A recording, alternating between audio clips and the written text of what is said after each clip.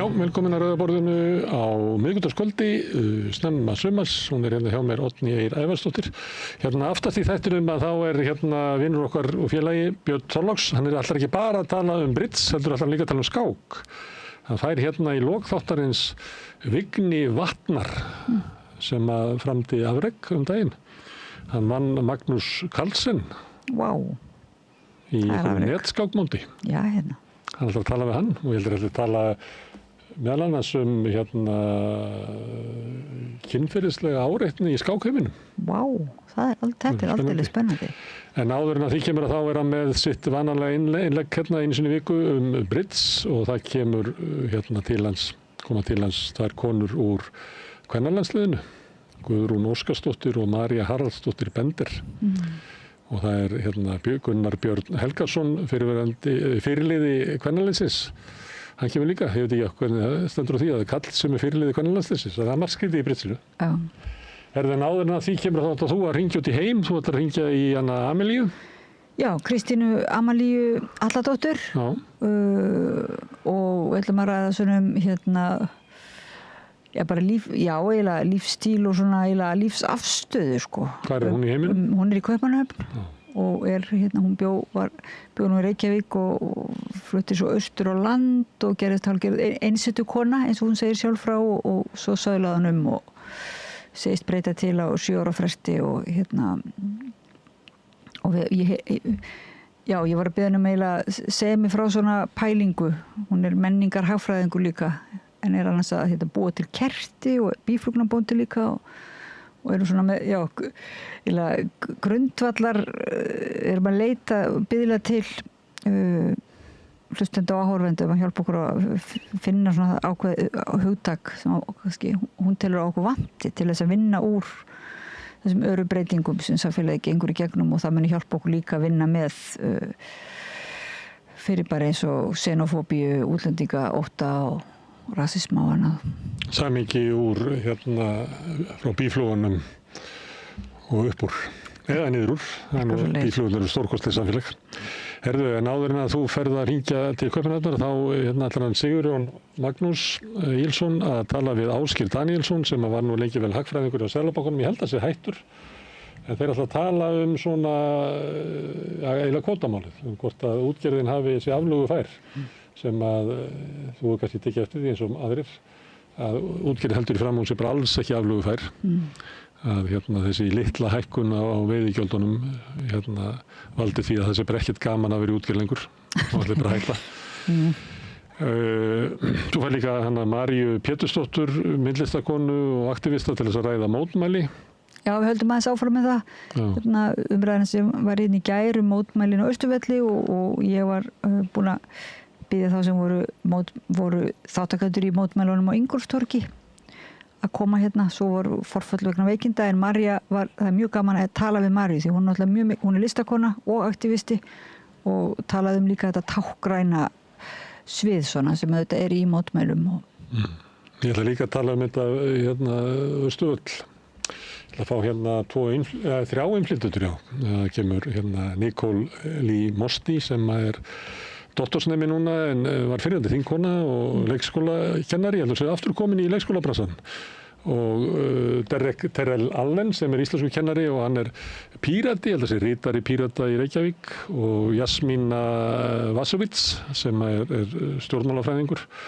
Ég ætla að ræða við þau svona þeirra upplifun af þessari umræðu sem hefur verið í kjölfar þessara fundar á Austurvelli. Ég held að sé mikilvægt að tala innflytjendur þessi mál. Það er alltaf verið að tala innflytjendur. Það er aldrei gott þegar við erum með þannig mál. Það er mikið talað öryrkja en aldrei talað við öryrkja. Það er mikið talað fátækt en aldrei talað við fátæktan. Þannig við ætlum að fá innflytjendur og munum örugglega gera meira af því á næstunni. Það er í fastur póstur á miðvikudögum. Þá er Sigurjón Magnús með það sem hann kallar reynslubolta. Hann ætlar að fá hingað fólk Boga Ágústsson sem er fréttamaður, Helgu Jónsdóttur sem er bæjarfulltrúi, var ráðuneytisstjóri og Ágúst Ólaf Ágústsson sem er hagfræðingur. Ég þurfti að spjalla held ég meðal annars líf og dauða sem ætti náttúrulega alltaf að vera á dagskrá. Já. líf og döðu, aldrei minna. En áður en því kemur og hérna bara strax eftir auglýsingar að þá ætla ég að tala við stelpur sem eru að spila körfubolta með Aþenu upp í Breiðholti. Vá, Þær voru að mótmæla fyrir utan ráðhúsið. Þær eru í stríði við borgaryfirvöld, vilja fá að halda íþróttasalnum sínum. Og hafa eitthvað með hann að gera því að Aþena er ekki bara stelpur að spila körfubolta, heldur er þetta félagsstarf. Og koma stelpur sem oft eru af erlendum uppruna sinna heimaverkefnum sínum og þannig er alls konar starf sem þær telja að vera mikilvægt. Það koma til mín Darna Andrés, Tanja Ósk Brynjarsdóttir og Anna Margrét Lúdjett Jónsdóttir. Mjög skemmtilegir viðmælendur. Ég hef einu sinni talað áður við stelpur úr Aþenu. Þá kom Darina með en þá voru aðrar, en það er ekki alltaf að tala það saman. Það er rosalegt spönk í þessu stelpum. Skemmtilegt. Þetta er mjög líka bara áhugavert og svolítið erfitt málu þetta. Rampólitískur körfubolti. Já. Og ég ræði náttúrulega við hvað er það kallað? Fíllinn í stofunni eða hvernig er það sem maður má ekki nefna? Jú, er það ekki fíllinn í stofunni? Fíllinn í stofunni, hann hrindir öllu ekki. Nei, hann er fíllinn í postulísbút sem hrindir öllu, já. Já. Hann er eiginlega hvort Brynjar Karl. En þátturinn sem byrjar á það ákveð íþróttarammi byrjar á körfubolta og endar á skák. Já. Það er ekki oft. Ungt fólk í íþróttum. Þetta verður skemmtilegt og þetta er eiginlega prógramið í kvöld. Ég hvet ykkur til þess að fylgjast með. Við ætlum að skjóta inn smá auglýsingum en ég minni ykkur á að það sem að drífur samstöðuna áfram eru samhluti áhorfenda sem að geta áskrifendur og þú getur slegist í þennan hóp með að fara inn á samstöð.is, það er hnappur sem ástendur áskrift. Hveti til að gera það ef þú telur vera mikilvægt að samstöðin haldi áfram að eflast og dafna. Við ætlum að skjóta inn smá auglýsingum skilabað frá öðrum og svo koma hingað körfuboltastelpur að ræða pólitík. Gerist áskrifendur á samstöðinni og taki þátt í að byggja upp öfluga og róttæka samfélagsumræðu. Allt það besta er ókeypis. Knúsaðu vini þína. Samstöðin þar sem manneskjurnar koma saman. Með því að ganga í leigjendasamtökin styður þú baráttu leigjenda. Leigjendasamtökin eru fyrir öll þau sem vilja vinna að réttlæti og öryggi á húsnæðismarkaði. Leigjendasamtökin.is. Ertu á leið heim úr vinnu? Stilltu á FM 89,1. Þarftu að tala borgarfulltrúa. Borgarfulltrúar Sósíalistaflokksins eru með viðtalstíma alla mánudaga klukkan 13:30 til 14:30. Það þarf ekkert að bóka tíma, endilega kíkja við í Bólholt 6, 105 Reykjavík. Segðu það á samstöðinni. Samstöðin er í eigu hlustenda, áhorfenda og lesenda. Sláist í hópinn og gerist áskrifendur. Ertu á leið heim úr vinnu? Stilltu á FM 89,1.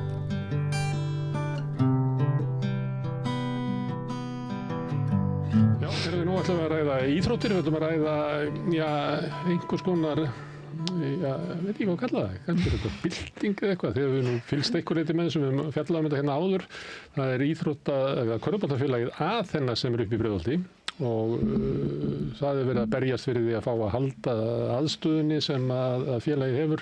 Það var svona umræða yfir húsinu, fá að þroska og þróa þetta félag sem er í miklum vexti upp í Breiðholti og núna í vikunni að þá voru mótmæli fyrir utan ráðhúsið, þá mættu þar stelpur og spiluðu körfubolta og sendu skilaboð til borgarfulltrúa. Þær eru komnar hingað 3 stelpur úr Aþenu. Það er Darina Andrés. Takk. Og Tanja Ósk Brynjarsdóttir og Anna Margrét Lúdjett Jónsdóttir. Verið velkomnar. Takk fyrir að fá okkur. Hvað gengur á?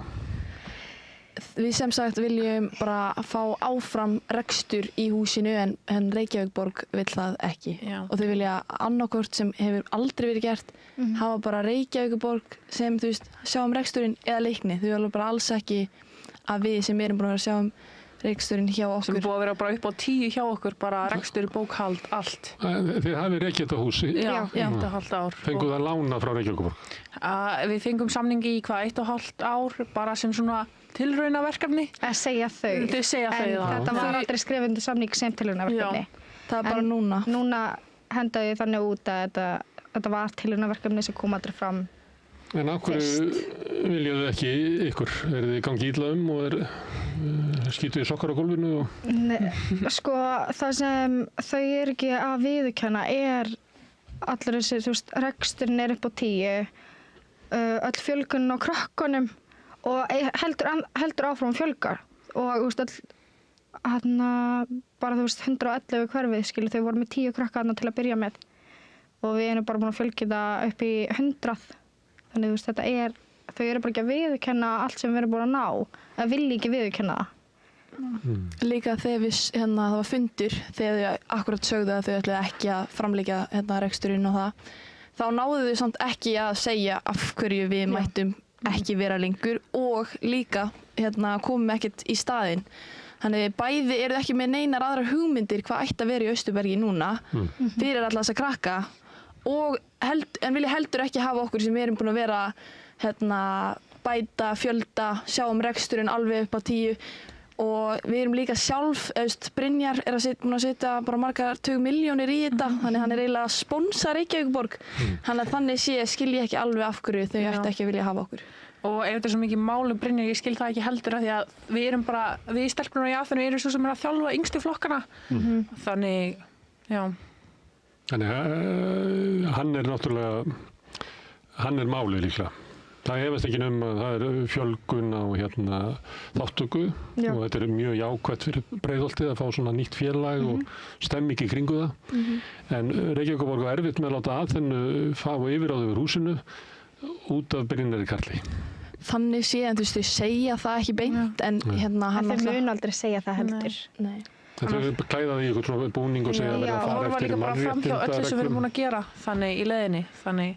Já, en náttúrulega þau eru til dæmis að tala með það að þau ættu að sjá þetta sem líka galið því að engin önnur lið hafa gert það og það líka ógeðslega erfitt að ætla að reka eitthvað lið og þurfa alltaf að spurja, þá erum við ekki með lyklahúsinu, við myndum alltaf þurfa að spurja þau að hafa eitthvað auka tíma, íþrótta, við viljum hafa æfingaleiki og líka eitt sem búið að ganga ógeðslega vel fyrir okkur að því það svo erfitt að fá krakka þarna sem eru bara með lélegan félagslegan bakgrunn þannig þekki ekki mikið krökkum kannski nýkomin en leið sem við höfum fengið marga krakka að vera með svona, við erum búin að vera með svona glow party, karaoke, bíón og bara með svona félagsstöðu líka. Já, þannig við erum búin að fá krakka þannig inn og við getum ekki gert það ef að Reykjavíkurborg yfir þessu, þá myndi þetta aldrei ganga. Af því að þeir eru að drepa okkur með bókhaldi þannig alltaf að spyrja leyfum að vera 30 mínútur lengur, þú veist, eins og Tanja var að nefna, við getum ekki verið að bera okkur saman við önnur lið sem eru með alla aðstöðuna til þess að, þú veist, halda áfram að þróa klúbbinn sinn. Og síðan líka ekkert endilega víst, sko, til að fá hennan auka hálftíma, til að fá leyfi fyrir æfingarleikjum og aðstöðuna til að gera eitthvað félagslegt með börnunum í hverfinu, þá þurfum við að spyrja Reykjavíkurborg og síðan ekkert endilega víst hvort við fáum, jáfráðum til að nota aðstöðuna fyrir utan tímana. Það var kannski ekki komið í ljós ef að þið segir megum við fá öll 50. frá klukkan 6 til 12. En líka, samt, ef þú pælir í því, eða svona ógeðslega mikið vesen að setja bara nafnið okkar á listan, líka það er einn svona, það er kjallari, þetta er bara mjög suppulegt dæmi, við ætlum bara að taka þetta í gegn og hafa heimanám og fleiri hluti þarna. Þau hefur aldrei fengið kjallarann? Við vorum að fá hann, það var Við fengum loforð það að það myndi fá kjallarann. Þá var samt annar í stjórn, hann heitir Eiki, en þegar hann fór, þá allt í einu, því eftir við erum búin að ganga frá og taka úr honum, sitja pening í hann og ætla bara að fara að byrja að starta. Og kaupa borð og stóla og leggja hellinga pening í það. Og líka bara heimavinna að kenna krökkum íslensku og akkurat það sýnir líka bara. Þau vil ekki hafa nafnið okkar á þessum lista. Á hvaða lista? Rekstrarsamningnum, minna ég. Vil ekki hafa okkur á rekstrarsamningnum. Við hvern væri samningurinn?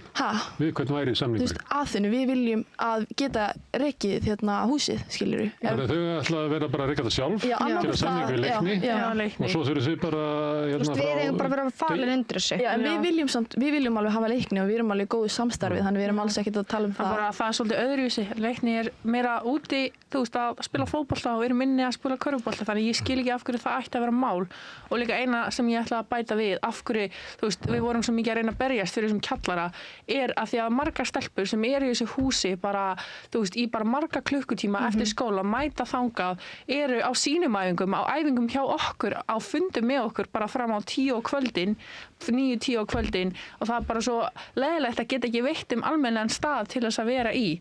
Af því að við viljum miklu frekar hafa það í kringum okkur, í kringum almennilega, þú veist, svona félagskap í staðan þess að láta það vera bara hvað Rónastum Breiðholti. Ég ætla líka að bæta við að sýnir ef að þau vilja ekki gefa okkur kjallarann, að þau vilja ekki okkur gangi vel, þannig við erum ekki bara að treysta þeim eitthvað að hafa eitthvað samning fyrir okkur. Ef við sko að menna, þau séu með ekstra samningin, ef við viljum ekki gefa okkur kjallarann, við erum með fundina okkar á ganginum. Það sem allir labba í gegn sem við myndum hafa heimavinnu, þú veist, mental training, video meetings og bara fleira þarna niðri. Bara sófar, þú veist, mat, ég veit ekki, bara aðstöðu fyrir fólk að geta verið þarna. Þannig að þið myndu vilja að Aþena væri kannski svolítið meira heldur bara íþróttafélag heldur að væri það svona félagsmiðstöð væri svona skjól fyrir. Það er búið að vera þannig sko. Hvers konar, nú er það frekar stelpur eða ekki sem að koma í Aþenu, þetta eru strákar. Hvers konar stelpur eru það sem að sækja í Aþenu og þennan svona félagskap að geta komið þar mögulega lært heimavinnun og svona? Það er náttúrulega bara mismunandi, við erum með krakka allstaðar af, en Úr allstaðar af höfuðborgarsvæðinu? Já, en mest megnist náttúrulega í Efra Breiðholtinu, en krakkarnir sem eru, þú veist, koma klukkan 14:45 á æfingu hjá mér og eru síðan farin út þegar það vera að loka, eru kannski annarkur krakkar sem að eiga bara félagslega, þú veist, ekki fátækt, þú veist, þekkja bara, þú veist, ömmur og afa búa eitthvað starf annars staðar líka og eitthvað svoleiðis, eða bara finnst gott að vera þarna og eitthvað svoleiðis. Og eru mjög margar þessar stelpur, sorry, ég greið frá mér, eru bara að koma erlendum bakgrunn, bara eins og ég, og ég náttúrulega kom í Aþenu og bara, ég var í handbolta fyrst og kom í Aþenu og það er akkurat ástæða af hverju ég var svo mikið eftir, þú veist, af hverju ég var eftir í körfubolta var bara hvernig félagskapurinn er og hvað þetta snýst miklu meira heldur en að dribbla og skjóta á körfuna. Getur sagt mér hvað það er? Hver var munurinn þegar þú varst í handbolta eitthvað annars þar og kemur í Aþenu í körfubolta?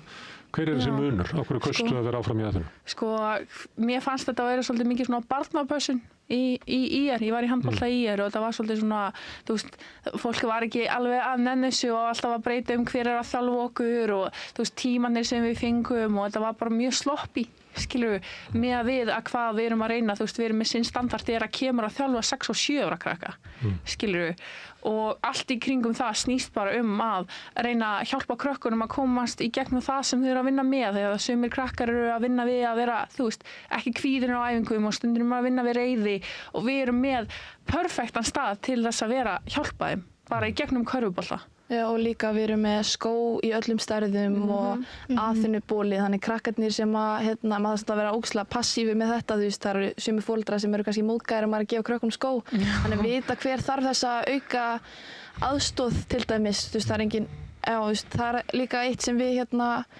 gerum aukalega, við erum bara fyrir krakkar sem þurfa það, já. Þú veist, við viljum náttúrulega allir koma bara og æfi körfubolta og síðan líka bara þessar stelpur sem eru eftir bara byrja kl. 2 á daginn, 2:30 á æfingum, þær eru allt kvöld út að þær horfa okkur á æfingum og meðstöðulega ekki að horfa allan tíman og eru að læra allan tíman og líka mér líður svo rosalega vel með það að þær vilja koma að horfa því þá veit ég að veist, við erum að búa til stað þar sem hægt að líta upp til einhvern annars. Eru þið allar að þjálfa yngri flokka? Já.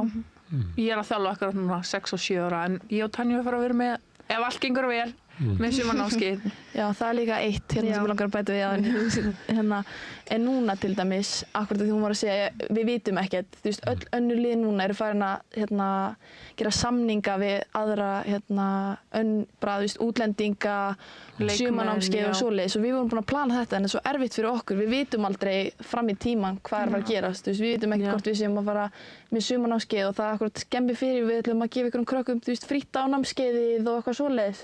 Gera það bara fyrir alla, Já, þannig það skemmir líka. Líka bara að þú þarft að skrá alla í keppni fyrirfram. Við getum ekki eins og skrá neitt í keppni.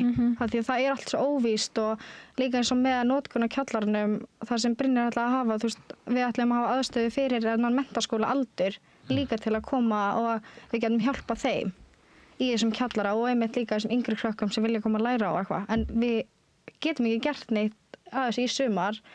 Við getum ekki skráð neitt í keppni út að það er ekki neitt ljóst. Þetta er allt svo óvíst. Og það sýnir líka svo mikið hvað við erum ekki búin að ná að geta fókusa á körfubolta. Þetta, þú veist, þetta er nú þegar körfubolta... Þetta er svo pólitískur aktivismi. Þú veist, við fáum eitthvað svona verkefni líka í sísoni sem við vorum í, þú veist, við tímabilið sem vorum að klára. Það var svo stuttur tími sem við fengum að einbáta okkur bara því að vera betri í körfubolta, því að það var alltaf eitthvað vesen með, þú veist, með þessa pólitíku svona og reyna að koma í veg fyrir að við höldum áfram í starfsemi okkar.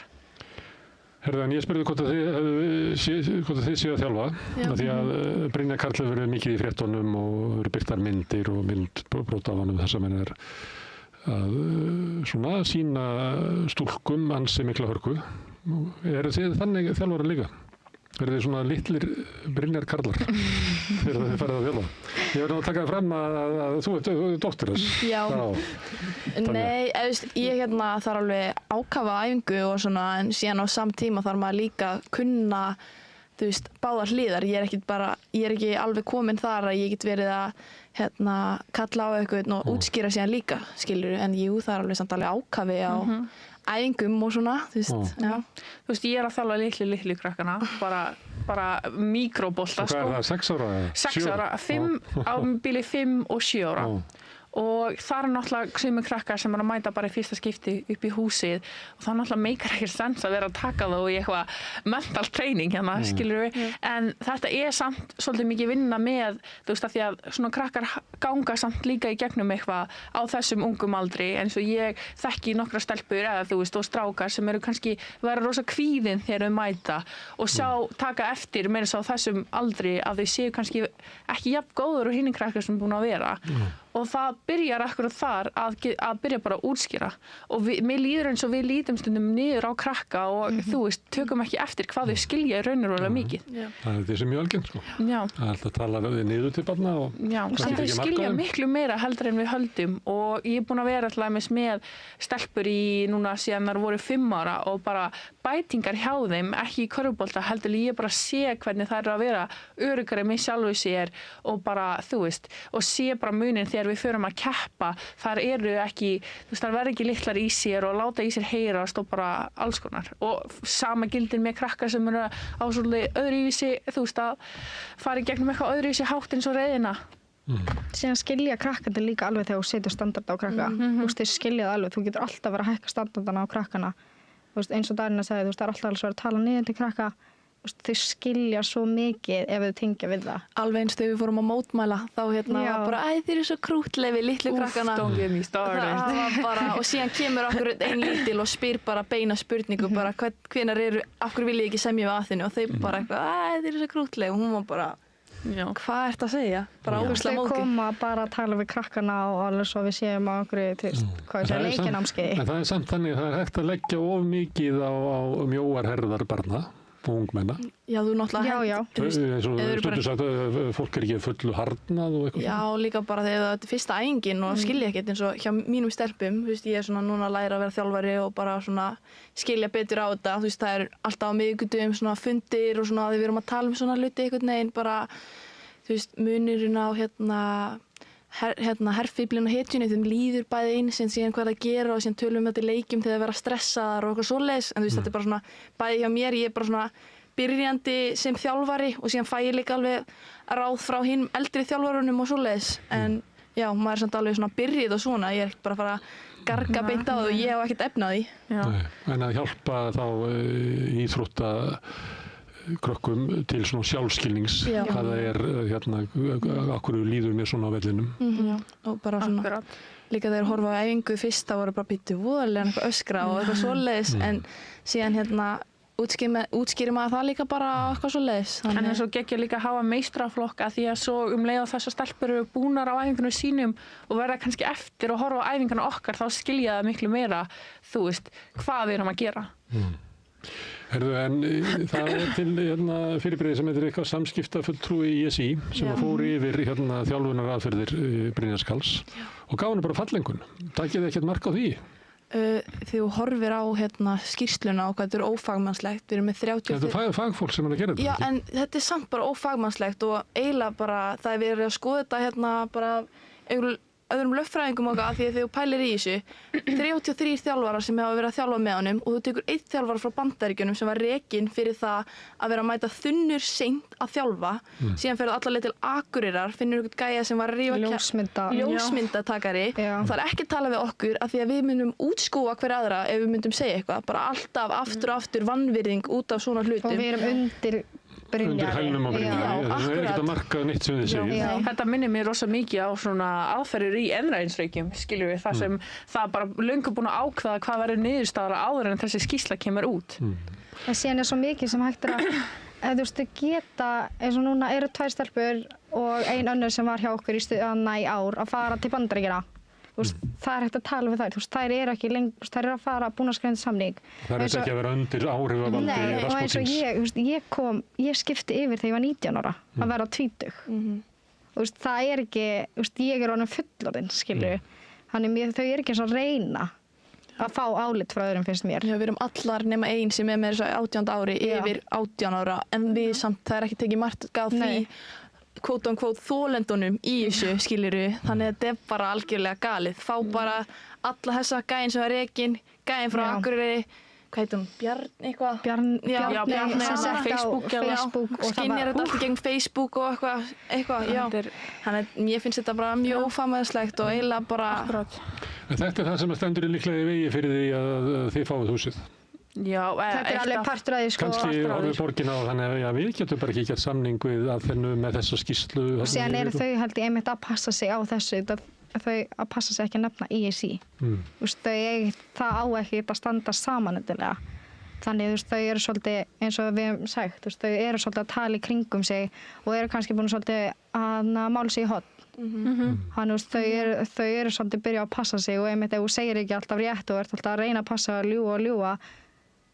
það helst ekki það kemur alltaf eitthvað upp og eins og eina sem við erum að gera við erum bara að segja sannleikann og við viljum bara fá húsi og þessi Brynjar er að segja og aðrið, þetta er bara Ég vildi öll önnur lið í Reykjavík færu í gegnum þetta prósess að fá játningu frá Reykjavíkurborg þar sem, þú veist, þegar, ég veit ekki, meistaraflokkur stjörnunni vinnur, þá er bara, þú veist, sem eru náttúrulega svakalega fyrirmyndir fyrir litla stráka, þá er bara kampavínsflöskur og bjórflöskur og vindlar bara í klefunum þar sem margir strákar er einhvern veginn komin á 18 ára aldur. Já, þú veist, af hverju er ekki að vera að gera mál úr þessu að það sé að vera að selja áfengi á leikjum, skilur en að gera svona orðslega mikil mál úr þú veist, þetta er bara fáránlegt að bera þetta saman. Líka hjá okkur á leikjum og svona, það er bara má eins og ekki sigur, það er bara allt holdt í bara eins og þetta á að vera í íþróttum það er bara allt holdt í poppið kannski óhollast sem er selt.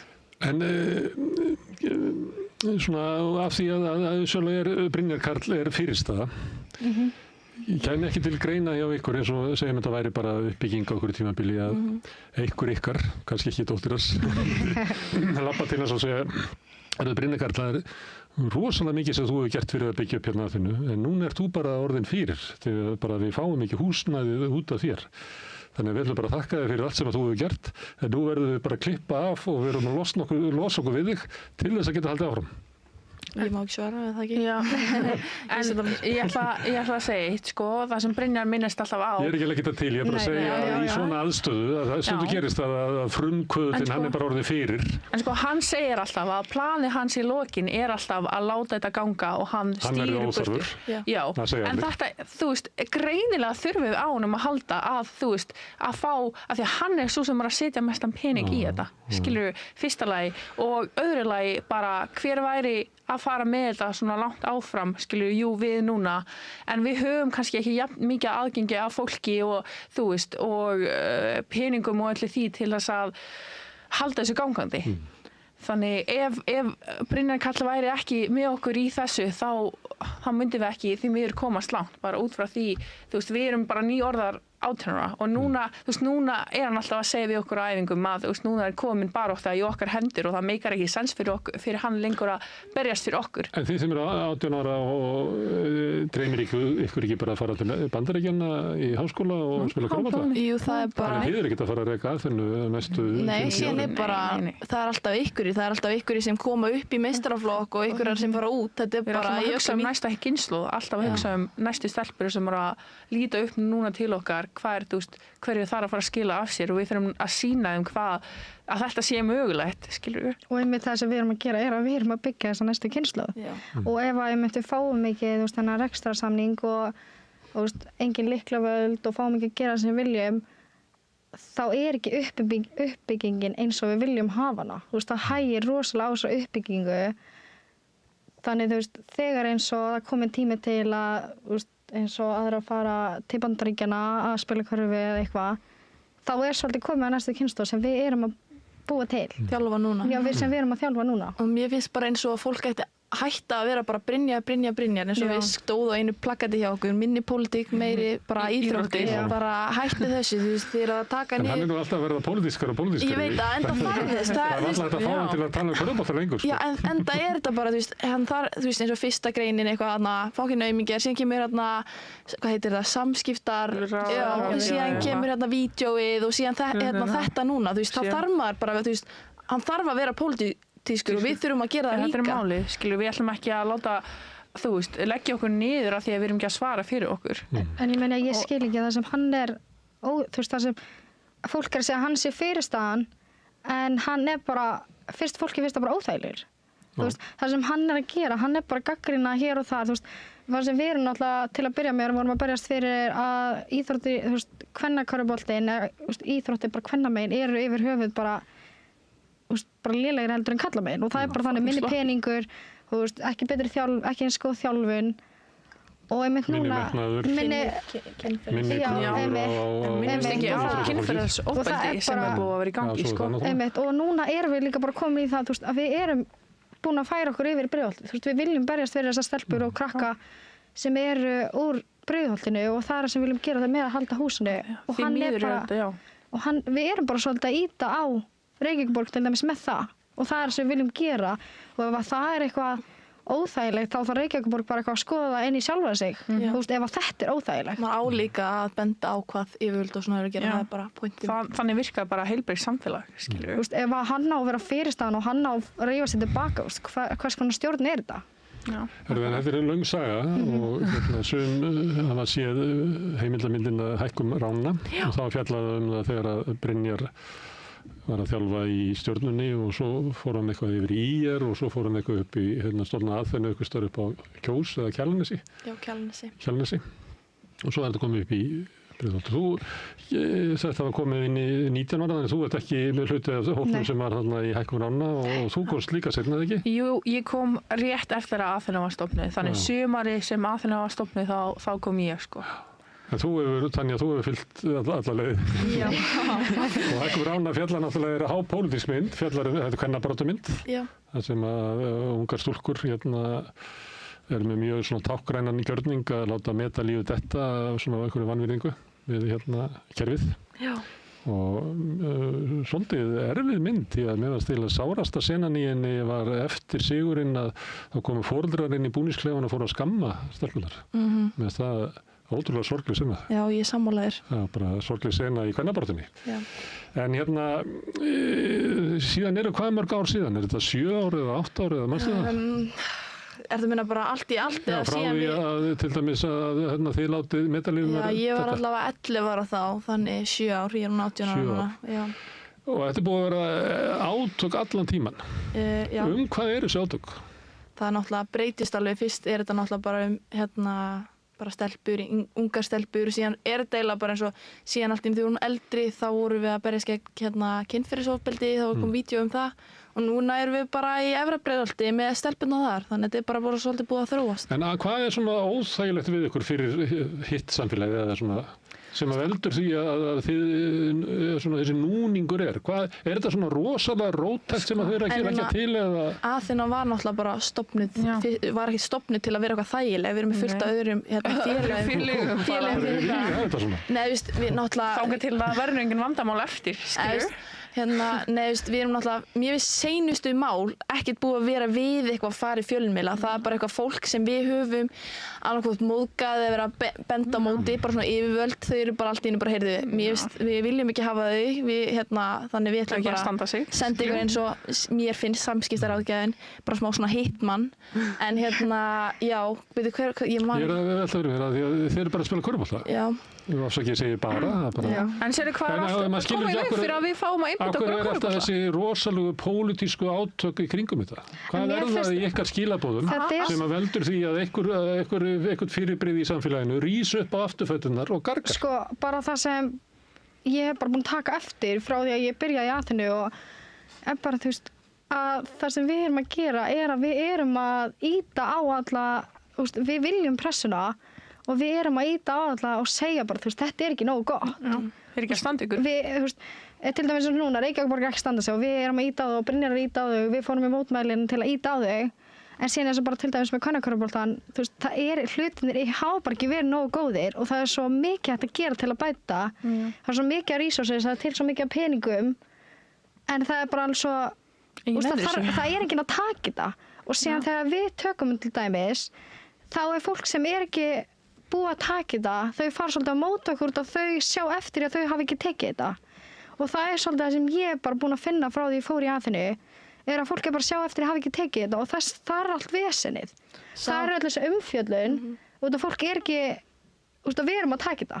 Sama með til dæmis þegar við förum í Austurberg, þá kannski við erum mörg verkefni reynd að sitja til dæmis í Austurberg eins og það var eitthvað tilraunaverkefni á sama tíma og við fórum inn, eitthvað bandi og fleira og það var ekkert að heppnast.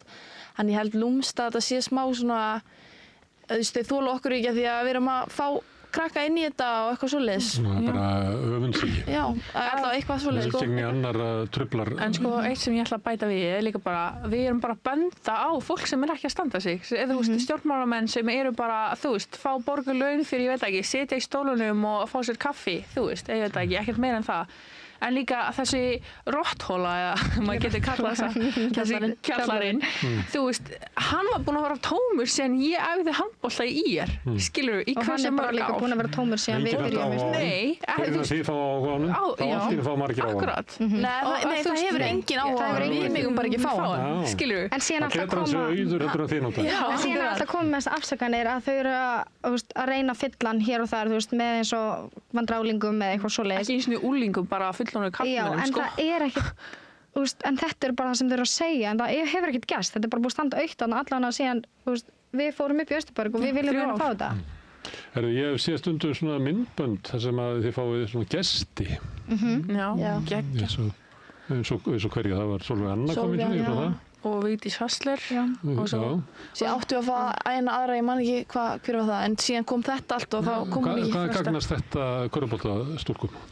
Bara að við tengjum við fyrirmyndirnar, að við fáum að sjá, bara konufyrirmyndir, að það séu sterkar konur hérna út í heimi og bara á Íslandi sem við náum að tengja við. Þetta er því miður er þetta miklu auðveldara fyrir stráka okkar aldrei að tengja við íþróttamenn, bara kallana í pólitíkinni eða bara, í hverju og hverju á öllu sviði, en það er... Við höfum fjölbreytilegri fyrirmyndir. Já, en það sem Brynjar reyna að gera er að koma með gesti og sína og láta og tala við okkur og bara tengja við þá. Og þetta er svona, við spyrjum þær spurningar og síðan spyrjum þau okkur, þannig við erum líka að okkur í svona rökhugsunum, þannig fyrir fólki sem heldur að þetta sé köld til dæmis, ég veit ekki neitt köld sem er að kenna fólki að formuleita spurningar, það er eiginlega, ég held að virki ekki. Það er ekki ganga langt. En síðan alltaf þegar þær koma og þetta er auðvitað til að tengja, þannig við náum að tengja okkar baráttu, er bara að sjá þær berjast við til dæmis eins og Sólveig Anna lendir rosalega mikið í fjölmiðlum bara fyrir að berjast, eins og ef ég get sagt berjast eins og karlmaður. Og það er einmitt bara, það er ekki algengt og leið og einhver fyrir að berjast fyrir eitthvað sem er kannski ekki algengt að sjá, þá er allir þessi fjölmiðlun. Það er svona ákveðin karl verður frek kona, hefur sér alveg eins.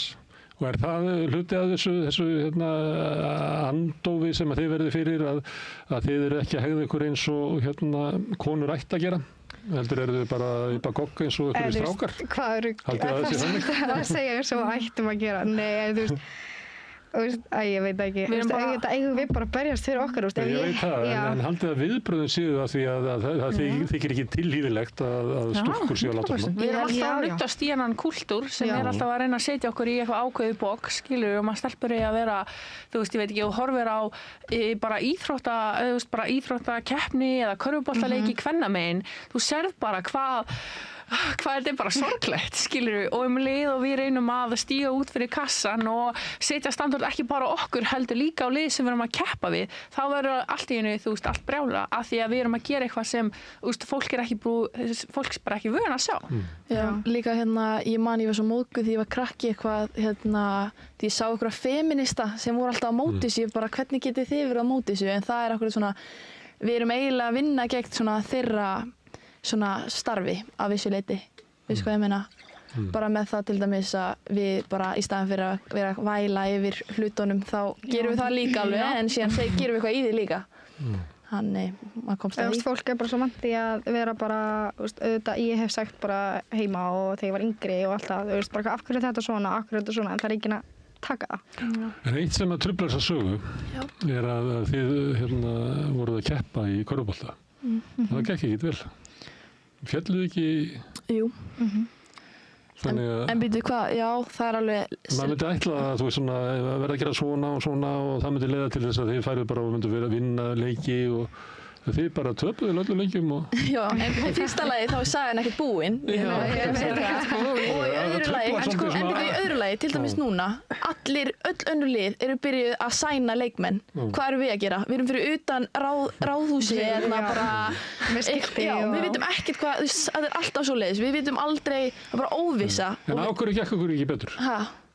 En mér finnst líka smá skrýta að segja að bera okkur saman við til dæmis félög sem eru búin að vera í Reykjavík eða Höfuðborgarsvæðinu í bara 100 ár og sjáðu, til dæmis IR bara, sem er núna bara í næstu húsi, er búin að vera með bara starfa í næstu 100 ár og sjá, yfir 100 ár og sjáðu hver kvennabóllin þeirra er. Þú veist líka bara í fyrradag þá var Þóra Akureyrar að taka liðið sitt úr keppni, skilur, og það lendi í 3. sæti í deildinni. Þú veist, síðan er þetta líka bara ef fólk ekki að sjá samt árangurinn á bakvið þótt að við fórum upp í efstu deild. Þú veist, við vinnum okkur bara upp aftur og við getum vinnið okkur upp aftur. Það er í Hollywood að þú ert bara jafn góður og síðasta myndin. Þannig að maður getur ekki bent á að síðasta myndin.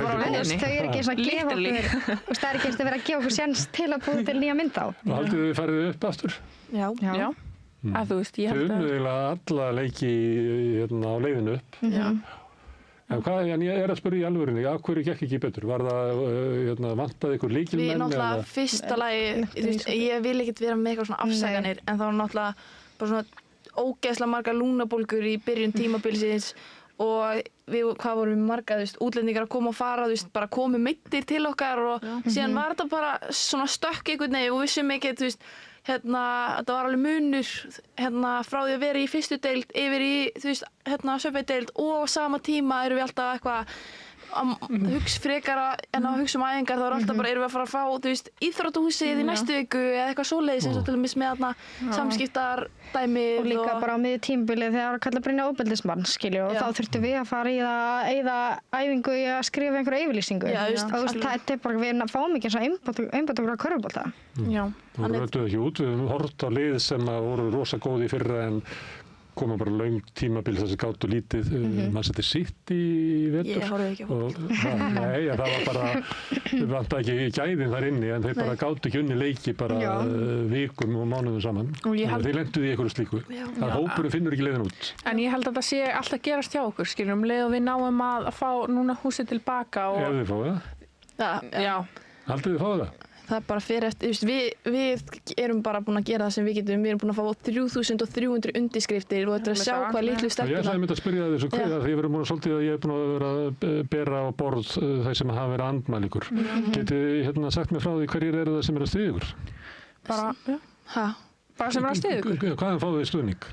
bara Þú sagði 3.000 undirskriftir? Já, 3.300 undirskriftir sem við fórum bara og vorum í bara Efra Breiðholti, í Bónus og fleiri stöðum og maður fekk eiginlega aldrei nema bara eitthvað svona spes fólk sem var bara eitthvað með hanakampa á hjóli eitthvað sem alltaf lagi eitthvað en hérna það voru allir bara til í þetta og sögðu bara áfram þið og eitthvað svoleiðis þannig að sýnið bara á okkur 4 dögum því við fengum svo ógeðslega lítil fyrirfæri fyrir þetta fyrirfæri fyrir þetta að sýni bara að við erum alveg með allavega fólki í Efra Breiðholti eftir okkur og ég held að skiptir ekki máli hvort við hefum fengið 10.000 undirskriftir eða 3.000 þeir eru bara Brynjar og ekkert að pæla í krökkunum og þetta líka bara senustu daga að pæla í, maður bara sá litlu stelpunar með tárin í augunum að koma að stað þessu, ég er bara við að tárast núna og sjá það líka bara eitthvað ógeðslega flottar sjálfar að mæta og fá undirskriftir, þú veist, þetta er bara En svo eitt sem ég ætla að bæta við núna er því að við erum að tala þetta er svolítið, mér finnst þetta að vera svolítið stjættaskipt vandamál að því að þótt við höfum rosa mikið af fólki bak við okkur þá því miður hefur þetta fólk ekki kannski aðgang á sömu valdi og fólk og ég veit ekki úr Garðabænum eða fólk sem tengist miklu meira þannig ríkisstjórninni og allt það. Einhverju sem eru samskiptastjórar hjá ISI, einhverju sem eru félagsfræðiprófessor í háskólanum. Akkurat og það held ég gerir líka svolítið, þú veist, breytir þessu máli svolítið þannig að flesti sem eru að styðja okkur og kunna, þú veist, vita okkar sögu eru bara að koma úr Breiðholti og sjá líka hversu mikilvægt þetta er.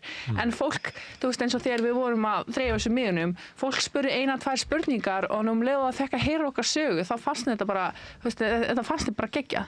En það eru bara ekki, þú veist, að vita ekki allir af þessu eða bara þegar að fá að heyra þetta bara frá öðruvísi hlið. En síðan eins og Darin er að tala að þetta er stéttaskipt, einmitt, þú veist, það á ekki að skipta máli hvort þú býr í Garðabæ eða Efra Breiðholti og þú veist, börnin sem til dæmis fæðast inn í fátækt eða eitthvað, það á ekki að skipta neinu máli, þú veist, allir eiga að fá sömu tækifæri, það er bara siðferðilega rétt að fá sömu tækifæri að stunda einhverja íþrótt í hverfinu þínu, þú veist, bara að fá tækifæri til menntunar, en það er bara alveg svo, þú veist, Reykjavíkurborg er ekki eins og pæli því, þú veist, við viljum vera í Austurberg, við viljum vera í Efra Breiðholtinu til að geta hjálpað þessu fólki.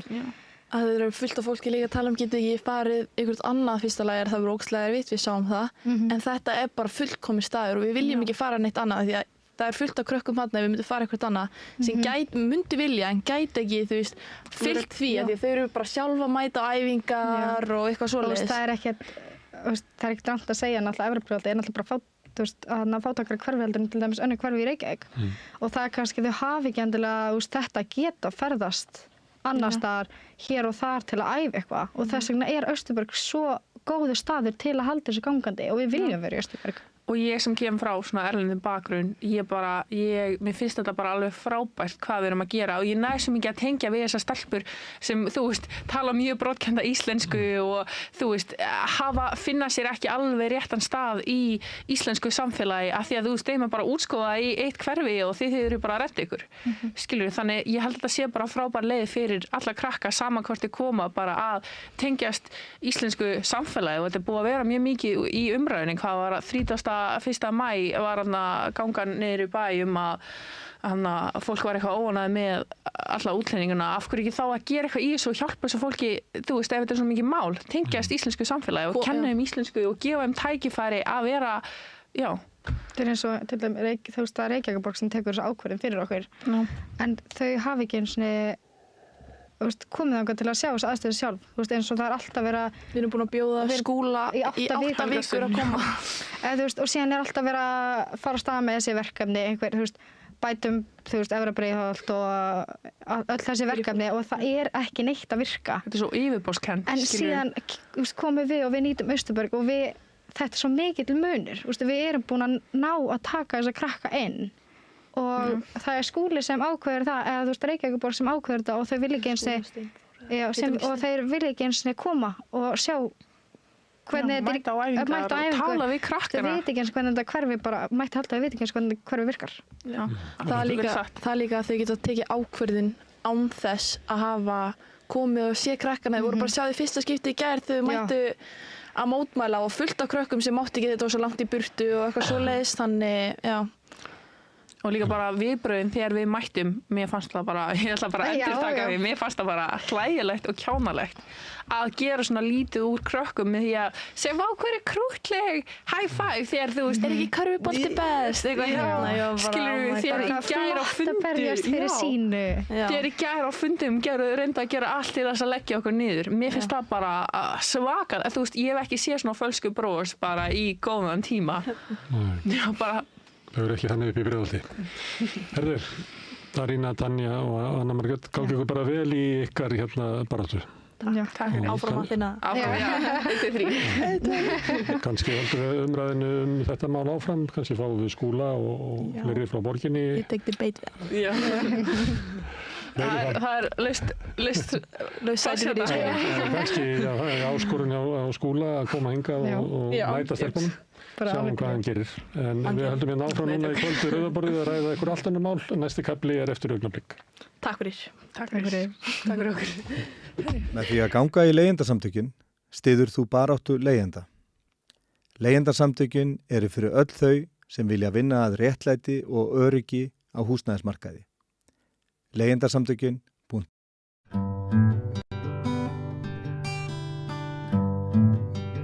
Já, það eru reynsluboltar hérna á Rauðaborðinu. Til minni kom Bogi Ágússon sem hefur lesið sjónvarpsfréttir oftar en nokkur annar maður á Íslandi og kannski þó víða verið þetta. Helga Jónsdóttir, hún er bæjarfulltrúi í Kópavogi og náttúrulega ferilskráin er mikið lengri þetta. En við höfum nánar þetta hér. Og Ágúst Ólafur Ágústsson, þú ert eiginlega, við erum eiginlega svindlað þér inn hérna. Það er eiginlega 60 ára aldurstakmark. Nú, já. Það sé engin yngri en 60. Nei, en hérna... Ég er undan það. Já, bæði ert aðeins byrjað að grána. Og þú skrifaði grein. Eru að lengja dauðan en ekki lífið? Já, ég er svona velta fyrir mig, við höfum séð undanfarinn áratugi, þá hefur meðalaldur Íslendinga sem annar að vera lengjast, við vitum það, og einstaklingur sem er núna til dæmis 85 ára, hann getur búist við að lifa í 57 ári viðbót. Og ég velti fyrir mig hvað svona gæði eru þarna á endarsprettinu með svo að segja. Og hugsalega eru vísbendingar við séum ekki endilega að lengja lífi, við séum hugsalega bara að lengja dauðan. Og ég seti þetta líka í samhengi við fjölda eldri borgara, því er að ræða algjörlega samfélagsbreytingu, jafnvel byltingu. Því við sjáum að ef við lítum bara þeir sem eru 85 ára eldri, fjöldi þessa hóps er að fara að þrefaldast næstu 25 árum. Og ef við fyrir aðeins neðar í þá sem eru 67 ára yngri, þessi klassísku eldri borgara, þeir eru að fara að fjölga tæplega 80% á næstu 25 árum. Og við sjáum það að þessi svo kallar aldurspíramídi er að snúast við og þetta er með fyrirséð þróun. Og við sem samfélag þurfum að bregða svolítið við því með margvíslegum hætti. Við vitum að hér vantar hjúkrunarrými, hér vantar heimahjúkrun, en svo vantar bara líka meiri umræðum hvers konar gæði liggja á bakvið þessum árum. Og á sínum tíma þegar ég var alþingi þá var ég með þingmálum þunglind eldri borgara meðal annars og við sjáum að þunglindi meðal eldri borgara er vaxandi. Þriðji hver eldri borgar í Íslandi er á þunglindislyfjum og það er ýmsar leiðir sem stjórnvöld og við sem samfélag þurfum að bregðast við þessum vanda sem á ekki að koma grófast en við erum ekki alveg að bregðast við nægilega vel við.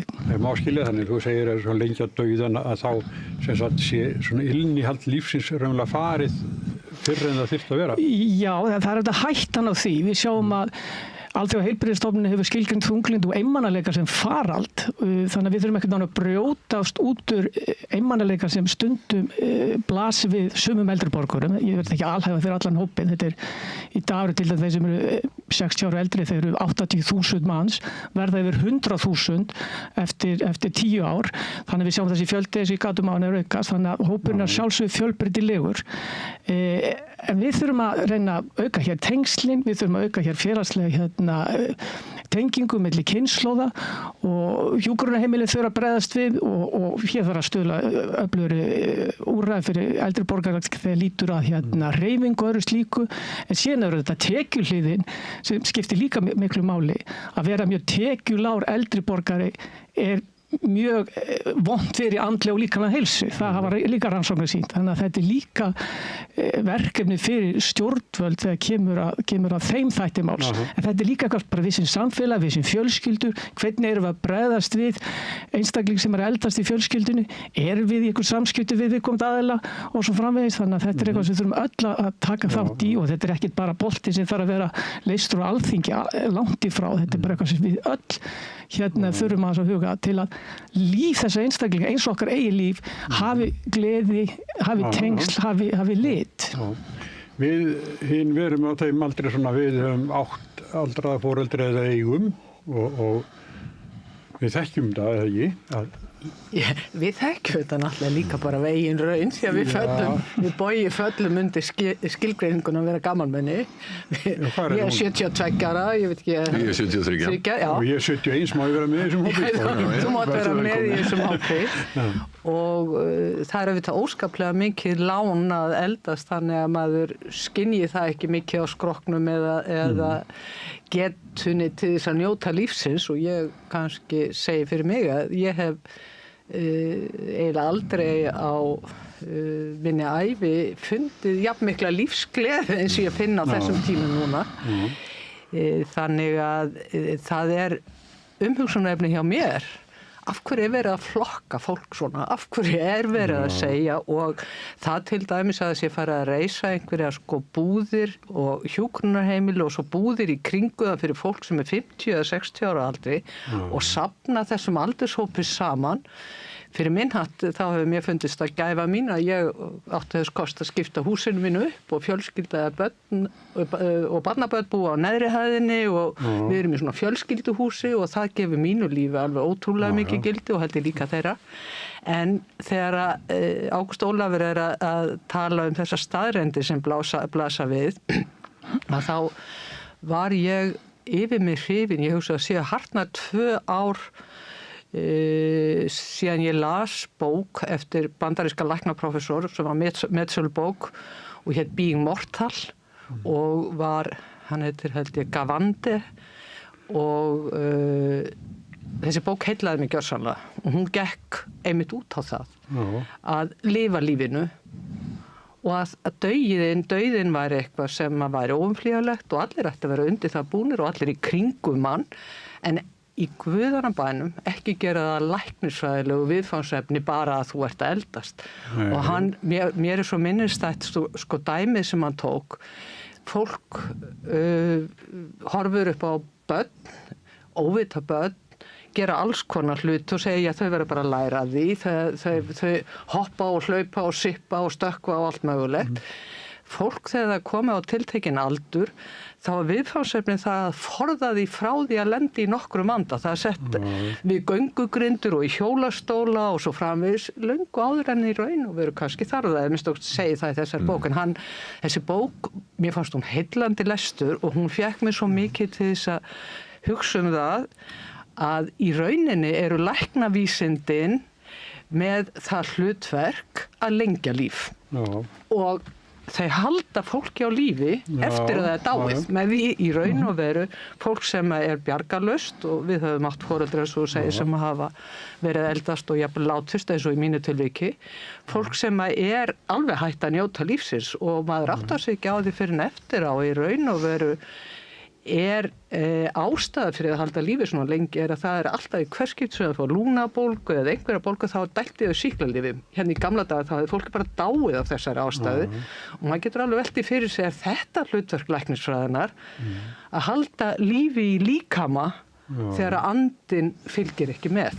Og ég er búin að segja við börnin mín í guðana bænum ekki gera þetta, passið upp á það að það taki enginn af mér ráðinn með það að svona vil ég ekki að þetta gerist. Nei. Ég stundum verið að velta fyrir mér, það er talað að fólk sem að deyr, sérstaklega hárri elli, að það hefur verið talað að hann eða hún hafi verið sattur lífdaga sem þýðir fyrir mér einfaldlega að það hafi ekki verið nein lífslöngun eða lífsgleði lengur hjá viðkomandi. Sem betur fer að þá tekið undir mig Helgu að ég hef við þokkalega góða heilsu og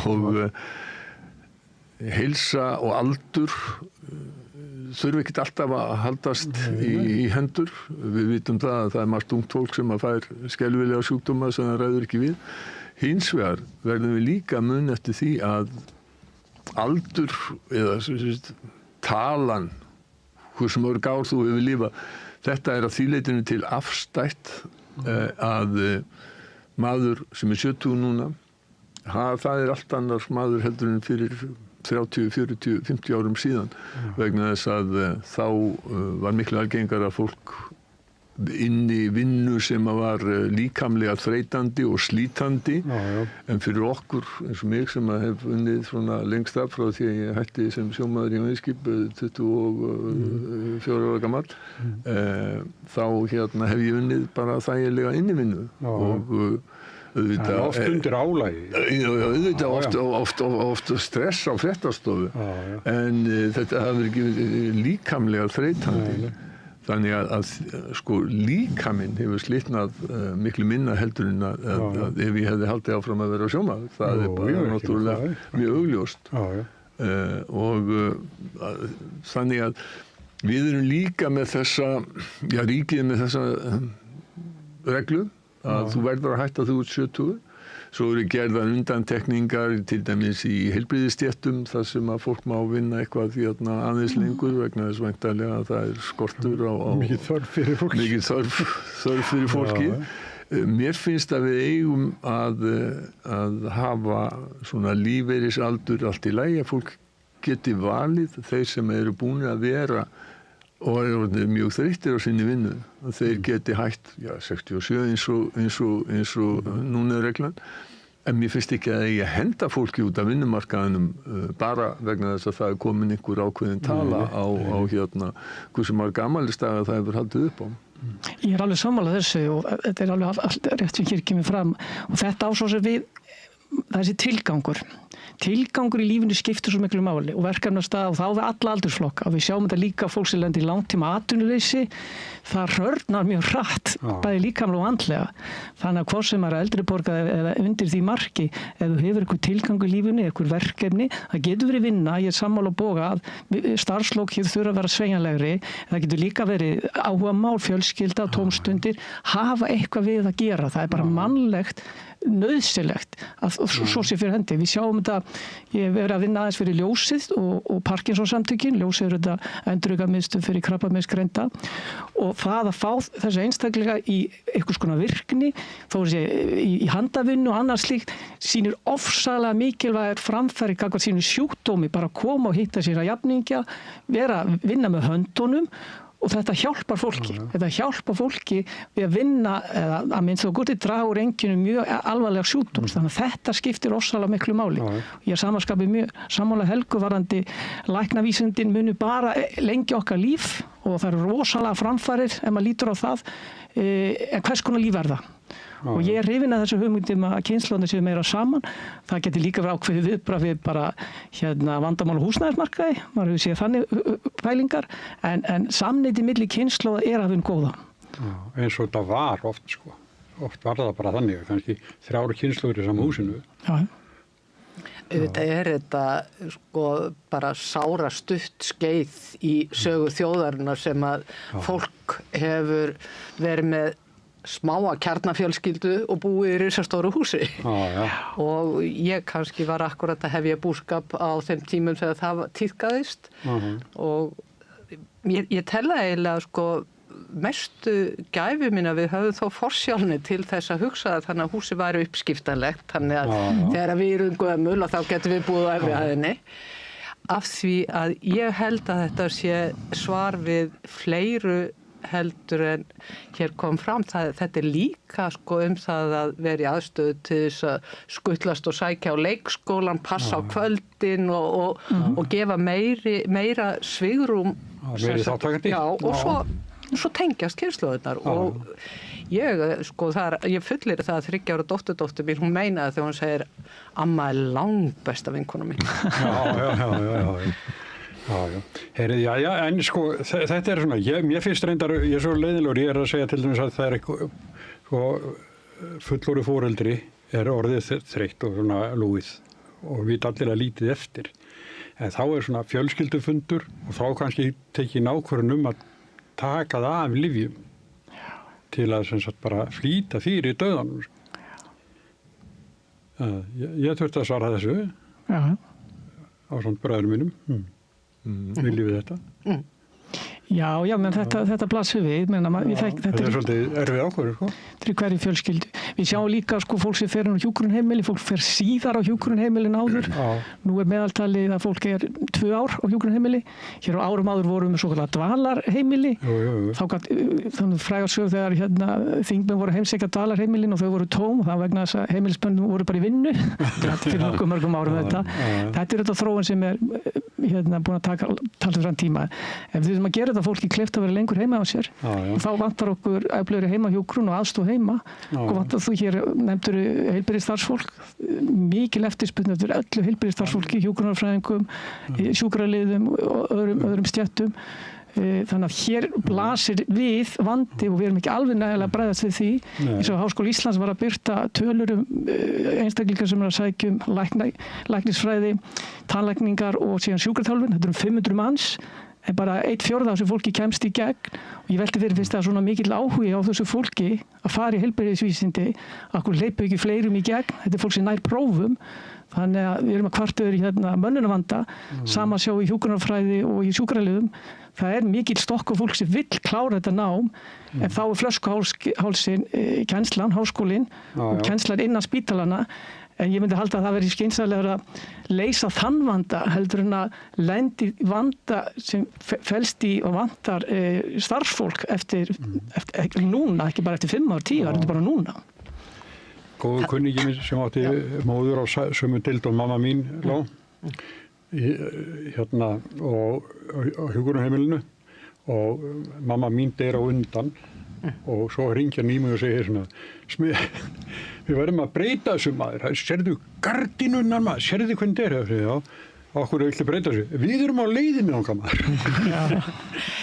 En sko þetta sem að við erum að tala sko varðandi öldrunna, þá finnst mér svo einhvern veginn mikilvægt að horfa til þess að fólk bara svo ótrúlega mismunandi og eitt af því sem var svo gaman að lesa í þessari bók sem ég vitnaði til í upphafi sko alls konar mismunandi aðferði til þess að létta fólki lífið á síðustu árunum og það var bara til dæmis eins og það að fara að koma með blóm inn á sko sem að hver vistmaður eða heimilismaður bara ábyrgð á hjá sér, páfagauka, hunda og bara leyfa eðlilegt líf þó þú sért orðin aldraður sem að mér fannst vera, sko, það var svo margt gott í þessu sem var hægt að sýna fram á og líka sérstaklega með heimaþjónustu og heimahjúkrun að fólki væri gert kleift að geta búið á sína eigin heimili. En það sem að mér finnst vera sko mjög mikið umhugsunarefni það að hjúkrunarheimilin, það orðið svo stutt dvöl og fólk orðið svo sjúkt þegar það kemur þar inn að fólkið, unga fólkið sem vinnuðar, það gefst upp. Þetta svo mikið álag að vera stöðugt að takast á við svona veikt fólk. Það hjálpi alls konar hluti sem að engan langar til þess endilega vera að hjálpa við og þú tengist fólkinu og það deyr alltaf eftir 18 mánuði. Þannig að bara fólk, þetta verður að endurhugsa kerfið og hætta að hugsa það svona í köflum. Við erum byrjað að ræða þetta hér og svo ræða fleiri þetta og kannski gerist eitthvað. En förum til útlandaðins. Það sem ég finnst alveg ömurlegt að horfa á, það þetta sem að gerast á Gaza þegar að blessa fólki kemur til að þykja sko, eða nauðsynjar, að það sé verið að skjóta það þar, eins og sé verið að lokka það, sko, eins og búið til gildru. Sko, við skulum byrja á að segja, eins og fólk segir, það hafa allar þjóðir rétt á að verja sig og þannig þessi kafli af þessum deilum fyrir botni Miðjarðarhafs byrja þarna eftir árás Hamas sem var skelfileg og það má aldrei gleyma því að hún var skelfileg og þeir Hamas-líðar eru með og tóku sko mikinn fjöldamanns í gíslingu og halda enn nokkurum í gíslingu sem afsökun Ísraelsmanna fyrir því að ganga fram með þeim hætti sem að verður ekki hægt að verja á nokkurn hátt og það við erum langt í burtu en samkvæmt öllum fréttum sem að ég hef lesið og frá fólki, lýsingar frá fólki sem að maður treystir úr miðlum sem maður treystir þó að Ísraelsmenn hafi stranglega gætt þess að það fá engir erlendir fréttamenn að koma inn á Gaza að þá hafa vestrænir fjölmiðlar og aðrir komið sér upp traustum heimildamönnum, myndatökumönnum og þessar myndi sem verið að taka það ljú ekki. Ísraelsmenn harneita alltaf, þeir það fyrst núna í 3. árásinni sem var gerð á fólk sem stóð og var að bíða eftir að fá útdeilt mat og þetta eru örfáir staðir og við erum að tala 2 milljónir manna, rúmlega 2 milljónir manna og örfáir staðir og þeir verða að ganga í gegnum einhverja langa girðingar fram og tilbaka og svo skotið á þetta fólk. Ísraelsmenn fyrst neituðu því að það hefði gerst eins og þeir hafa alltaf neitað, þeir neituðu því að þeir hefðu skotið á sjúkrabíl og dreipið fjöldamanns þangað til að það fundust órækar sannanir fyrir því vegna þess að einn af þeim sem var myrtur hafði tekið þetta upp á síma og það var ekki tækt að neita. Þeir neita alltaf öllu og það gerir það núna. Þetta samkvæmt þessum óræku þeim vitnisburði sem ég treysti að þá verður ekki séð annað en að það sé verið að fremja stríðsglæpi þarna. Ég veit ekki hvort það hægt að lýsa þessu sem þjóðarmorði en það allavega klár vilji stórs hluta ísraelsku ríkisstjórnarinnar að standa í þjóðarnishreinsunum reka þetta fólk inn í bara ennþá minna gett og heldur en Gazasvæðið og leggja svæðið undir stór Ísrael og því miður þetta virðist vera í andstöðu við vilja meirihluta Ísraelsmanna vegna þess að samkvæmt nýrri skoðanakönnunum þá eru 2/3 þeirra vilja að sjálfsögða gíslarnir verði látnir lausir en þeir vilja frið, hætta þessum árásum, þessum gegndarlausu og óstjórnlega grimmúðu árásum sem að þarna standa.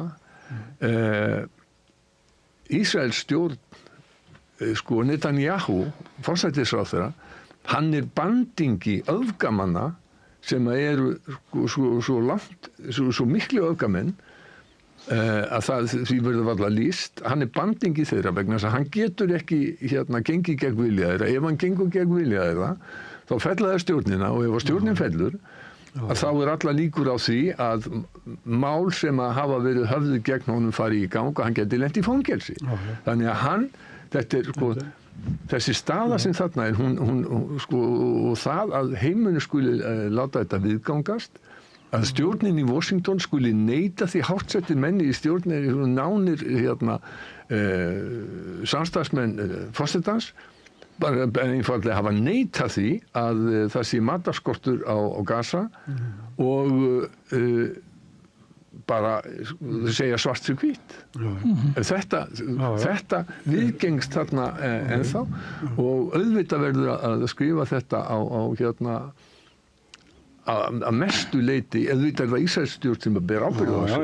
En þeir gæti ekki gert þetta nema vegna þess að þeir njóta stuðnings Bandaríkjastjórnar.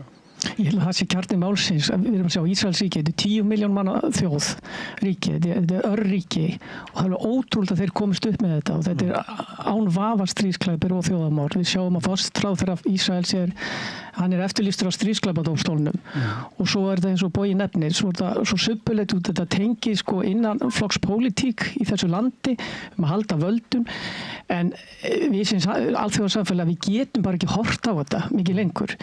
Eins og einhver sagðist, þetta eins og að harfa á dagbók Önnu Frank bara í beinni útsendingu. Við sjáum þetta. Við getum ekki láta eins og þetta sé ekki í gangi því við sjáum myndir af þessu, við sjáum þetta gegndarlausa dráp á saklausu borgurum og við sem alþjóðarsamfélag bara verðum að grípa fara fastar inn í þetta og bara hvert tækifæri. Litla Ísland getur líka látið í sér heyra og hefur alveg gert það en getur gert meira. Við höfum engar sérstaklega hagsmuni þar, þannig að við sáum á Norðmenn og sínu tíma tóku mjög afgerð afstöðu varðandi friðarumleitar á þessu svæði á sínu tíma. Smáþjóðir sem hafa ekkert sérstaklega mikla hagsmuni nema hagsmunum alþjóðlega geta verið mjög afgerandi í svona umræðu og skandinavískar þjóðir hafa oft gert það í sögunni. En hér þarf að bregðast við. Alþjóðarsamfélag horfði á þjóðarmorð í Rúanda, horfði á hryllilega viðburði hérna í fyrrum Júgóslavíu og við sögðum alltaf aldrei aftur og nú þetta aftur. Og þetta aftur búið að ganga á svo lengi að sko sársaukin sem að maður skynjaði í upphafi hann hefur dvínað aðeins vegna þess að þetta sko svo endurtekið og vonleysið einhvern veginn að viðbröðum verði þau sem að mennskan ætti að gera tilkall til og mér finnst það í raun og veru sko að menn leyfi að Netanyahu tengi þetta stríð við það hvort að hann fer í fangelsi eða ekki. Mér finnst það bara, mér finnst þetta svo langsótt og auðvitað hann öfgamaður sjálfur og auðvitað hefur Ísraels ríki verið að byggja sig upp með tilteknum hætti með þess bara lengra og lengra inn á svæði Palestínumanna og auðvitað þetta lýðræðisríki eða á að heita það í Ísrael þar sem eru réttkjörin stjórnvöld meðan að hinum megin ekki ríkisvald, heldur eru það dreifð samtök sem að hafa ekki ríkisvald og þannig að þetta og þess vegna einhvern veginn ekki hægt að álykta annað en að ríkin sem hafa leyft Ísrael að komast upp með þetta þau hafi brugðist og það sé ekki bara Bandaríkjamenn heldur sé bara alveg sko, þetta alveg ótrúlegt og þessi skortur á mennsku í þessu öllu saman alveg hræðilegur og ég veit ekki hvort að því við byrjuðum að tala sko aldrað fólk að við erum náttúrulega með Bandaríkjaforseta sem óvenjulega gamall og sem alveg óvenjulega óvenjulegur í allri afstöðu til allra hluta og hefur meðal annars bakkað Ísraelsmenn mjög mikið upp þannig að auðvitað ég veit ekki, mér finnst þetta bara vera minnst þetta ofeiginlega sorglegt til þess að sé hægt að tala það en það líka auðmyggjulegt að geta ekki talað það sem sorglegt. En það komið fram hérna sko, sumt fólk þegar koma fréttir sko á fréttatíman að þá jafnvel ferða svona bara það getur ekki hort á þetta, það hlustar sko en getur bara ekki hort á þetta, það bara fólk búið að fá sko, við finnum til vanmáttar sko. Það sem ég var að reyna að lýsa. Þetta svona viðbröðu sem eru þekkt að fólk forðast að horfa á þetta og meðan ég var ennþá á minna á fréttastofunni og ekki síst því á fréttastjóri þá var oft fært í tal við mig sko að akkur væri með svona mikið og svona vondum og leiðilegum fréttum og í fyrsta við þá bendi ég á að sko fréttir eru það þegar hlutirnir ganga ekki sinn vanagang og ganga úrskeiðis og oft það neikvætt en það líka alveg ótrúlega mikið af jákvæðum fréttum sem eru fluttar á Íslandi þannig að það bara þú veist, það ný sundlaug í einhverjum litlum bæ út á landi það sumarhátíð á leikskóla það alls konar svona hlutir það nýtt leikrit í leikhúsi eða ný bíómynd og þetta allt saman jákvæðum fréttum það mjög mikið flutt af jákvæðum fréttum á Íslandi þannig að sko fréttir eru ekki alltaf bara neikvæðar. Nei. Þú segir en hins vegar það skylda fjölmiðla sem almannaþjónustumiðla svo að reyna að sýna veröldina og landið svona eins og það en ekki eins og fólk vildi hafa það. Já. Eins og benti réttilega á sko, fréttir eru oftast neikvæðar að því sem betur fyrir því jákvæða bara í daglega brauð sko, þannig að sem fáa fréttir af því. En það sama, þetta hérna, eins og við tala hérna Trump og svo þetta og eitt nú með Trump að hann svona segir eitt í dag og annað á morgun og hann hótar tollum, hann skiptir örnefni og hvað sko, við búum bara við það. Við getum ekki gert þessi maður bara rétt kjörinn En þetta alveg, bróðir minn býr nú í Bandaríkjánum og búinn að búa þar í 15 ár og hann með bandaríska ríkisborgararétt. En hann fann að ganga með vegabréf á sér. Það sýnir svolítið andan. Hann giftur amerískri konu, eins og ég segja, með öll leyfi til að vera þarna. Þannig að það svo sannarlega búið færa mörkin þarna. Við sjáum þetta stríð Republikaflokks gagnvart háskólunum, gagnvart fjölmiðlum og gagnvart lýðræðinu. Og þetta rosalega að sjá þetta. Við kannski hefur þetta gerst í öðru ríkjum á Rússland á sínum tíma en við sáum það bara minna. Það Bandaríkin svo tiltölulega gagnsætt ríki ennþá og þess vegna þetta svo ofsalega tregablandið að horfa á þetta. Hvernig þetta stóra ríki sem skiptir máli með 25% af hagkerfi heimsins og 30% af hernaðinum eða 50% af hernaðarmætti heimsins, þó sé einungis 4% af jarðarbúum. Þá öll þróun í þessu stóra ríki skiptir okkur máli og við erum nánast í handakrikanum á þessu ríki og það þarf ekkert annað en eitt símtal frá Trump sem kannski kveikir á Íslandi. Var ekki Bandaríkjamenn sem fjármögnu í Keflavíkurflugvöll, gæti hann ekki bara sagt ég ætla að fá flugvöllin tilbaka.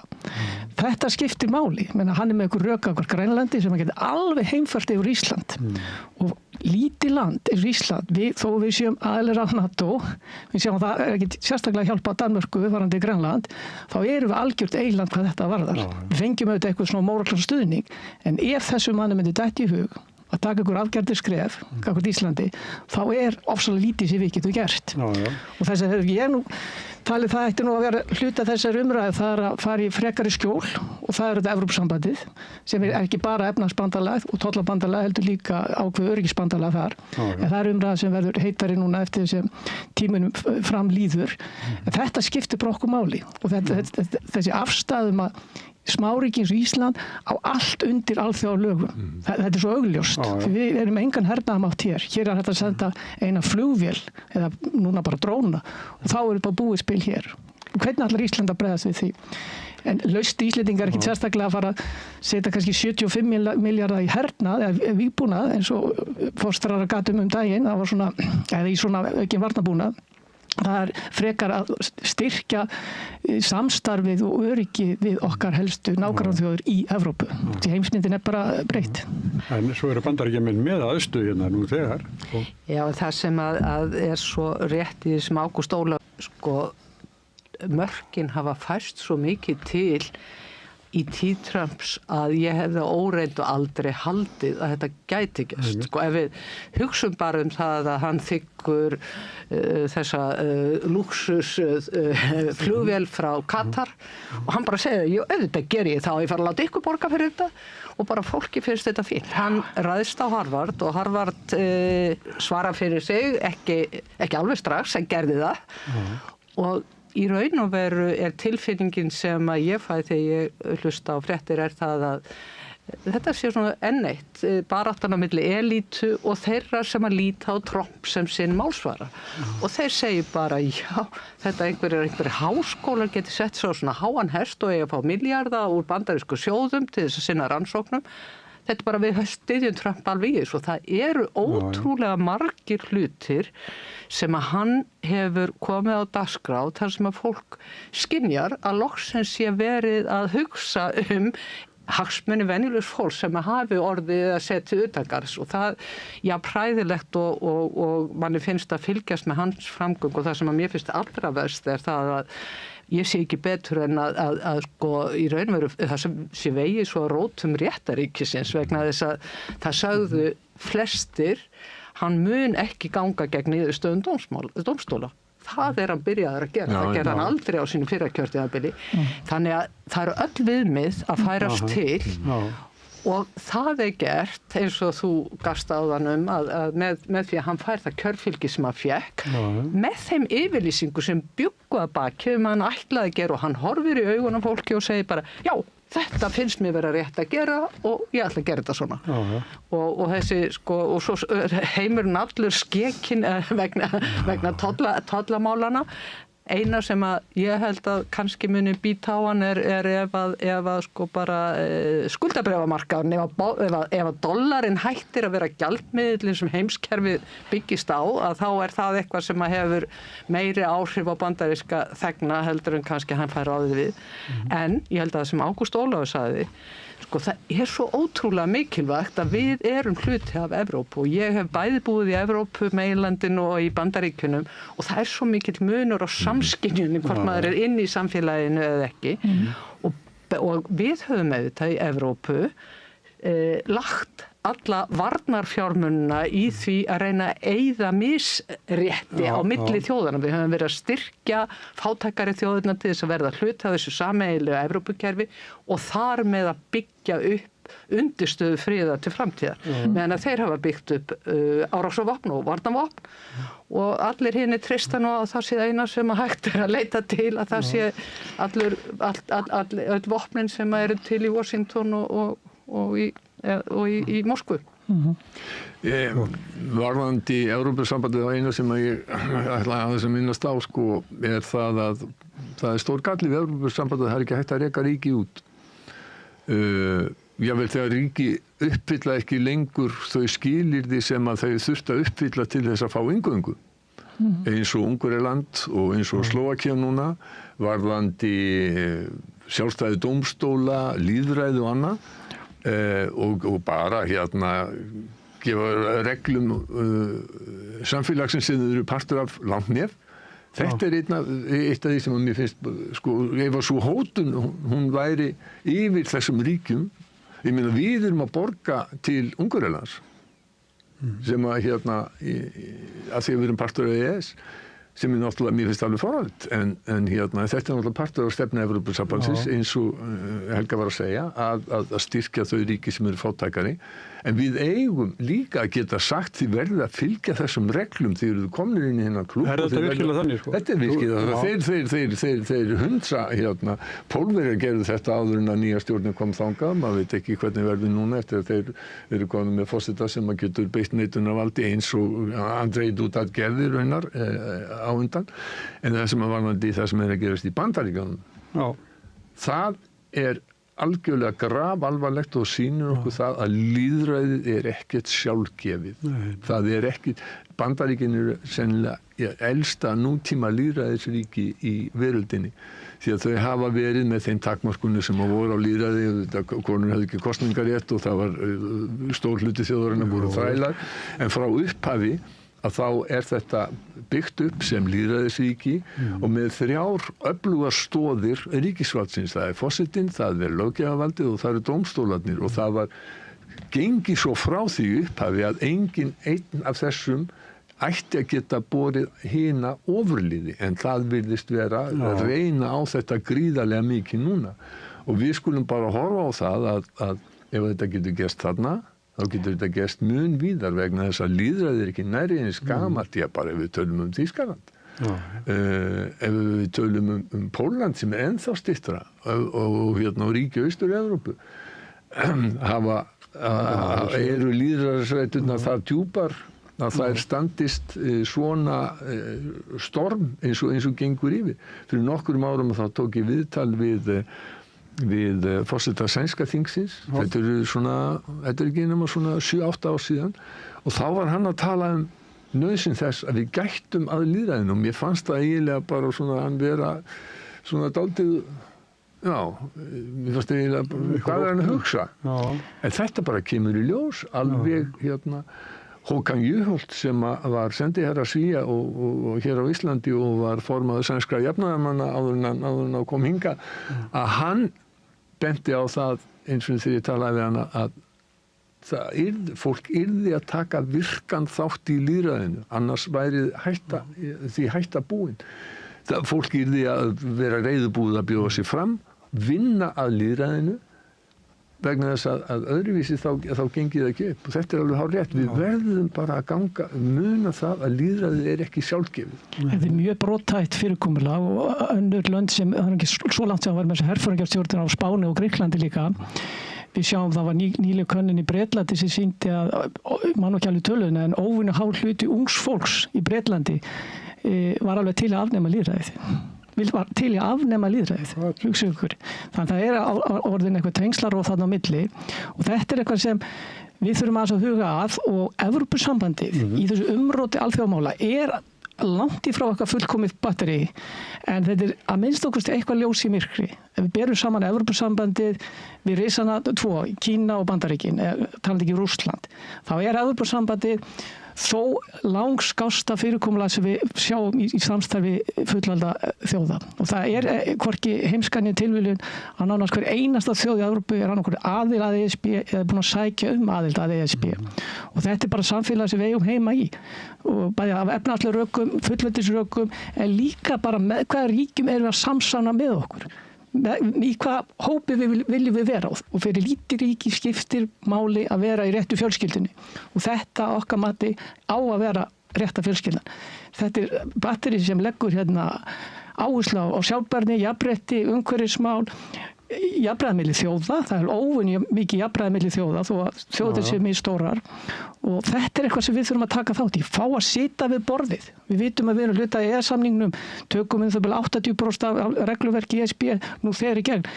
Ég man þegar ég var á Alþingi, við fengum frumvarp með faxi frá Brussel og embættisböndin beinlega sögðu okkur, þið geta ekki breytt neinu þessu frumvarpi nema fyrirsögninni.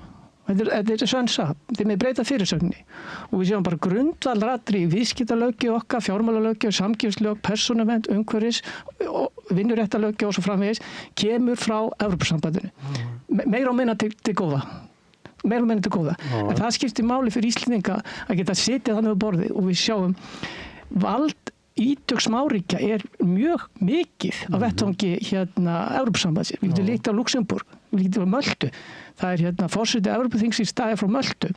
Við fengjum 6 þingmenn á Evrópuþinginu og það ákveðin bábiljað sem heyrst undir umræðinu að Evrópuþingmenn sé að raða sér eftir þjóðerni. Þeir raða sér ekkert eftir þjóðerni, þeir raða sér eftir pólitískum skoðunum. Þannig að kratarnir eru saman, græningjarnir, hægrimennirnir. Þannig að íslensku þingmennir á þeim vettvangi væru bara með sínum skoðanabræðrum og systrum. En þetta svona umræður sem við þurfum að þróa núna því nú styttist í atkvæðagreiðsluna.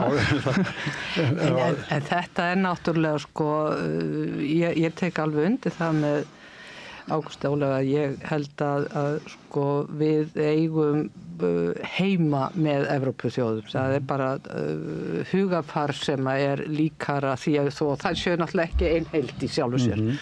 En þar hefur líka það verið að gerast að í lýðræðislegum kosningum og þú talar það í Bretlandi sé unga fólkið ekkert sambært það að lýðræði sé besta tegund stjórnarfars og ef við horfum á bara það sem hefur gerst á Bretlandi undanfarin ári, ef við horfum á tímabil Boris Johnson, ef við horfum á Brexit-atkvæðagreiðsluna, ef við horfum á allt frá því að Margaret Thatcher skildi við verkaristéttina í Bretlandi í algjöru rúst og þeir voru eins og kolanámu mennirnir sem voru stétt sem eins og sjómenn hjá okkur naut virðingar. Þeir voru skildir eftir einhvern veginn ekki bara að það væri lögniðir atvinna, heldur einhvern veginn mistu þeir sjálfsvirðingu og það eru heilu hlutar Bretlands urðu bara það var bara fólk sem áttu við langtíma atvinnuleysi, langtíma skort á sjálfsvirðingu og alls konar allan það vanda sem fylgir því að stríða og ég veit ekki alveg þetta með það að það með ekki reka lönd úr Evrópusambandinu. Ég ekkert viss að það sé bara skynsamlegt. En það spurningin það hvaða viðurlög fylgja því að fylgja ekki leikreglum og það eru ákveðin viðurlög sem fylgja því og auðvitað það þannig að Ungverjaland með sínum framlögum til Evrópusambandsins greiðir heilmikið til Íslands því að fáar þjóðir fá jafn mikið úr sjóðakerfi Evrópusambandsins hlutfallslega eins og við og það sem við greiðum inn í uppbyggingarsjóðina því fylgja nú bara business fyrir íslenska businessmenn í Ungverjaland og það það sem við erum alltaf í öllum okkar alltaf samskiptum að reyna að standa vörðum en ég tek undir það bara ótrúlega mikilvæg umræðum það hvar við eigum heima en hvernig hægt að vekja menn af þeim dvala sem að menn hafa fallið í undanfarna 2, 3, 4 áratugi. Ég segi svona stundum á tímabilin í frjálshyggjunar, þar sem að fólk neytendur en ekki lýðræðislegi gerendur, þar sem allt byggist bara á því að þú þurfir að eiga áhyggjulaust líf og fá að kaupa sem allra mest og allra ódýrast. Það er það sem Evrópa hefur dálítið verið að berjast gegn. Og svo koma menni svo Trump og segja að við förum og notum kólina aftur, við gerum allt, hverfum frá öllu því sem hafa verið langtíma markmið allra þjóða heims í loftslagi og öllu þessu sem að tengi þjóðirnar. Þannig að sko hvernig okkur tekst, eða hvernig fólki tekst að ná utan það að lýðræði sé besta fyrirkomulagið en að lýðræði líka krefjandi. Það ekki bara að vera neytandi og þiggjandi, heldur að taka þátt í. Ungir Bretar svona jafnis eins á þessu. En Bogi, þú hefur á að við ræðum hérna ályktun landskjörstjórnar. Já, bara í beinu tengslu við þessa umræðu um lýðræði. Þá var skýrsla búið að birta skýrslu landskjörstjórnar undirbúningu og framkvæmd síðustu alþingiskosninga og eitt af því sem kemur fram þar, það er eiginlega stungið upp á því að það veri gerst sú stjórnarskrárbreyting að Alþingi staðfesti ekki sjálft kjör þingmanna sem að náttúrulega eftir fíaskóið í Borgarnesi er hérna mjög augljóst að breyting sem þarf að gera. Landskjörstjórn var náttúrulega að tala um framkvæmd kosninga. Fyrir mér eru aðrir hlutir líka í íslensku lýðræði sem að ég geri athugasemdir við og það fyrst og fremst það misvægi atkvæðisréttar. Mér finnst það bara ekki rétt og ég spyr alla þá sem sem að fylgjast með okkur og horfa með okkur. Hefðu þið viljað að í forsetakosningunum að þá hefðu þið hálft atkvæði á þeir sem að búa í Reykjavík hefðu hálft atkvæði en þeir sem að búa upp á Akranesi hefðu heilt atkvæði. Þetta, ef við setjum þetta svona fram á þá sér fólk hversu augljóst það er að þú getur ekki haft misjafnlega atkvæði sem að vegur misjafnlega mikið. Öll atkvæði eiga að vega hið sama. Eitt maður, eitt atkvæði. Það var nú bara prinsipið sem að svona heimsbyggðin notaði til grundvallar þegar það var sett viðskiptabann á Suður-Afríku og Ísland setti viðskiptabann á Suður-Afríku og ástæðan var svo að það var ekki einn maður eitt atkvæði. En við praktisum þetta ekki sjálf. Þetta mér finnst þetta í rauninni óþolandi óréttlæti og ég skil ekki af hverju þetta er ekki til umræðu fyrir kosningar, af hverju þetta ekki til umræðu hjá stjórnmálaflokkum. Því að stóru stjórnmálaflokkarnir hafa haft taga þessu eins og þetta Jú, það má svo sem segja það, en þetta réttlætismál. Já, ég veit það. Ég veit líka fólk út á landi óttast það að vægi höfuðborgarsvæðisins verði of mikið og verði ekki tekið tillit til þeirra. Ég held að sé hægt að tryggja slíka hluti á annan hátt heldur með því að ganga á rétt þeirra sem að búa hér í Reykjavík og í umhverfi. Ég held nefnilega umræðan hefur verið á þingi, hér búið að tryggja jafnræði milli flokka. Það nokkuð veginn tryggt. Ef þú fær 15%, Framsóknarflokk fær 15%, eitthvað flokkur, 10%. Það er langt síðan. Ef þú fær 10%, þá fær 10% þingmanna. Þannig að jafnræði flokka nokkuð veginn tryggt hér á landi með jöfnunarmönnunum, en það ekki jafnræði milli kjósenda. Það sem bóið hérna réttilega að draga fram. Og það grundvallaratriði sem við getum ekki hunsað. Ég svo sammála, einn maður eitt atkvæði. Í forsetakosningunum landið eitt kjördæmi. Réttilega hér bent á atkvæði millum norðvestu kjördæmis og suðvestu kjördæmis það bil tvöfaldur, Akranes, Mosfellsbær. Þið sjáuð óréttlæti í þessu. Og ég held að það að fara stjórnarskrárbreytingu, það flókið, eins og við vitum það, og þingi virðist ekki handla það mjög vel. En ef við misminn ekki, þá nú kollegið þinn Ólar Harðar líka að tala um það að gera lagabreytingu á kosningalögum. Það miklu auðveldur að breyta lögum heldur stjórnarskrá til að minnst okkur til gera þetta skárra.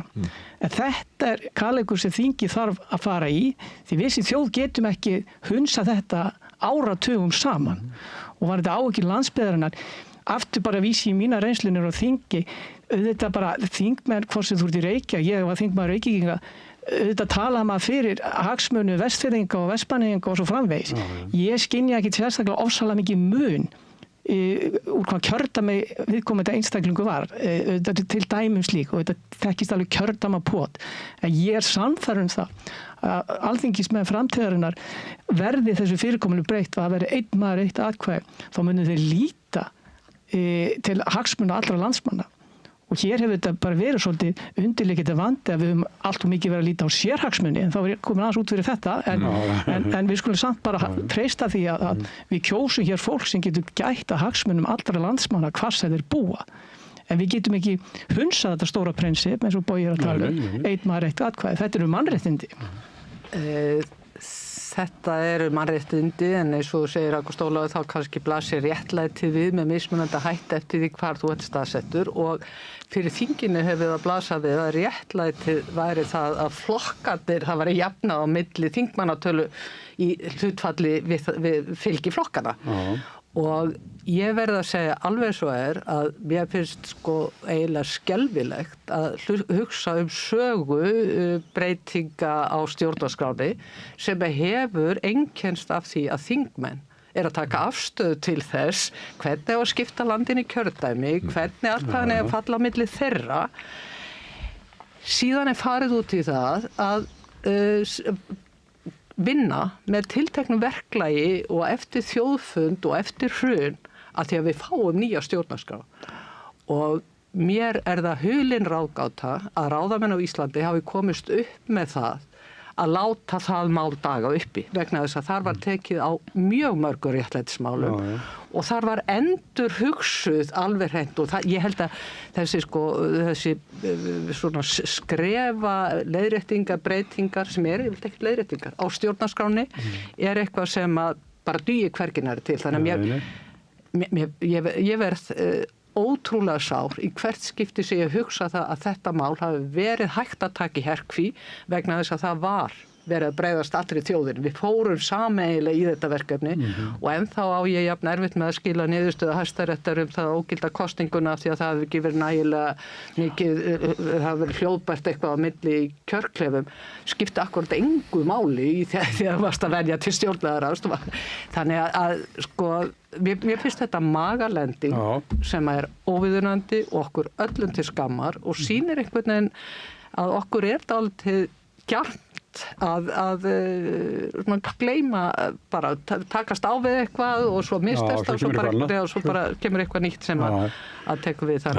Hæstarétti, það vísur kom það málaðið til Hæstaréttar mér vitanlega en það hefði nú verið full ástæða til þess að ógilda aðrar kosningar sem voru augljóslega voru það sem ég vísi aftur til Borgarnes og kenningarinnar þar þær kosningar það metur Alþingi sjálft sem gildar kosningar sem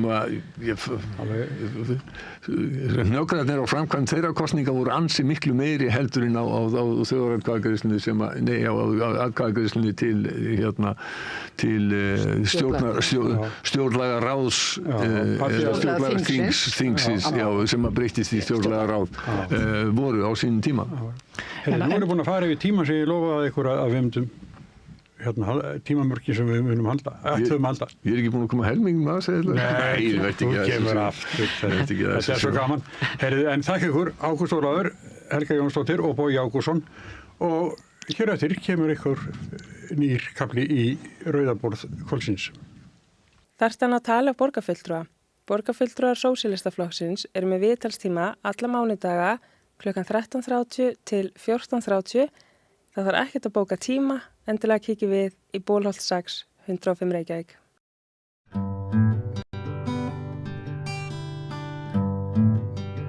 Við ætlum að halda áfram að tala innflytjendamál og kannski vaxandi rasisma í samfélaginu eins og við erum að gera í vikunni og hingað komin góður hópur af fólki. Hérna Nicole Lee Mosti sem Ertu ekki doktorsnemi? Já. Fyrrverandi þingkona? Já. Fyrrverandi leikskólastjóri? Ég komin aftur í leikskóla geiranum. Ertu komin aftur? Já, ég komin í einkarekstur. Ég var að ákveða að prófa þetta, að prófa jafnræði í enga geiranum og komin með fyrsta samning hjá framtíðu fólki í Hafnarfjarðarbæ. Það bara rosa spennandi að koma eftir á heimavettvangi. Til lukku með það. Derek Terrell Allen, þú ert íslensku kennari og þú ert líka ritari Pírata í Reykjavík. Já, passar. Já, og þá kannski tekið það fram, Nikóla, að þú sast á þingi fyrir Bjarta framtíð. Ég sakna henni. Og hérna er líka Jasmína Vasovits. Já, vel gert. Sem er stjórnmálafræðingur. Já. Þú reyndir eitthvað fyrir þér í pólitík líka, eða ekki? Varst Já, rétt. Bauðstu fram á lista en fyrst ekki brjótagengi. Hvaða flokkur var það? Viðreisn. En við byrjum fyrst saman. Það var okkur fyrsti kynni hjá Bjartur framtíð. Já, Nikól byrjaði hjá Bjartur framtíð. Já, það voru góða tímar. Herðu, ég ætla að ræða við ykkur við höfum svolítið verið að tala út frá þessu fundi sem var á Austurvelli á sunnudaginn. Og sumir láta svona eins og hann hafi verið eitthvað svona skref, stærra skref heldur við séð áður. Má ég spyrja ykkur hvernig þið upplifðu þetta?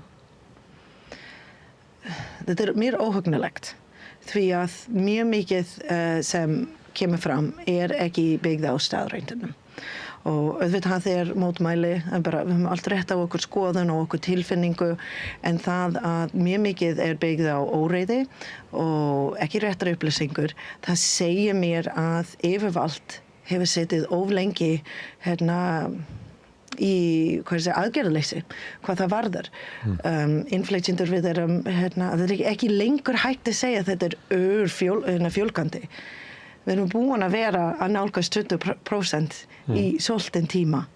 En það sem gerist þessi skipting. Og ég tel að með þessi mótmælu, fólk, þeir þurfa ekki að hafa kjark til þess að segja, við viljum ekki hafa ykkur hér lengur, því að það er ekkert óttast. Við erum svolítið sett í okkur stöðu, ef ég mætti segja það þannig. Þú meina að fólki á Austurvelli tala svona vegna þess að þið eru í veikri stöðu? Við erum í veikri stöðu, það má það. Það er engin innflytjendur á Alþingi, það er engin embættismenn af erlendum uppruna sem standa upp með stolti og segja bara hei, hvað með okkur? Það er bara þessi stéttaskipting sem er bara alltaf meira og meira að fólk þarf ekki að óttast okkar. Það má tala svona okkur. Það er engin að standa upp og segja það er ekki svona. Derek, hvernig virkaði þessi fundur á þig? Já, sko, þetta er mikil afturför, greinilega, og þetta kemur mér ekki á óvart út af því að ef við lítum til nágrannalanda, ef við lítum til Evrópu, til Bandaríkjanna, þetta er að gerast bara víða heiminn. Og því miður er það orðið cool, orðið trendy að vera með þeim í liði, með þessu fólki, að vera fasisti, að vera rasisti, að vera heimskur og þetta er því miður bara við sjáum fullt sérstaklega af ungu fólki, ég er 28, fólk á mínum aldri og yngra, jafnvel, táningar sem eru að styðja þetta, sem eru í alls konar þjóðernissinni og svona og þetta er hræðilegt og ég er pínur hræddur fyrir komandi kynslóðir. Það þarf ekki að bera ábyrg á það sem þau segja, það er það sem er ótrúlegt fyrir ekki að ég grípa eftir.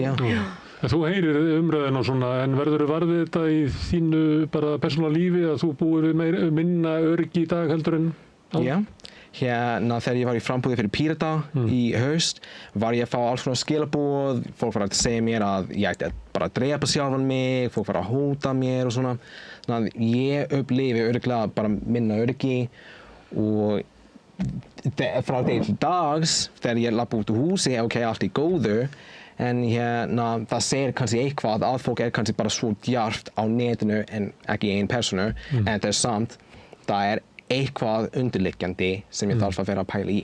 Maðurinn minn sagði mér ekkert að koma í viðtal í dag og hann var ekki ánægður með það að ég skrifaði grein, þó ég hef alltaf skrifað grein. Hann sagði, nú er ekki tíma fyrir þig að vera þarna út. Þú þarf ekki að vera ábyrg. Þú hefur staðið og sagt og gert hlutunum lengi. Ég held að núna er tími fyrir þig kannski að hvíla. Og mér fannst þetta svona, Garðar, hvað þetta tala en hann var að meina þetta fyrir hjartuna. Svo það er eitthvað og fólk finnur þetta. Jasmína.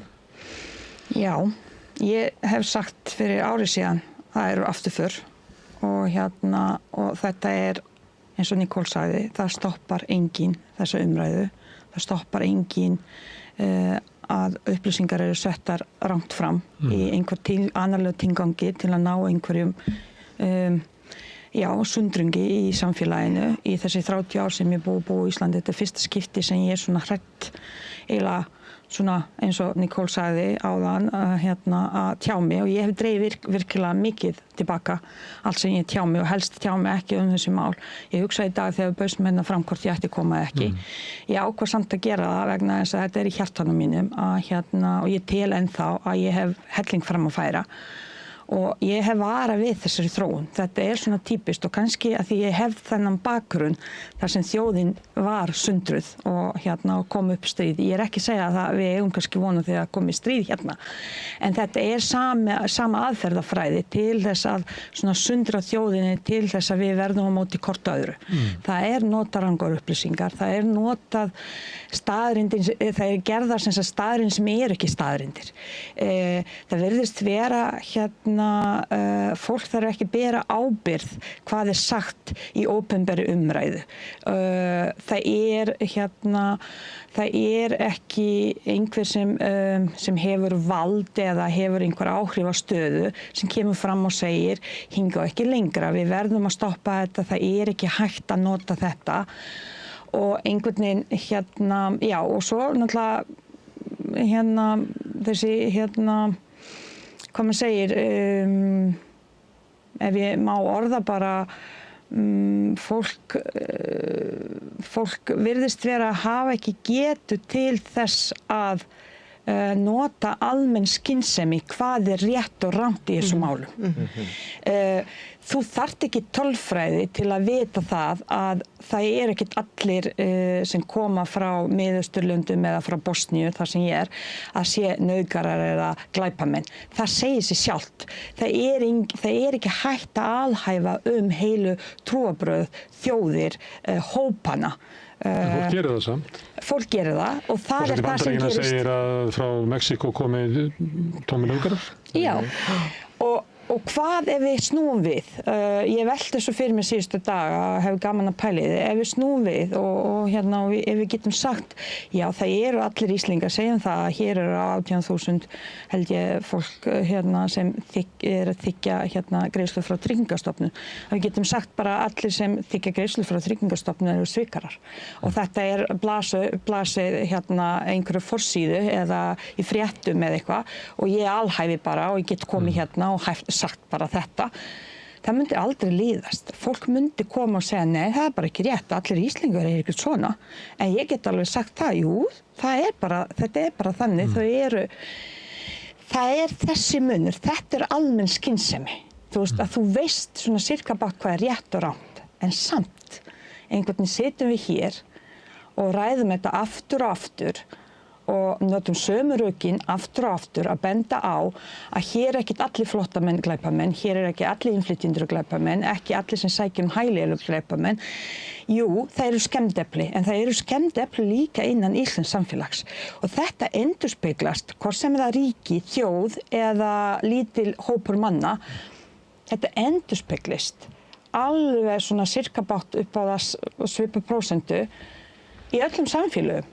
Þannig þetta bara almenn skynsemi. Þetta bara eitthvað sem þú getur álíktað. Já, svo þurfum að fara svolítið inn í. Ísland hefur, ég þóla ekki þessi opin landmæri. Það bara opin fyrir Evrópubúa. Við skulum hafa það á hreinu. Það það eina sem kemur inn opin. Ég og Derek og Jasmína, við þurfum að fara í gegnum ákveðin ferli. Til þess að vera hér og til þess að þrífst En það að yfirvald hefur ekkert gert ráðstafana fyrir því að það að koma fólk inn og þau hér og innviði þarf vegna þess að það einn rök sem færi innviði stendi ekkert undir innviði ætti stenda undir vegna þess að við erum allt skattgreiðendur og meira segja þeim, þau tala að þeir á atvinnuleysisskrá árættum að vera ekki ránt. Fólk sem á atvinnuleysisskrá greiða líka skatt. Við erum þátttakendur í samfélag, en samt erum við ekki. Við fáum ekki þetta sama brautgengi. Við fáum ekki sama tækifæri. Og svo þá orð sem ekki til á íslensku, en í háskólasamfélagi farin að nota orðið jafngildi, equity. Það til fyrir þeim sem þurfa aðstoð Tryggingastofnun að halda. Það til fyrir sjúklinga, það til fyrir þeim sem standa á báðum fætur, en þegar við komum, við þurfum tungumál að halda. Hvar okkar equity? Hvar að tryggja þess að við náum viðeigandi tök á tungumál, viðeigandi skilning á samfélag og viðeigandi móttöku samfélags. Það bara fólk í samfélag sem segir, Nicole komin, hún að starfa hér og við viljum tryggja þess að henni farnist vel vegna þess að henni farnist vel í þessi samfélag farnist vel, heilt yfir. Og það ekkert að gera. Og það ekkert á borð hjá þessi ríkisstjórn. Það var stefna sem var unnið hjá fyrir ríkisstjórn sem það má alveg hafa skoðan á. Hún situr bara í skúfu upp í félagsmálaráðuneyti og það ekkert á þingmálaskrá hvað það varðar. Eitt það að stjórnvöld ætti að hafa stefnu til þess að eins og orðað, mæta þeim áskorunum sem að fylgir því að hingað kemur inn mikill fjöldi innflytjenda sem að atvinnulífið virðist þurfa á að halda, sogar til sín vinnuafl. Stjórnvöld hafa ekki staðið sig vel í því, ég held að það sé bara ekkert, ég held að stjórnvöld myndi að fyrir viðurkenna það sjálf. En það sem að þið eru að sumuleita kalla eftir líka að þegar að kemur svona ástand í samfélaginu eins og fundurinn á Austurvelli kannski sýnir, að þá finnst ykkur að einhver stjórnvöld ætti að stíga fram og verja öryggi ykkar. Einmitt, já. Og við viljum samt sem áður, við viljum forða sýndarmennsku. Og þó að það sé mikilvægt að stíga fram og segja, herðu, þetta ekki í lagi, þetta óásættanlegt, það ekki nóg. Því þau sem eru í valdastöðu, þau sem eru á þingi, þau sem sitja í sveitarstjórnum og svo framvegis, þau eru með valdið, þau geta bara labbað inn og sagt, já, herðu, við ætlum að semja frumvarp, við ætlum að gera hitt og þetta til þess að taka sig á við þetta. En það enginn að gera það. Okkur skortir rosalega mikið þekkingu. Og það það sem ég búið að starfa í kerfi fyrir sveitarfélög í einhver 24 ár. Sko, mín niðurstaðan að okkur skorti þekkingu og bolmagn, þar að segja ekki bara peninga, heldur bara þekkingu á hlutunum, hvernig við eigum að tækla svona. Oft vilji ekki nóg og það ekki heldur nóg kannski að segja að við getum tekið að móti fjölda flóttamanna frá Úkraínu þegar bara svo dæmi sé tekið án þess að hafa skipulað það fyrirfram. Ok, við getum gert þetta svona mikið á þennan máta og svo getum við endurskoða hvað við þurfum að laga. Ákvarðanir oft teknar einhvern í flýti, það ekkert pælt úti og með þessu það gert einmitt þá upplifir fólk og ég skil það vel eins og það sé minna fyrir þau eins og þegar sé biðlistar að því slíkir einstaklingar náttúrulega þurfa stuðning, það segir sig bara sjálft en þá það nota gegn öllum innflytjendum sem búið að vera í fjöldamörg ár og búið vinna á vinnumarkaði og búin að skila inn, þá allt í einu þau sem einhverja blóðsugur kerfisins, en ekki eins og við höfum verið hér og borga skatta alla okkar tíð og getum hvað maður segir,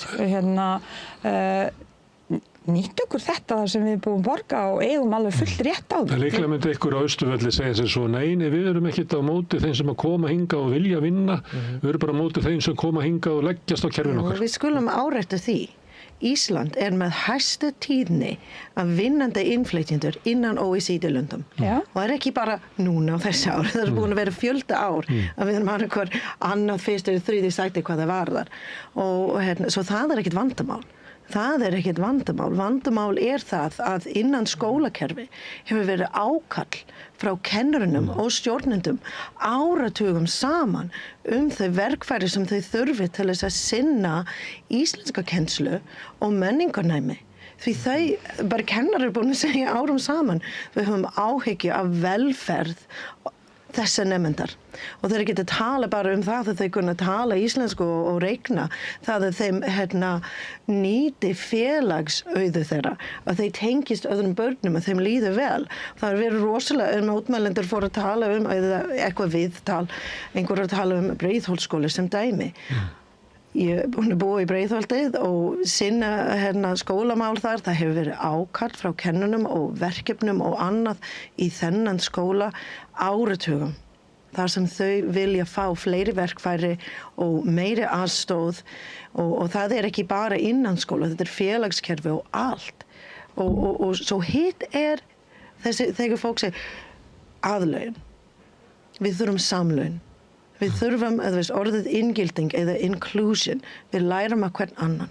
Við lærum að Nicole, hún hefur eitthvað styrkleiki sem nýtist okkur samfélag.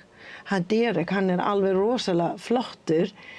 Hann má vera hér, vegna þess að hann hefur aðlagast mér, en hann mun aldrei aðlagast samfélag vel ef hann upplifi ekki að samfélagi líka mótast í kringum honum og hann hefur sinn sérstaða.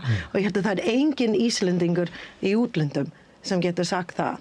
Að mér líður vel vegna þess að nú er ég orðin bara Bandaríkjamann og er ekki lengur Íslendingur. Það er ekki satt. Ég farið mörg þorublót í Bandaríkjunum. Skiluðu. Og það er ekkert að við viljum koma og breyta hlutunum. Ég vil ekki að við erum alltaf horfa á hafnaboltaleiki með mér. En ég vil bara vita að það er svígrum fyrir mig að vera Nicole með hennar apple pie eða hvað það er sem einkennir mig sem Bandaríkjaman innan því og innan það rými þar sem ég er að aðlagast Íslandi. Og það hefum við ekki gert nægilega vel. Og þá að segja að krafan aðlögun sem er það að innflytjandinn verði bara eins og við, að það eiginlega býr til vandamálið vegna þess að honum er algjörlega ófært að gera það. Ekki endilega hann er ófært, það er bara, það kemur ákveðin punktur þar sem ég verð aldrei Íslendingur. Nicole, þú komst hingað ekki sem barn, þannig að þú munt tala með hreim alla þín ævi. Þannig að þú munt aldrei geta orðið eins og við að þessu leyti. En á ég segja þér, ég er líka með hreim þegar ég tala ensku núna. Nei, alveg, ég fer heim og fólk sem hvaðan ertu, ég er hér. En svo það ég er eitthvað að aðlagast ykkur. En ég upplifa stundum að minn hreim, það heldur mig frá líka. Það sem ég er að komast að ef innflytjendur haldið frá og stórum hópum innflytjendur haldið frá, að þá getum við fengið hópa sem að upplifa þessu ekki velkomin inn í samfélagið og lifa á jaðri samfélagsins og líta svo á að þau tíðið ekki. Nákvæmlega, ég var að fara þar. Til þess að ég var að læra íslensku því að það er alveg sama hvað ég reyni vel að fólk horfi bara á mig og lætur mig finna fyrir því að ég geri það ekki nógu vel. Fólk, við þekkjum það bara úr sögu Bandaríkjanna og fleira, að hópar sem hafa komið inn að þeir hafa ekki fengið inn í samfélaginu og þar er líklega að fólk reyni að finna sér eitthvað svona brautargengi á eitthvað svona gráu svæði, eitthvað jaðraðsvæði, jafnvel í glæpum og öðru slíku. Þannig að krafan að aðlögun, að hún býr til vandamál. Bara mér, ef við einfaldum þetta og taka innflytjendur Íslendingar og þetta út, ég vinn með börn. Og þeim börn sem standa utan hópsins. Þá er ekkert fordóma, það er bara að standa utan. Það eru þau sem koma með neikvæðni.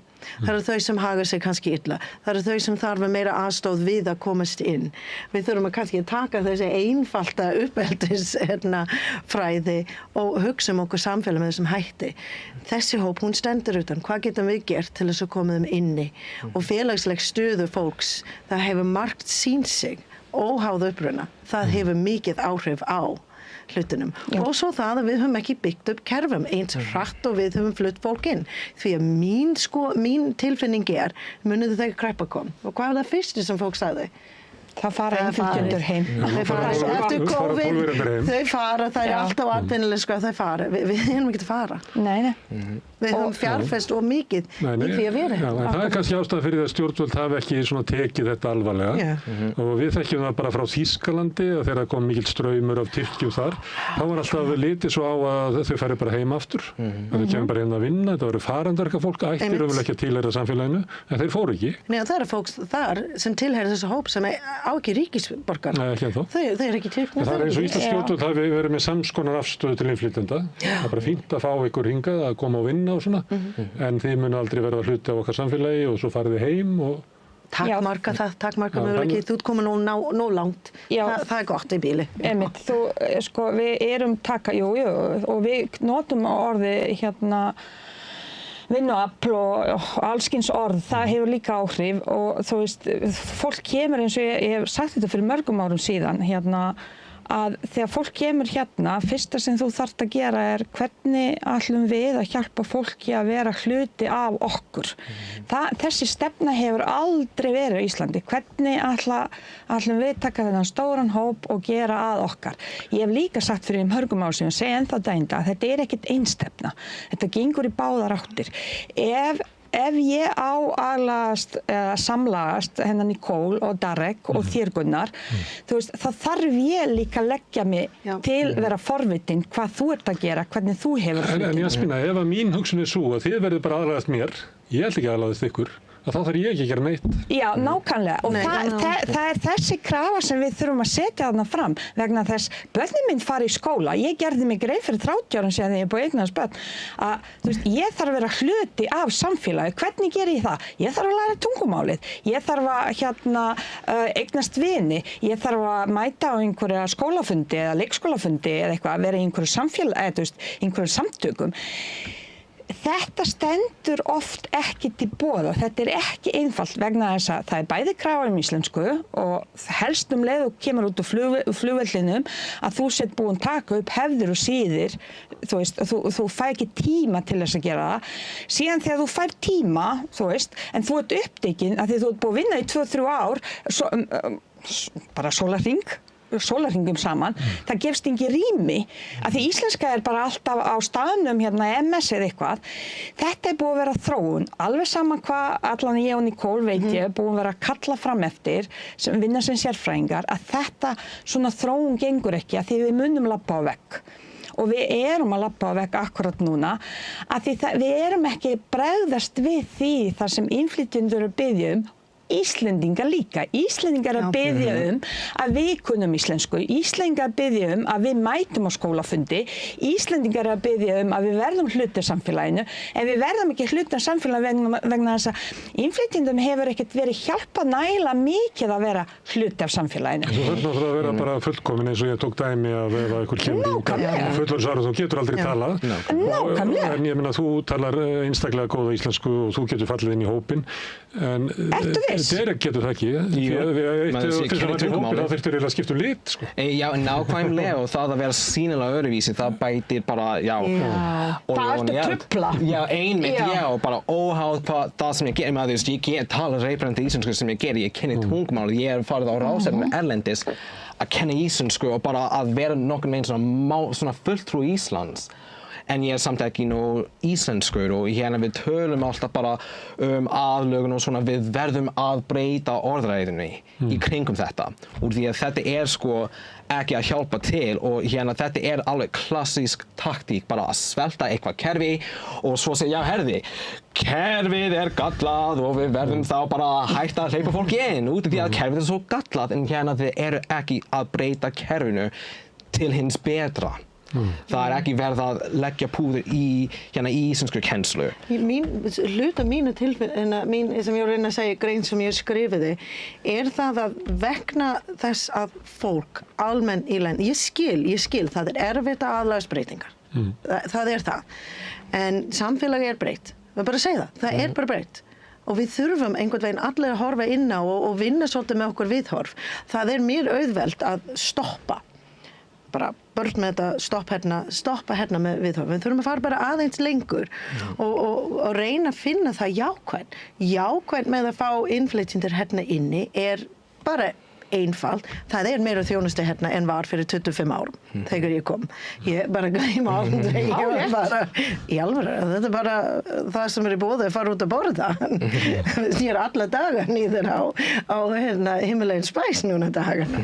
Að maður getur farið út og kynnist manneskja með allt annað bakgrunn og eiga samtal með þeim og þú komin á ferðalag.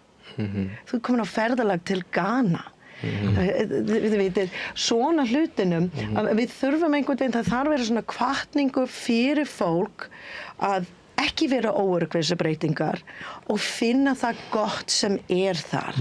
Því það margt gott. Þó að vissulega, það hlutum sem við þurfum að passa upp á, við megum missa stjórn á, eins og til dæmis glæpur. En við þurfum að munna þessi skipulag glæpastarfseminni, það ekki ein göngu innflytjendur. Að þetta eitthvað sem og ekki innflytjendur sem búa á Íslandi. Það þetta í orðræðinni. Þetta eru innflytjendur sem búa annar staðar og eru að koma hérna og eru grípin upp á flugvelli sem burðaðir að smykla inn dóp og hvað sem Þetta eru túristar. Nákvæmlega, í rauninu. Innflytjendur eru fólk sem býr hérna á landinu. Það ekki, við erum alltaf að tala eða þeir sem eru hérna annars skoðan en við hér sem sittum hérna úti og að þessum mótmælum. Það eins og sé galopin landamæri og hér flæðir inn fólk eins og þeim sýnist hérna og það eru allir einhvern veginn glæpamenn. Það rang hugmynd af innflytjendur vegna þess það ekkert tölfræði sem styður við það. Við erum öruggasta land í heimi. Það langmest eins og Nicole sagði, hér vinna innflytjendur tæp 90% á vinnumarkaði, mismikið eftir þjóðurnum, Venezuela búa til dæmis eru 93%, Úkraína búa eru einhverjir kringum 60% á vinnumarkaði, svona kollakolli og það líka annað. Oft fólk ef það frá Miðausturlöndum ekki að vinna þá þeirra sníkjudýr en það oft þannig, svarið einfaldlega að fólk vill ekki fá þau í vinnu. Þannig þess vegna kannski ekki á vinnumarkaði. Þannig þetta ótrúlega margt þarna og ég skil vel þetta getur verið flókið fyrir fólk að kynna sér þetta vegna þess að ég sérfræðingur og ég mjög auðvelt að kynna mér svona hluti og hef unnið í þessu gera í mörg ár og ég skil það sé flókið en það engin ástæða, það ekkert sem bendir til þess að þú þarft vera öruggur að taka legubíl hérna eða fara á kvöldin út hérna að labba vegna þess að við búum samt sem áður öruggasta land í heimi og auðvitað vilja flestir, bæði ég og Orgla Darrik og Nicole og bara flestir í Íslandi, Derek, fyrirgerðu Derek, þú veist að við viljum festu og reglur og við viljum að fólk fari eftir lögum. En heyrðu, það eitt sem við þurfum, ég ætla bara að grípa hérna inni. Það var svo skemmtilegt, ég var á svona inngildingu, það var norræna ráðherra dæmi út í Danmark og það var að koma borgarstjóri frá, hann var í Belgíu, hvað heitir borð, Messelin, Bart Summers heitir hann kemur inn og hann ætla að tala inngildingu og ég gleymi því aldrei, hann lappar inn og miðaldur, hvítur kallmaður að fara að segja mig inngildingu og hann var búinn að fá bæjarstjóri verðlaun og hann gengur inn og hann segir það svo mikið blöndun í Belgíu og það var nýlega, hann tekur við nýlega eftir hryðjuverkaárás í Parísar og þá þau flýðu allt eftir til Belgíu og það þurfti bara að takast á við þessu og það var svo hátt hlutfall innflytjendur og hann sá svo mikið sundrun og annað svo hann bara fór inn til þess að finna hvað var það nauðsynlegast sem allir, ekki innflytjendur, ekki bara innfættir þurfti á að halda öryggi. Innflytjendur vilja líka upplifa öryggi þar sem þau búa. Næst var það common spaces. Staða þar sem við getum allir vera saman. Og það eitthvað sem á Íslandi, við höfum kannski ekki nóg af þar sem við náum að blanda saman. Við Austurvöll. En þetta ekki alveg. Það fólk að safna saman í Kringlunni og Smáralindinni og þetta svolítið algengt fyrir fólk sem að velja. Sundlaugum.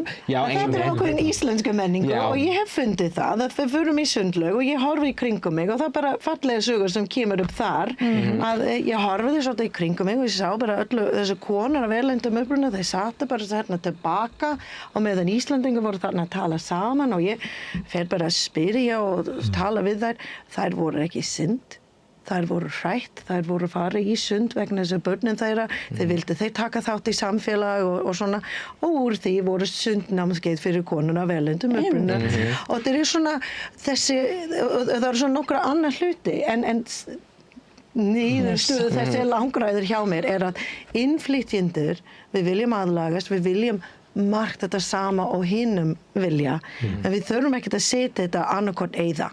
Við viljum öll að börnin okkar koma vel út úr skóla, fara í háskóla og fara að starfa við það sem þau vilja starfa við. Ég kom hingað og fyrsta starfið sem ég fekk var að skúra gólfum og fyrstu nokkra árum og það ekkert merkilegt við að segja þessu. Ég var 100% starf í leikskóla, ég var að skúra á 3 stöðum og var í 75% nám til þess að reyna fá eitthvað svo að mín börn sem verða halv íslensk og halv bandarísk þau myndu ná líka þeirra brotgeng hérna. Akkurat. Og ég verður kannski að sendast fyrir volt. Já, það ekkert merkilegt við þetta, ég veit, það fullt af Íslandingur en innflytjendur hafa þessu samansögn. En Nicole, þú kemur frá Bandaríkjunum. Já. Og þú kemur frá Bosníu. Já. Hvaðan kemur þú, Dirk? Frá Bandaríkjunum. Frá Bandaríkjunum líka. Veistu það að í ykkar landi stórkostlegt innflytjendavandamál? Það bara að taka yfir alla pólitík þar. Já. Það bara, hvað er ég að segja, ég grætt bara. Já, ég það hefur alltaf verið eitthvað vandamál. Ég held að það sé verið að gera það að stærra vandamáli en það er örugglega undir Trump. Hann fasisti, þannig að hann vill gera innflytjendur að einhvers konar blórabugli. Og þetta Bandaríkin, þetta fjölmenningarlegt, það hefur alltaf verið og út af nýlendastefnu og þess háttar en það þannig í dag, það hefur lengi verið. En ég held að það sé samt sem áður hægt að nota Bandaríkin sem einhvers konar svona módel fyrir hvernig við getum tekist á við fjölmenningu hér á landi út af því að þetta land sem hefur lengi verið fjölmenningarlegt. Og þau óhætt að tala rasisma þó að það sé umræðan ekki alveg, umræðan logandi. Sem Evrópumenn eiga mjög erfitt með að tala rasisma. Evrópumenn eiga mjög erfitt með að tala rasisma. Bara hafnaði, frakkar hafnaði, Bretar eiga í erfiðleikum með það, Skandinavar bara kunnaði ekki. Einmitt, og í Bandaríkjunum óháð húðlit, óháð trúarbragði, óháð maður Bandaríkjamaður, þannig séð og það mjög misjafnt eftir manneskjunni en það En það sem spilar gegn innflytjendur og gerir þetta svo auðvelt fyrir þessi afl sem nú við vald að gera það sem þau gerir það að þessi stéttaskipting sem ég var að reyna að segja. Það eru fólk sem, ég meina, þeir eru búin að búa þarna áratugur saman án kennitala, eins og við kallum þetta hérna, ólöglegt og lifa líf, eiga hús, eiga bíl, bara komast áfram. En ég náttúrulega í þessa doktorsrannsókn núna og var að skrifa skýrslu fyrir ráðuneytinu sem var í raun og veru bara undirstöðu ég fyrir þess að rannsaka inngildingu og fullorðinsfræðslu. Í Bandaríkjunum, þið verða hissa hversu mörg lög verndur og setja inngilding í hápunktur. Í Bandaríkjunum líkt og við Kanada, það ákveðin læsi sem gert til þess að gera fólk að virkar þáttakendur. En vandamáli það ekki nægilega mikið fjármagn í þetta í Bandaríkjunum en þeim sem fara í gegnum þetta. Það var ein rannsókn, ég lista alls konar, ég nördist út á ykkur núna.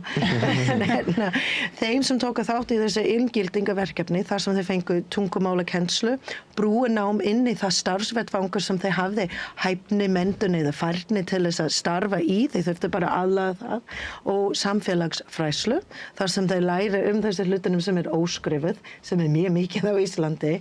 Eftir 3 ár, þau voru farin að kjósa, þau voru komin í betra starf, þau voru komin á þína ímynda ykkur. Ég var ekkert að ná mín brotgengu fyrir 7 ár. 2027 ég komin alveg bara, ég farið að fá aðeins meira laun og ég kýs í fyrsta sinn og allt þessu, en ég gerir þetta allt sjálf. Við engin aðstoð. En það kerfi, það fyrirmyndir. Og Norðurlöndum, við viljum segja, við viljum vera líkt á Norðurlöndum, þá bara Noreg komið með álíka kerfi. Svíþjóð líka, en þau hefur vanrækt þetta og drega pening úr hér og þar heyrum þessar rattur sem á móti. Þeir hafa líka skadað mjög skólakerfi sitt í Svíþjóð. Nákvæmlega. Þannig að þetta opinbera skólakerfi orðið veikara og það orðið til svona einkareknari elítuskólar sem hafa aukið stéttaskiptingu og skilið eftir hina fátækari sem oft eru innflytjendur. Í svona jaðri samfélagsins. Það gleymist oft í umræðinu Svíþjóð. Það nefnilega eitt þegar við tölum við verðum ekki farin það veg á Íslandi en við getum lært af þessu.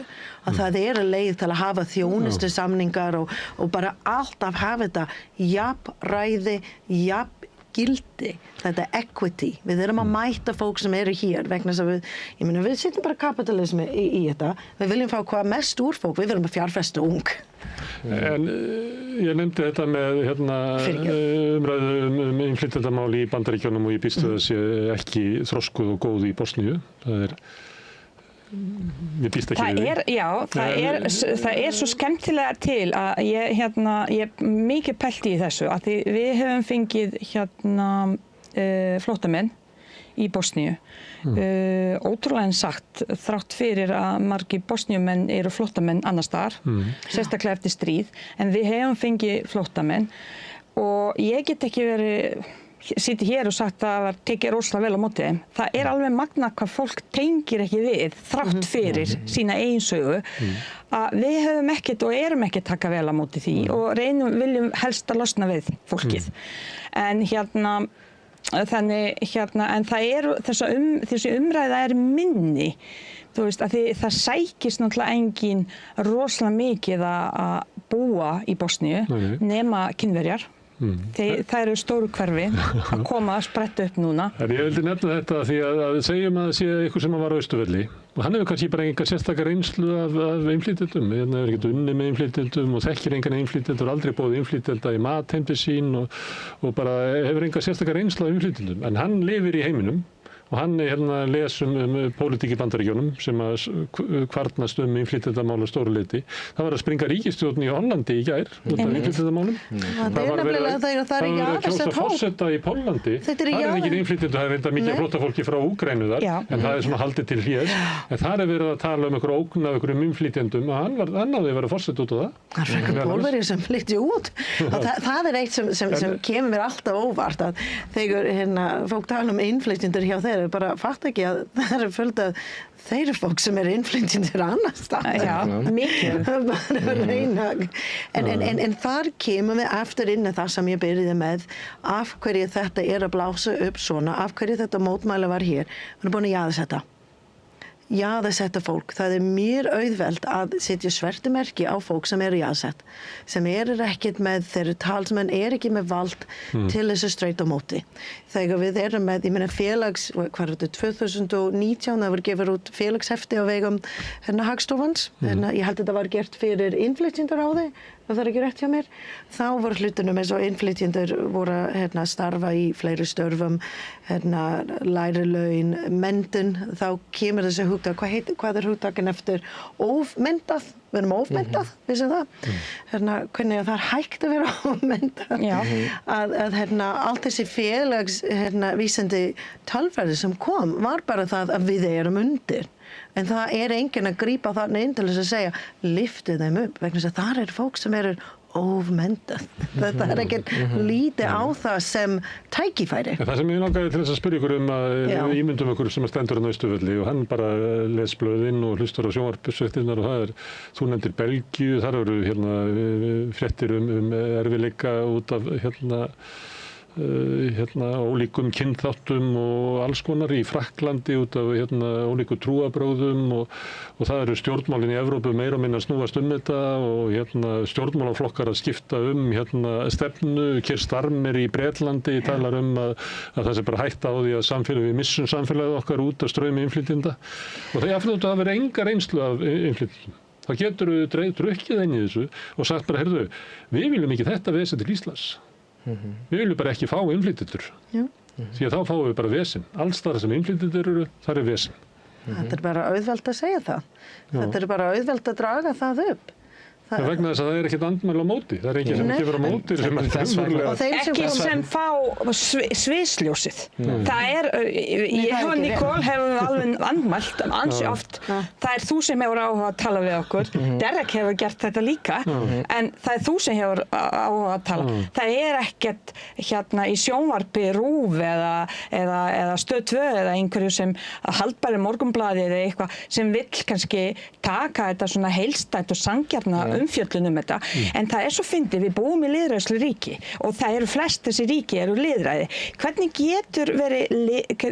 getur við talist allt í einu lýðræði þegar við og lýðræðislega, ef þú hefur ekki rödd, ef þú ekki með komið þannig utan hópana að þau geta tjási og þau geta komið mótsviði þína þarfir þar sem þú þarft. Þar höfum við ekki haldið dampi almennilega til þess að koma móts við þarfirnar sko þá ég ekki að tala þarfir að greiða laun eða húsaleigu og eitthvað. Þarfir til dæmis að meta menntunina þína. Ég kom með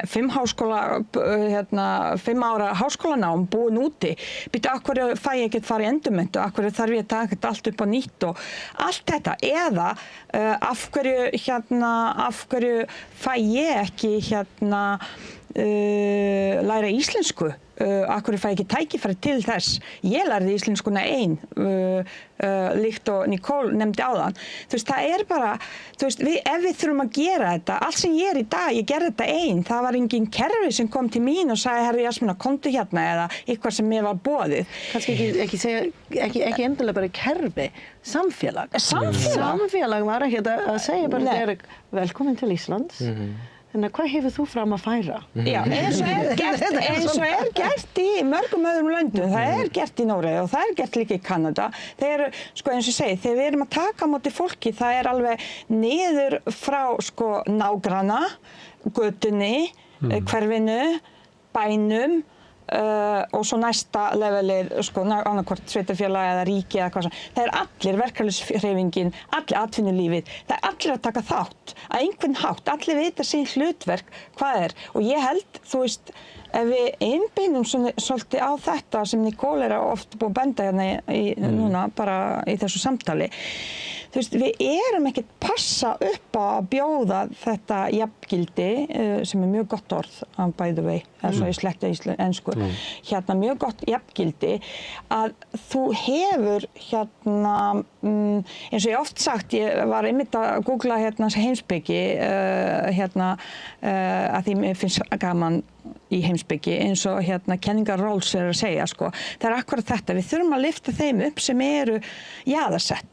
Við þurfum að lyfta þeim upp og svolítið hugsa fram tíma, ef ég hefði ekkert fram að, hvernig væri framtíði mín, þú veist, og hugsa út frá hvað endapunkturinn hvað viljum við enda, þú veist, en ekki hugsa bara, út frá kannski eignunum og því sem maður vegna þess að þá þetta ekki jafngildi, þá erum við bara lyfta öllum upp, eða gefa öllum, þeim sem þurfa ekki, þú veist, það ekki jafnrétti sem við viljum kannski veita, heldur akkurat þeir sem þurfa. Ég þurfti þess ekki, en það fullt af fólki í dag sem kallar eftir þessu og þá þurfum við að bregðast við. Sem að upplifa sig, upplifa sig velkomin og fullgildan í samfélagi. Hættan svolítið svo, ef við horfum á mótmæla. Ég vil ekki gera rosalega mikið úr þau, vegna þess að við þurfum að horfa á fjölda. Varst það ekki að segja, hér í gær var bara kannski 1500 manns. Já, ég held að mín tilfinning, ég hef ekki heyrt þeirra tölur. Segjum 1000 til 2000 manns. Ég hef oft verið þarna á Austurvelli og verið að reyna að meta fjölda. Já, þetta 1500 manns sem var með þetta. Og ég veit ekki hversu mörg var, ég mætti ekkert. Ég bara ákveðin, mér langar að vera talsmaður fyrir því að við verðum öll umboðsmenn breytingar. Agents of change. Við verðum, vegna þess að samfélag, hún að breyta. Heimurinn að breyta. Það fólk sem segir, ég vil ekki breytingar. Ég veit það, þið vil ekki breytingar. Þú ert alltaf að segja, ég bara breytast, ég bara vil það ekki. Ok, þú vil ekki breyta, allt í lagi. Ég býr til pláss fyrir þig að ekki breytast. En hvað með stærri mengi, þeim sem eru ekkert að tjá sig, þar áhættan. Og það það sem við erum að sjá í Bandaríkjunum. Og það þess vegna Trump forseti eftir. Það ég ætla ekkert að trúa, ég meina í raun og vera, hann var kosin af innan við 30% af þjóðun sem hefur atkvæðisrétti. Við skulum hafa það á hreinu. Það þýðir að það voru tæplega 30% sem kaus á móti honum, sem segja okkur líka, það 40% sem eftir að gera upp sínu huga. Hvernig þetta hér á Íslandi? Við verðum að huga að þessu, að þetta og þessi sem við erum að tala þetta einn af þeim málefnum sem með eða á móti. Og það rosalega óþægilegt að vera á móti umræður sem snerti öryggi. Og allt þessi neikvætt hlutur sem dregin upp. Það rosalega erfitt að vera manneskja sem stendur inn á móti og segja, já, en það var þessi leigubílstjóri sem gerði þetta. Jú, þið veitir hvað ég meina og svona þetta stilt upp. Ísland fer til fjandans ef það kemur fleiri innflytjendur vegna þessi vondi gerast og þetta vondi gerast. Og þá við nei, samþykja okkur, við erum frábært. Derek, má ég spyrja þig að þú ert ungur karl maður og þú nefndir áðan að væri svona bara næstum eins og það væri í tísku að vera bara rasisti og það hefur eitthvað gerst í samfélaginu að maður hélt það kannski fyrir einhverjum árum að allir verið sammála því að samfélagið ætli hægt og bítandi að þróast til þeirra átt að allir hefðu frelsi og allir hefðu rétt og við værum svona á einhverju góðri leið. En svo kom allt inn í hópur sem að sagði, nei, mér langar ekki í það. Mér finnst það ekki töff og ekki eftir svona verð. Ég hef völd og áhrif sem hvítur karlmaður og ég vil nota þau og mér finnst það smart, sko. Mér finnst það ekki smart að vera að gefa frá sér einhver völd. Er þetta raunverulega þannig að meðal svona ungra, sérstaklega karla, að það bara allt í norði tísku að vera, bara, ég veit ekki hvað það kallað, sko. Ég veit ekki. Heimskur. Já, bara þetta margþættur vandi. Þegar ég var unglingur sjálfur lendi ég smá í þessari gryfju, bara að vera í anfeminisma og svona og að hluta til það bara, þá var það smá svona counterculture, það má sletta aðeins, svona andmenning. Mér langar að vera svona punk, mér langar að vera flottur og á þeim tíma það að vera flottur var að vera anti-vogue. En núna það þannig, það var þannig að það var svona flott að vera vogue í smá stund, en svo breytist það og það var anmenningin þá, að vera svona í anfeminisma, vera rasisti, bla bla bla. En nú það orðið svo vinsælt og þó að það sé orðið vinsælt, við erum ekki að sjá unga karlmenn fara úr þessum svona hreyfingum út af því að það er öryggi. Og þegar maður ungur, bara almennt séð, hann veit ekki alveg hvað hann á fram að færa og hann er öruggur, hann er óviss framtíðina sína og bara heiminn og svona. Þess vegna hann bara að reisa svo mikið já, herðu, ég með tippi og ég karlmaður, ég hvítur, bla bla bla bla bla, ég svo góður út af þessu. En það stenst enga skoðun. Og þetta bara út af, hann 19 ára, hann að fara í háskóla, hann með fyrstu kærustuna sinni, eitthvað þannig og hann veit ekki neitt, hann vill bara það besta fyrir sig og hann veit ekki hvernig á að komast að því nema að ræna öðru fólki vald. Já, ég bara sett svolítið spurning með þetta, það allir hrætt að missa eitthvað vald. Hvað vald hafa þetta fólk? Bara afsakið, Ásgeir nýður á Austurvelli, hvað vald þetta að missa? Merkasta bók sem verið skrifuð á íslensku sjálfstætt fólk og fjallar Bjarti Sumarhúsum sem var kúaður af öllu samfélaginu. En þegar hann kom heim, þá gat hann kúa konu og börn og hundin. Já, það settur fólk. Þannig að ef þú ætlar að taka það líka af mér, að ég megi ekki kúa neitt, ég alltaf verið að kúa mig, ég meina að Sjösunnuti fjallar sjálfstætt fólk þetta. Þannig að þetta þetta ekki kannski hrætt að missa það? Þetta bara að tryggja það. Ég meina, sjáu þið með þessi ógeðslegum heimi, þar sem allir að kúa alla, má ég ekki kúa einhvern? Þessi svona fórnarlambsvæðing á þessu leyti. Þessi 50, var þetta ekki 59 Afrikanar sem fekk hæli í Bandaríkjunum og meðan þau voru að breyta lögum og henda fólk frá Haiti sem voru þar löglega og voru með leyfi að henda þeim út land sem það ekki neitt. Það er bara að tala ekkert að lifa með öryggi en það er að gefa þeim hæli vegna þessu hvítfólki undur í Suður Afríku. Bara fyrir ekki að það. En má ég aðeins, við vorum einhvern daginn að ræða alls konar hluti. Þá var hann Bjarni Karlsson sem prestur og í svona sálgæslu. Hann var að segja það að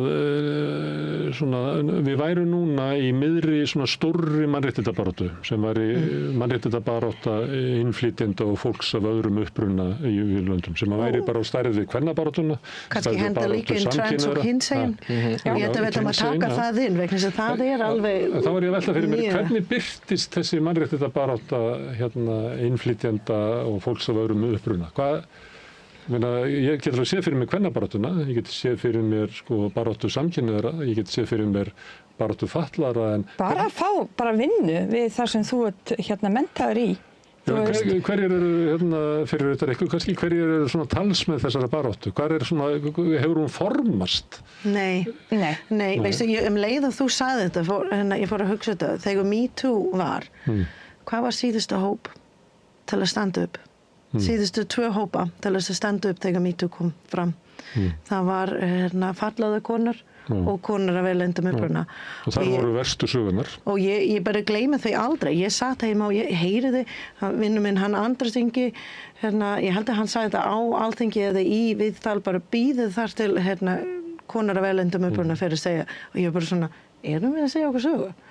Og svo velti fyrir mig og vegna þess að ég var í nokkrum hópum, ég var í þessu hóp með konur í pólitík og ég var með kennara og það var eitt annar og ég var að hugsa, ég var svolítið að aðlaga mín saga, ég þorði ekkert að segja of mikið því að mín upplifun og það sem gerði mig viðkvæm og það sem átti sér staði í mínu var vegna mín upplifuna og var enginn að tala um þetta.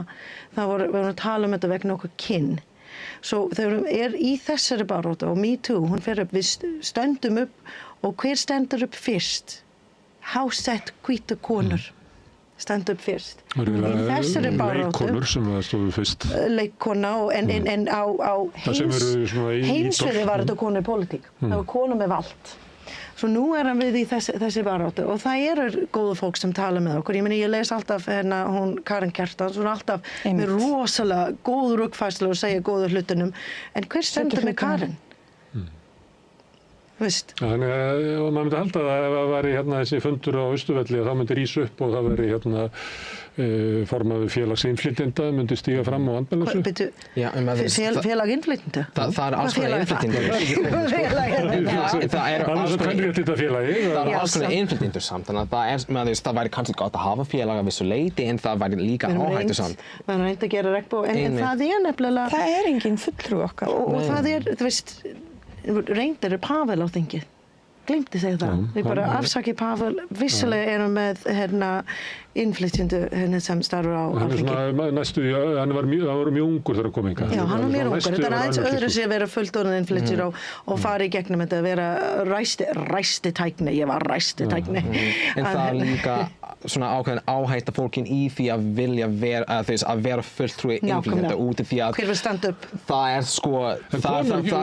Derek, konur hafa gert þetta. Það eitthvað formaður kvenréttindafélagsins. Já, einmitt. Það formaður feministafélagsins í MH og konur gera þetta. En sko það bara allavega mjög margir innflytjendur hugsa, já herðu, mér langar ekki að vera fulltrúi innflytjenda út í því að mér langar líka að vera Íslendingur, mér langar líka að vera í þessu samfélagi, þannig að það...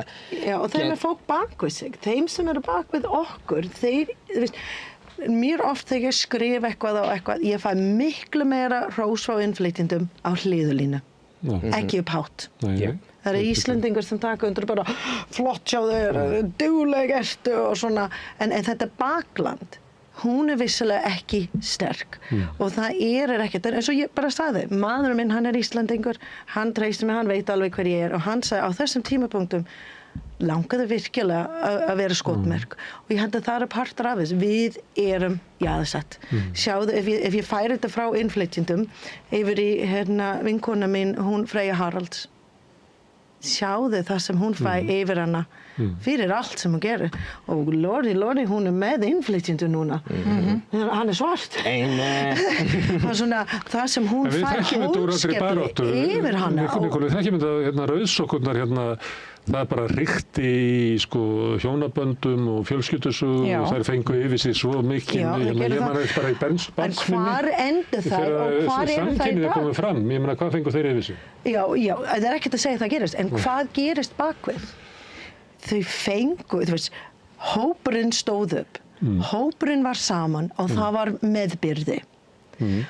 Við stendum upp, okkar hóp, hún er veiklynd, við erum út að vinna, við erum út að græra, við erum að reyna að læra tungumál og við fórum ekkert að segja hlutunum vitlaust, og okkur refsað ef við segjum eitthvað. Við skulum bara mjög hreinskilin, mín reynsla segir það líka. Þú veist, ef þú tjáðir, ef þú ert öðruvísi, ef þú ert ekki það aðstæður við erum ekki á þingið. Við vildum vera á þing. Þú ert með manneskir þrjú sem bauð sem fram og voru ekkert. Já, mér var bara hafnað, gjörsamlega, og það þú veist, það líka þetta. Og ég get sagt bara hér beint hreint út, mér var bara sagt, við ætlum ekki tala um þetta hér og nú. Þú veist, innflytjendamál eru ekki dagskrá. Takk fyrir pent. Og þess vegna getur þú, í raun og veru með öðrum árum, getur ekki farið þarna fremst og tala fyrir. Þú veist, en ég skil ekki vegna þess ef okkur haldið svona niðri, hvað hræðsla? Hvað fólk hrætt við að það gerist að einhverju fulltrúa eins og við þrjú hérna sem sitjum munum koma þarna og innleiða einhverja breytingar sem myndi gagnast okkur öllum? Og það það. Það kalla eftir því. Það kalla eftir því. En heyrði ég ekki samt hérna hjá þér, þetta ekki svona ótti innflytjandans að taka málstæðin af því að innflytjandi vill hérna fara inn í samfélagið. En leið og ég tek upp og segi við innflytjendur að þá veit ég að mér verður ýtt út. Já. Þannig að þetta svolítið... Þetta flókið. Af hverju má ég ekki vera innflytjandi og tala mála innflytjanda? Einmitt, já. Og það mjög flókið út í því að, sérstaklega með þess, við höfum öll verið svo lengi, með þess, ég hef bara verið í nokkars 9 ár, en við, já, bara. En já, með þess, en við tölum íslensku, við velkomin í samfélag, þannig að við of íslensk á þessum tímapunkti til þess að vera svona innflytjandi, en þess, við ekki, við á milli svona skess og báru og þetta við að reyna að fóta okkur og þess vegna fólk ekki eins gjarn að vera, já herðu, ég innflytjandi og ég ætla að vera formaður félags innflytjandi út af því að þetta hérna línudans. Já. Sem er.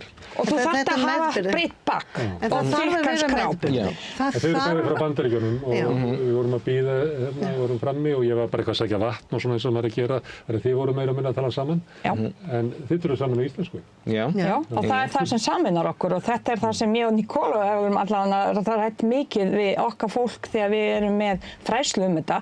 Þú veist, ég segi bara ópenskagt, af hverju, hvað sameinar okkur sjáið? Ég var einu svona í sal þar sem voru einhverja 5-6 aðilar frá ólíkum löndum og Íslendingar líka og ég segi, og hvað tungumál tölum við hér? Við tölum íslensku og það tungumál sem sameinar okkur og það mikið synd að við skulum ekki leggja mikla áherslu vegna þess að innflytjendur myndu upplifa sig ekki hluti samfélaginu vegna þess aðgengi íslensku takmarkað. Ég skal bara segja, ég þekki 1000 innflytjendur, bara 1000 hérna að nafni.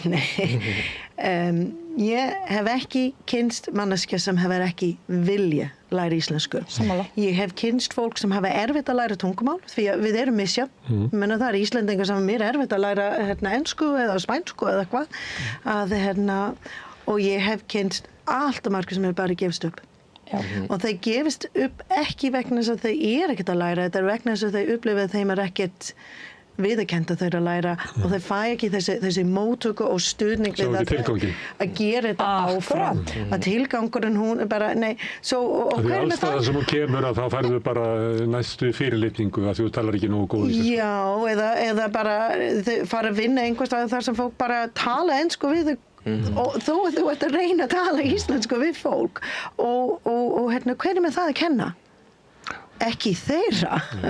Og það kannski punktur með þess að allt saman. Þú bara ég segi jaðarsett, fólk kannski sér þetta ekki endilega vegna þess að fólk fungerandi á ákveðin en ekki við fungerandi nægilega vel að við náum að hafa okkur eigin pólitísk flokk eða við náum að koma upp í pólitísk flokkum og bara þú varst þú að læra Bjartar framtíð. Þetta flokk sem var nótjörf til þess að segja heyrðu, þessi innflytjandi, hún setti í fyrsta sæti og það var gert viljandi að setja einhver sem kannski nóti meira vinsæll en mig í annað sæti til þess að ýta mig upp. Þetta ekki gert. Þetta ekki gert. Að það einhverju sem segja, heyrðu, komdu innflytjandi, vertu front og ég hérna bak við þér. Fyrir ég vil að saman við gerum gott þessu samfélag. Og þetta það sem við þurfum og þetta það sem var til staða hjá Rauða Sokknum. Þetta var til staða einhver tíminn, kannski ekki í upphafin, einhver tíminn inn í hinsegin. Ég meina Pride, þetta stærsta hátíð á Íslandi. Við þurfum svona innflytjendur Pride Day, við þurfum okkur skrúkningur að leggja niður Íslandi. Hvað okkur meðbyrði? Þetta það sem við reynum að segja. Það var líka gaman að hafa innflytjenda þátt hérna á samstöðinni, við vorum svo reynda, eins og vorum við þátt hérna á pólsku og við vorum líka með hérna sem að var umræða á svona brotin íslensku, Natasja var með það. Kannski fyrir við að leita ykkur leiðum því að þetta augljóslega innflytjendamálin á dagskrá. og enn og eftir ég tala til þessi 40% sem á milli, kannski ekki taka afstæða til ótti og hræslu og ógni sem hérna sem segir á móti, kannski ekki kaupa það að við erum reið og það þarf að breyta þessu. Vertu gagnrýnandi, vertu hérna á milli, horfa inn á við og reyna að finna það jákvæð að hafa samfélag þar sem það meðbyrði.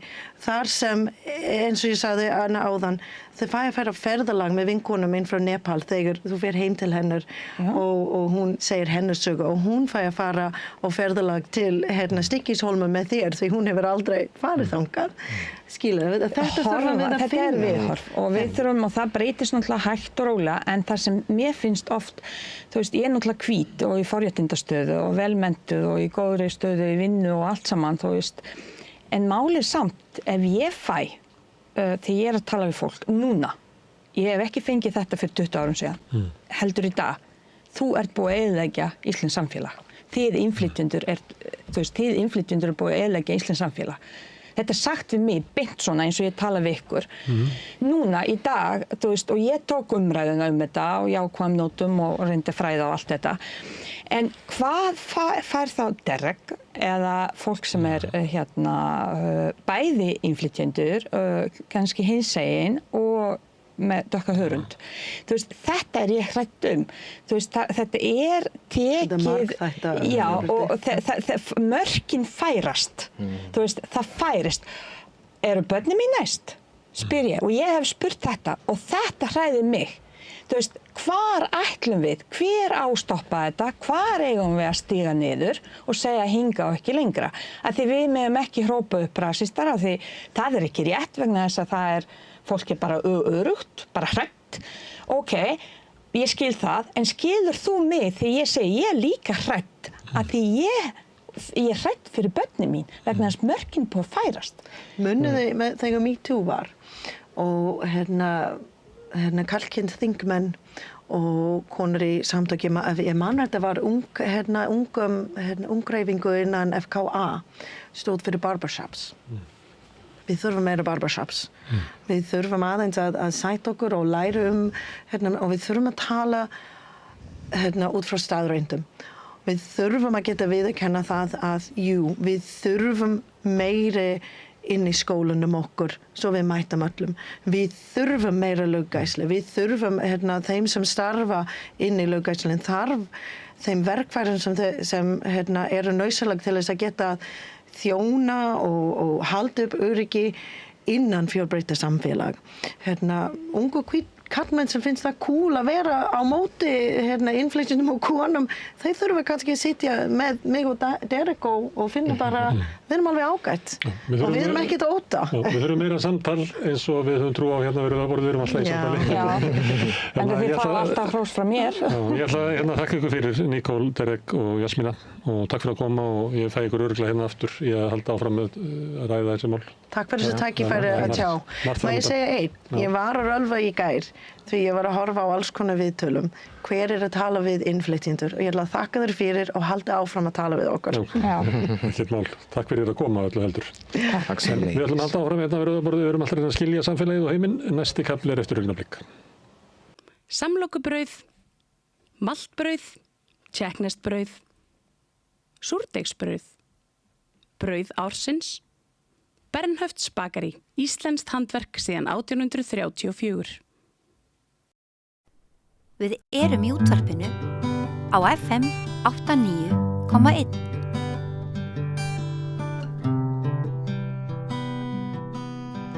Komið sæl og verið velkomin að Rauðaborðinu. Ég heiti Oddný Eir og til mín komin góður gestur. Það María Pétursdóttir, listakona og aktivisti. Takk fyrir að mæta. Og standa vaktina í umræðunni mótmælin og andúðina og allt það. Við ætlum að vera fleiri í dag fólk sem var með í mótmælaaðgerðunum helgina en forfölluðust vegna veikinda. Þannig að ég vil ekki bara aðeins að spjalla þetta. Þetta svona, svo náttúrulega þarf bara að líta fram á við og við getum ekki alltaf verið að gera upp einhver mótmæli sem voru. En mér langaði aðeins til að biðja þið bara að kannski segja mér hvað þér fannst þessa reynslu þarna síðustu helgi. Þá er ég að vísa til mótmælana sem voru á Austurvelli og við vorum að ræða þetta við Rauðaborðið í gær við skipuleggjendur mótmælana og svo mótmælin sem voru á Ingólfstorgi þá og svo þennan kannski samslátt eða þannig. Fórst þú yfir á Austurvöll? Já, ég fór aðeins yfir á Austurvöll og Varst með dólg og derring? Nei. En ég fór aðeins yfir og ég sá að það voru komnir bordarliðar líka yfir með fána og svona sem stóðu bara fast stífir sko, einhvern veginn og það var strax fólk að reyna að reka þá í burtu og stugga við þeim sko. Og ég sá alveg að þú veist þetta stemdi í einhver leiti sko þannig að ég var ekki í forminni stuði til þess að vera í einhverju slíku.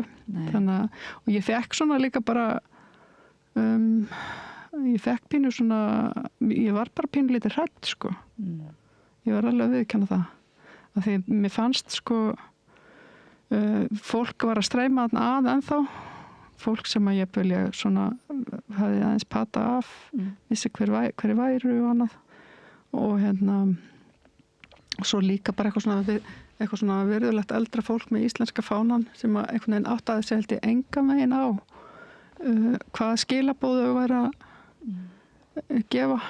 Það er náttúrulega oft þannig þegar það er blásið til mótmæla þá fólk mætir ekki á sömu forsendum og það er oft eitthvað svona eitthvað sem saminar fólk sem er kannski ekki alveg augljóst í byrjun og mér fannst svona mikilvægt kannski að ég myndi að kalla til aðstandendur þessara mótmæla til umræðina vegna þess að það er á einhverju leyti takmarkandi að dæma það bara sem rasism að það sé rasismi sem saminar alla þarna.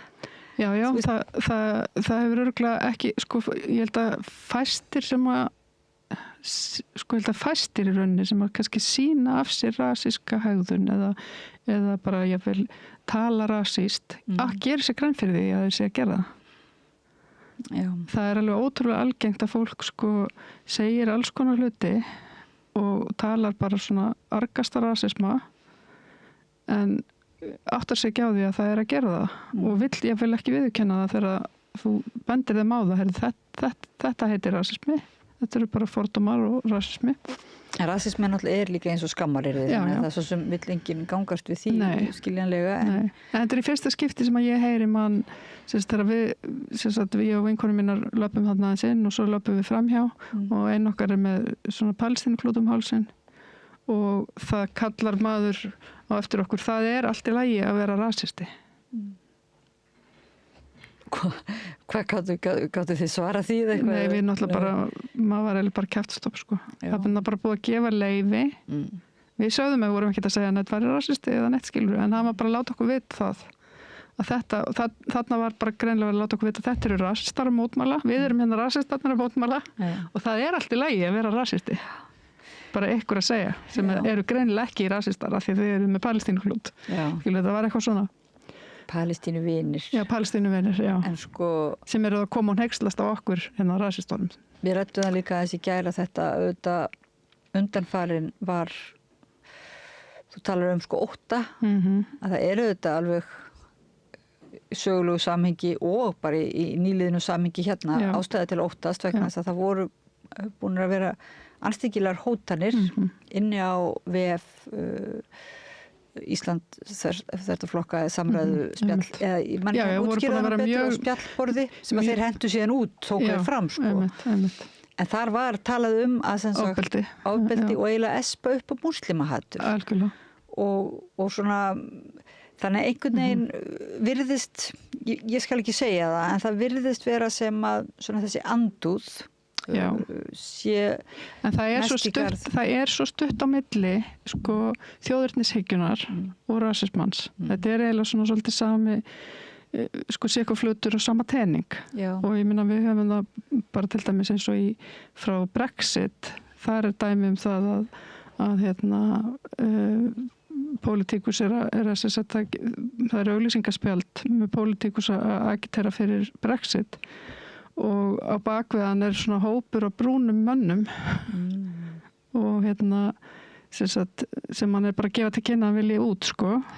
Og eftir þetta eftir þessu auglýsingu þá varð alveg sérstaklega mikið vart múslimahatur í Bretlandi og bara svona rasisma þó að það var ekkert sagt, þetta var svona, Brexit var náttúrulega bara svona þjóðernis statement í rauninni við okkur ekki vel borgið innan Evrópusambandsins og þeir hafa ekki gert vel við okkur og þarna myndmálið sko, þú veist, við þurfum að taka við fullt af fólki inn, fullt af brúnu fólki, þú veist, þannig að það rosa þunn lína á milli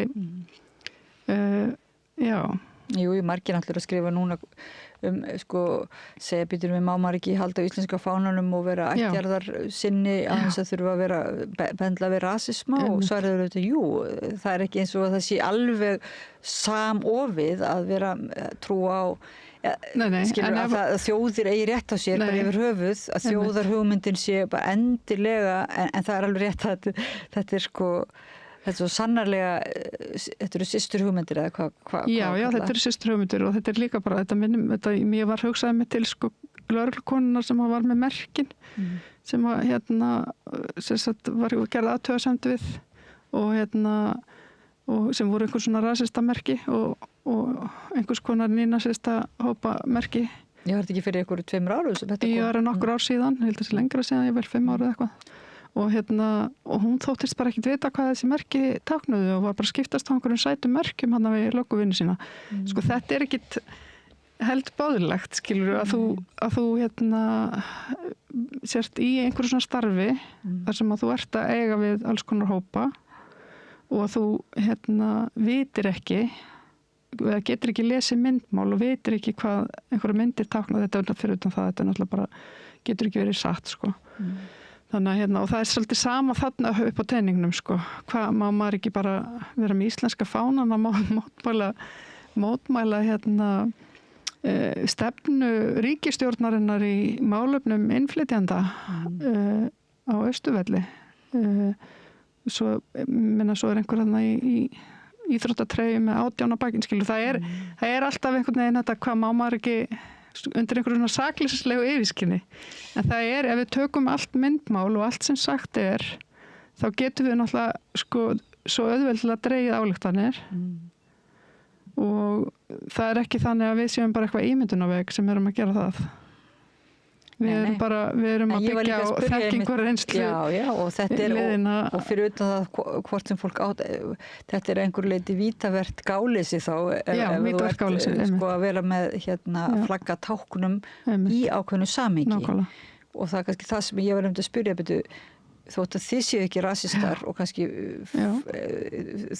þeir sem eru ekki eða skilgreinið ykkur ekki sem rasista og bara við getum ekkert gefið okkur og þeir séu alls ekki, maður skildur náttúrulega ekki gera það sko. En þá og þeir gangast ekki heldur við kannski einhverju sérstakri andúð en á útlendingum nema það kemur auðvitað fram andúð á sko hælisleitendum eða það sett í það samhengi andúð á aðgerðum stjórnvalda á þessu landamæraleysi og þegar maður fer ofan í þá sauma þá náttúrulega svolítið margt kannski sem að hræra alls konar upplýsingum saman. Já, og kannski og eins og ég var að segja, þú veist, auðvitað mér finnst alveg allt í lagi að segja að ástandið ekki gott ef það aukist hatur eða aukist ofbeldi aukist rasismi þá náttúrulega við þurfum að gera betur. Lausnin svo að loka landamærunum? Ég held að þar séum við ekki til dæmis, þar skilur leiðir. Já, akkurat. Og þar erum við komin í svona pólitík sem við höfum verið að sjá sko víða eins og í Frakklandi og víða þar sem eru bara búin til fangelsi. Að vísu þá fólk kannski áttar sig ekki á því að við höfum verið að reka svona fangelsi síðustu ár. Upp á Ásbrú hefur verið rekið hálfgert fangelsi. Þú hefur ekki getað, ég hef þekkt flóttafólk upp á Ásbrú sem ég hef ekki getað heimsótt af því að maður fær ekki leyfi til þess að fara inn. Fólkið talar sjálft, sko, það fær ekki að vera úti eftir 8:00, það þarf að vera búið að skila sér inn, annars þarf ekki að hleypa því inn. Þú veist, þetta er náttúrulega svona ákveðin tegund af lokuðu búsetúræði. Þannig að núna er verið að tala um sko þessi lokuðu búsetuúrræði sem eru bara sko ennþá lokaðari. Og við sjáum, ég meina við getum bara farið bara yfir mannkynssöguna og skoðað hvar hafa verið lokuð búsetuúrræði í gegnum tíðina eða gettó. Hvar eru gettó í dag, hvar er verið að halda fólki inni, ég meina við getum séð bara Gaza núna í dag, þar sem fólk kemst ekki lönd né strönd og er bara verið að mörkurða lífið. Allstaðar í sögunni þar sem er verið að loka fólk svona inni, þar er verið að beita ofbeldi og ofbeldið ekst. Þetta er ekki laust. Þetta er ekki laust fyrir neitt sko. Það sem náttúrulega mætti einmitt segja þessar aðgerðir sem að þarna koma fram, þú veist, svona eins og sem presentera sem lausnir, sko, að loka landamærunum og hérna stoppa af, þú veist, fá nafnalista og stoppa af. Ég veit ekki til dæmis hvort þessi gettó eru beinlínis inn á þeirra lausnalista vegna þess að þeir held ég ætla frekar að hugsa með sér að stoppa áður en fólk kemur inn til landsins þannig að þú veist, kom ekki til ég skal ekki segja, sko, því það eru auðvitað fleiri hugmyndir þarna undir en þá þú veist, burtséð frá því hvort að þetta byggist á einhverju tæknilegri hugsun og lausnamiðra verkfræði og pólitík og sem að menn vilja ekki tengja kannski við rasisma, heldur bara einangrun, náttúrulega, þetta er náttúrulega rosalega einangrun að stefna. Já, þetta samt að þess sko fasismi er náttúrulega eins og tæknilegt orð bara, og þetta er sko eitt af eins og þú ert að tala um svona gettómyndanir og lokanir, eru þetta eitt af tækjum sem svona fasismi stjórnvöld. Já, akkurat. Þannig að það er kannski ekki, það er náttúrulega annað skammariði líka, þannig að það er ekki svo... Já, sem þú mátt ekki kalla neitt núna heldur, en samt... En kannski einmitt þess að þú segir, kannski núna fólk farið að segja bara... Ég held nefnilega, ég fekk líka ástæðan fyrir því að ég var líka hrædd þegar ég labbaði út á Austurvöll og sá einhvern veginn, fyrir fyrsta sko bara brá mér svo svakalega þegar ég sá fjöldan. Já. Og og ég einhvern veginn fekk svona... Já, svolítið svona eins og bara ég var komin til Evrópu nokkur ára aftur í tíman vegna þess að sko fyrir nokkrum árum voru svona þessi eins og í Þýskalandi til dæmis þá voru mjög öflug svona antifasist samtök og Bandaríkjunum líka, ég meina það voru þegar það voru svona mótmæli það voru alltaf antifa mættir til þess að andmótmæla og og þeir voru líka rosalega gagnrýndir fyrir að beita ofbeldi á móti eða slást við rasistana eða þá sem að voru einangrunarsinnana eða fasistana eða hvað sem á að kalla mótmælendur, þjóðernisinnana. Þannig að já, þannig að þetta var svona alltaf stál í stál einhver mótmæli og en í dag, svo erum við einhvern veginn, við erum að sjá þetta núna einhvern veginn svolítið á Íslandi með No Border allar að standa og við sáum þetta líka 2023 þegar að fólk var að mótmæla hinsegin kennsluefni í hinsegin málum og þá einmitt mætti fólk þá voru svona mótmæli svipuð eða að vissuleiti sami hópur og þá mættu aktivistar úr hinsegin samfélaginu til þess að andmótmæla. Þannig að þetta var að gerast núna í annað sinn held ég allavega sem að það mætti svona andmótmæla hópur til þess að reyna bara koma í veg fyrir það er alltaf bara mjög merkilegt að fólk sé tilbúið til að koma saman og koma og sem sagt að það sé ekki bara á samfélagsmiðlum eða svona í félum eða með einhverjum leynumerkjum heldur tilbúið til þess að vera bara stolt og það sýnir líka kannski vöntun á umræðinu finnst manni sko vegna þess að ef það er þannig líka að fólk upplifir að megi ekki segja neitt að það sé bara stimpla sem rasistar og stöðt raunverulega ítt og verður fyrir líka sem sagt hótunum hótunum frá mótmælendum sem að manni finnst auðvitað að vera miður það er auðvitað skiljanlegt að menn vera hrættir og espast upp óttinn sko mér fannst einmitt þetta ég veit ekki hvort það var frá No Border eða einhverju sem var svona í svartklædd með grímu klæddur einstaklingur sko mér fannst það svona alveg potið, sko. Já, mér fannst það svo óþægilegt, sko, og barninu mínu fannst það óþægilegt, vissi ekki það myndar svona en það er líka bara svona, sko, aktivista policy skilur í mótmælum að vera óþekkjanlegur. Já. Skilur að vera bara, þú veist, þetta er ekki persónan, þetta er ekki, skilur, þetta hefur líka með lögreglan að gera, vegna þess að lögreglan á það líka til þess að fara, og við þekkjum það alveg úr búsaldabeltingun á Íslandi, að lögreglan fer að beinlínis að targetera ákveði fólk og elta það og gera skýrslur það og annað, kippa þeim út leið og þegar einhverju þekkjanlegur, og þannig að þetta er líka bara varnamekanismum aktivistans. Jú. Þannig að Já, ég er ekki að gagnrýna þannig sem einhverja, ég er nú svona að gagnrýna einhverju leiti svona í, ég veit ekki alveg hvað ég segi, ég er bara svona að gera athugasemd við það, þar að ég er bara svona veltaði fyrir mér, sko, það má segja að aktivismi og mótmæla gjörningar eru mjög oft alveg á mörkunum og beinlínis eins og að brenna flögg og eitthvað, það er beinlínis, sko, það hefur mjög mikla merkingu og það er ekki hægt að skoða það bara þetta er nú óhefilegt, þetta er nú þetta og svona. Nei, þetta er kannski ég held að þetta sé með kannski ekki þú ætti kannski að fá í viðtaltíðin einhverja anarkista líka til þess að ræða þetta, en þetta kemur svo mikið úr anarkismanum líka og já, ég meina það eru kend allavega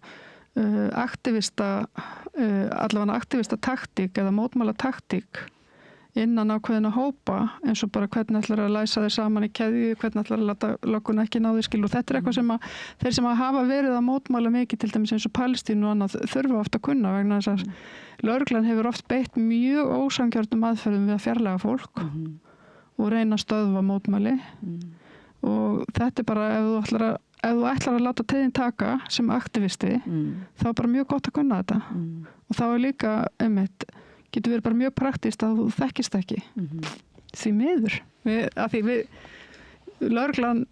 íslenska lögreglan hefur ekki verið alltaf að beita sér. Þetta er líka kannski svona einmitt til að sína bara einhvern, ég veit ekki, baráttu vilja, þar að segja svona, við getum líka, þegar það er búið að vera að hóta því eins og á þessum vefjum, það er búið beinlínis að segja að það þurfi núna að fara á mótmæli, Palestínumótmæli og berja mótmælendunar og espupu múslimahattur, þannig að það er raunverulega verið að espa upp ofbeldi, sko, með hattursorðræðu, sko. Og þá er þetta kannski líka ákveðið viðbragð við það bara að vera óþekkjanlegur og sína líka að þú getur einhvern veginn brugðist við, ekki bara vera fórnarlamb. En þetta er svolítið flókið. Þetta er flókið að margt í þessu, ég minna. Já, en við erum komin á þannig stað, augljóslega, að það eru núna farin að vera ítrekað mótmæli á mótmálin og einmitt. Og svo heldur það áfram í umræðinu vegna þess að einmitt þessi einstaklingur sem var óþekkjanlegur kemur samt í viðtali í fréttum og eins og Sigfús sem var hérna í gær sagði að sér hefði verið hótað af einhverjum frá þeim sem voru á mótmælunum og sagt að þeir vissu hvar hann ætti heima eitthvað svoleiðis sko. Þannig að í umræðinni svo er það líka, svo fannst mér fannst nú samt líka þó að einhverjir sko No Border skipulagði ekki mótmæli inn á Austurvelli. En það kom svolítið þannig út í fréttunum, sko. Ég er að segja það er þar sem að það er náttúrulega fáránlegt að því það voru mjög bara prúð og fín mótmæli á Ingólfstorgi sem No Border skipulagði og svo voru náttúrulega eru einhverjir sem eru reiðir og mæta inn á völlin og kannski var einmitt fleiri menn mér brugðið þegar þeir sáu mannfjöldan og hugsaðu bara ok, við getum ekki sko látið þetta óreitt sko. Ef ég hefði verið yngri og hraustari og allt það, þá hefði ég örugglega staðið þarna með þeim sko. Það er bara einmitt þetta líka, það verður að segja eitthvað. Það verður að segja eitthvað og bara ná að standa sko með eitthvað skilti. En spurningin er bara þessi svona í dag held ég sem margir spurja sig líka um mótmælendur og aktivistum, hvað er hægt að gera þegar þetta er orðið svona raunverulega baðaði líka ákveðinu upplýsingu óreiðu, þar sem hægt er að bara sem sagt að setja þínar aðgerðir, þú ert aktivist og þú ert með þitt kannski táknmál á hreinu, þú ert með táknmál hinn á hreinu en þau sjálf ekki kannski. Já, og bara í umræðinni og hérna fréttunum sem fara af stað, þar umverulega táknfræðin svo óljós að þá bara spurning hvernig eiga mótmælendur þá að skipuleggja sig. Já, einmitt. Sko, þetta er svo erfitt vegna þess að þegar náttúrulega við erum að tala hugmynd, við erum að tala þjóðernishyggju sem að breytist, mjög auðveldlega verður að rasisma, fasisma, einhverju svona. Þá höfum við bara, ef við skoðum söguna og annað, við höfum í rauninni ekkert tól til þess að kenna fólki sem að gengst inn í svona hugmyndafræði á þess að vita út af hvað hún gengur endilega, heldur bara að það sé að mótmæla því að það eru bara alltaf margir ungir brúnir menn í stræt og að hafa hátt eða eitthvað, skilur. Það er ofta einhver svona fáráleg rök, sko. Ég meina oft náttúrulega fólk bara hefur ástæð, kannski bara einu sinni upplifað eða hort upp á einhvern tuttagang eða dónaskap. Já, einhver frendi fær ekki vinnu eða eitthvað, skilur. Það getur verið svo lítilvægt, skilur, sem að Ég veist líka með ekki neita því það getur alveg verið, auðvitað geta verið vandamál. Auðvitað. Það er bara óeðlilegt að það væri ekki vandamál vegna þess að fólk er átt að koma úr svo skelfilegum aðstæðum. En mér finnst stundum vantastund, ég hugsa er nóg að, til dæmis ekki kannski þeir forhertustu, skilur, sem eru bara með nýnasista merkin á sér og eitthvað svona, en gagvart svona kannski mörgum sem að halda að þeir séu þarna að fara. Þarna var heldur til dæmis mjög mikið bara einhverju sjálfstæðis kjósendur sjálfstæðisflokksins sem eru svona þjóðernistengjandi og ég meina einhverjir voru búin að tala þannig að það áhyggjur af því að það væri bara fólk þarna úti að berjast með sveðjum. Þú veist, ég sá svona komment á Facebook bara eitthvað, við verðum að passa börnin okkar, skilur, og eitthvað svona rögl, sko. Þarna finnst mér alveg rosaleg skammsýni í gangi. Þetta fólk er ekki til í að hlusta á röksendafæslu eða ræða hvað það að gera og það er ekki að hugsa um heiminn. Það er að hugsa rosalega svona þröngt okkur Íslendinga og við þurfum að passa okkur Íslendinga. Það er í svona bara makró heimsmyndinni og þetta er ávísun á ef við ætlum að leyfa bara svona hugsun að þrífast. Auðvitað þurfum við alltaf að vera að kenna og reyna rökstyðja og reyna einhvern veginn að breiða út þekkingu. Ég held að það skiptir rosalega miklu máli, en ég held að skiptir bara líka gríðarlega miklu máli að kæfa í fæðingu fasisma og rasisma. Svolítið erfið myndlíking að kæfa fæðingu? Það meina ég bara, við þurfum að svara því alltaf. Já, það held ég líka. Og ef einhver byrjar á Facebook að töða, það þarf alltaf einhver að svara því. Við getum ekki staðið og látið það órætt. Þá sjáum við líka hvað gerist. En við þurfum aðeins að spökulur í samt í því, finnst mér, sko, að því við höfum náttúrulega bara brent okkur svo opbáslega í gegnum svo. Við þurfum virkilega að pæla í hvernig við svörum því.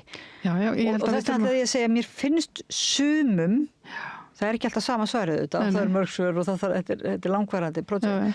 En sko, mér finnst þess að sem kom fram hérna í spjallinu í gær, sem er svona erfitt að ræða, er að það er svo margt hengt saman. Það er sett sko af því, það er umverulega, forsendur eru svolítið gefnar, sko, staðin er svo að það er glæpafólk sem að kemur til að það eru glæpagengi. Það er bara allt annað hlutur um þetta. Það er bara allt annað og það er heilbrigðiskerfið og skólakerfið. Það er ekki flóttafólk, sko, það er eins og þú sagðir í viðtalinu gerð, þetta er ekki flóttafólk. Nei. Þú veist, þetta eru túrista, þetta er basically criminal tourism. Já, og mannsalið er bara virkilega okkar ábyrgð. Já, algjörlega. Þannig að, en þú veist, þetta er spurningin um upplýsinguna, en ég held að, sko, stór hluti af þessu fólki vill ekki þessu upplýsingu. Og þau vilja ekki, auðvitað er hægt það er alveg hægt að fræða suma. Já. Og við þurfum alltaf að vera að því líka. Það er alltaf þetta þegar fólk er orðið hrætt auðvitað og upplifir að það sé bara ógn við dyrnar. Það vill að bara fá almennilegan lás. Og þá koma einhverju svona, humanistar og sem er hugsa, við þurfum að hugsa allan heiminn. Og það er alveg rétt í að það kemur alltaf upp. Við erum fyrst að hugsa okkur. Við erum með nóg af vandamálum hér heima.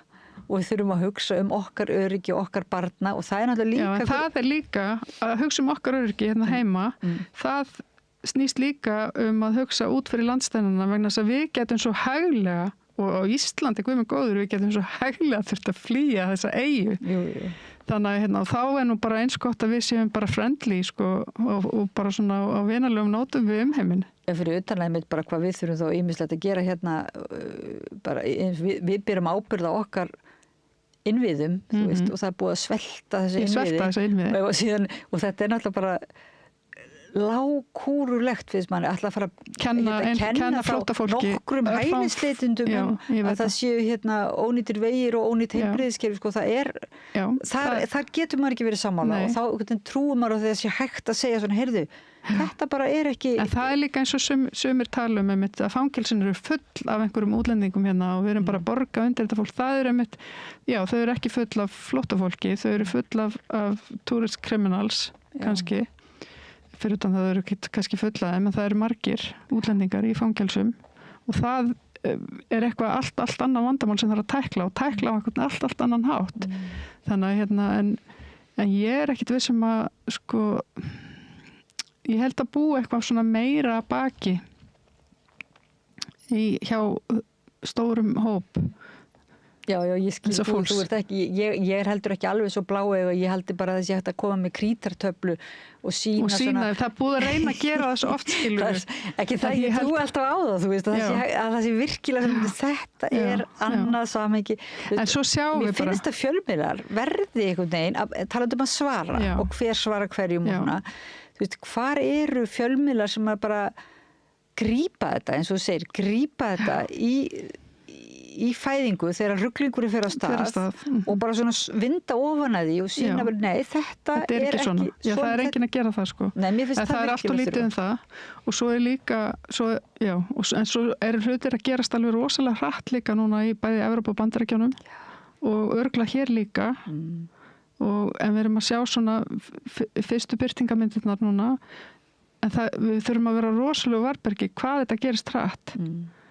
Ég meina bara eins og í Þýskalandi þar sem þú mátt ekki vera með sko, eða ég man ekki hvað það er jú, ég held að segja í Þýskaland þú mátt ekki vera með Palestínuklút þú mátt ekki, ég meina það var ráðstefna daginn mjög athyglisverð í Norræna húsinu svona lýðræði innan myndlistar heimsins og Já, tjáningafrelsið. Já, tjáningafrelsið og allt það og þar var einmitt maður búsettur í Berlín, listamaður sem hafði verið með sem sagt, gert verk af því þú mátt ekki vera með Palestínu fánan einu sinni, þá ertu bara lokaður inn í fangelsi. Sko hvað slags eiginlega lýðræði er það? Það er náttúrulega bara fasismi. Já.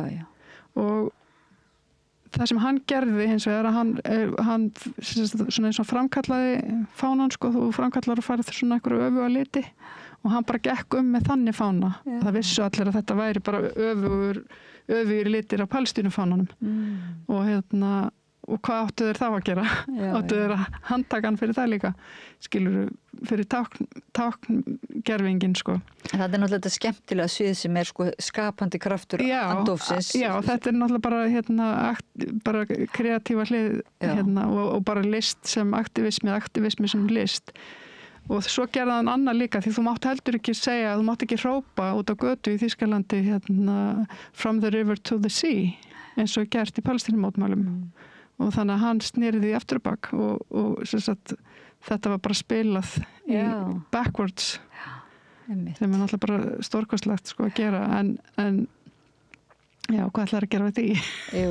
En náttúrulega mjög oft í þessari mótmæli gangast menn við því að þetta eru gjörningar og þetta séu sko gjörningar sem fara oft út á grátt svið lagalega síðu og svo þeir gangast við því en mér var svolítið fyndið með eins og var talað þessi mótmæli á Austurvelli, þá er það ekki svona hugsa kannski beinlega sem gjörningur, heldur þú veist, það er ekki þetta táknlæsi eins og þú ert að segja, heldur bara meira eins og þetta sé svona common sense, þetta er bara skynsemi, þetta er bara það sem við sko það er einhvern veginn táknræna sviðið er ekki það er ekki inn í myndinni, það er ekki þekking á því einhvern veginn eða eitthvað, ég veit það ekki. Já, og líka einmitt kannski ekki meðvitund kannski hvað sem tákn geta haft einmitt fleiri en eina merkingu. Akkurat, já.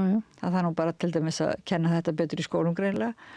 Já, en svo bara leyfi ég mér að efast samt líka, ég meina að þetta sé endilega þess vegna, skilurðu. Þannig að Nei, þetta er náttúrulega búið að vera undirliggjandi, ég hugsa að það þurfi virkilega að vinda ofan af því. Þetta prógram sem þetta er ekki bara af tilviljun sem þetta kemur upp á Íslandi og annars staðar í heiminum núna og af þessu miklu hraða því þetta er búið að vera einhvern veginn í undirbúningi lengi og þetta eru andstæðir pólar mjög.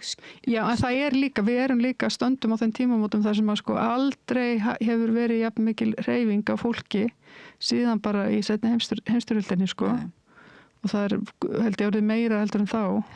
Þannig að sko auðvitað mun þetta valda fjaðrafóki og er að valda fjaðrafóki alls staðar í heiminum. En við þurfum einhvern veginn að lenda því á einhvern farsalan og friðsalan hátt. Og og já, ég meina sjálf er ég náttúrulega bara ég er bara tek undir minn á border, ég er algjörlega andsnúin landamæravörslu í hvaða mynd sem hún hefur alltaf aðlega sér ofbeldi, hún mun alltaf aðlega sér ofbeldi fyrir mína parta og ég get ekki tekið undir það. Mér finnst auðvitað að við þurfum að taka á hlutum eins og svona túristkriminals og öllu þessu sko, en við megum ekki blanda þessu öllu saman. En er það ekki samt gert við landamæri samt, einhver liti? Jú, það er alltaf verið að díla við það.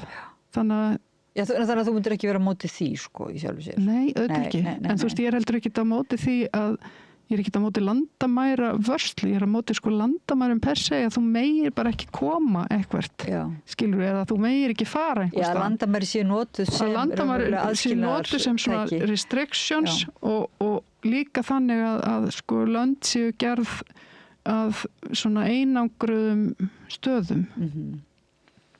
Það finnst mér bara að vera ofbeldi.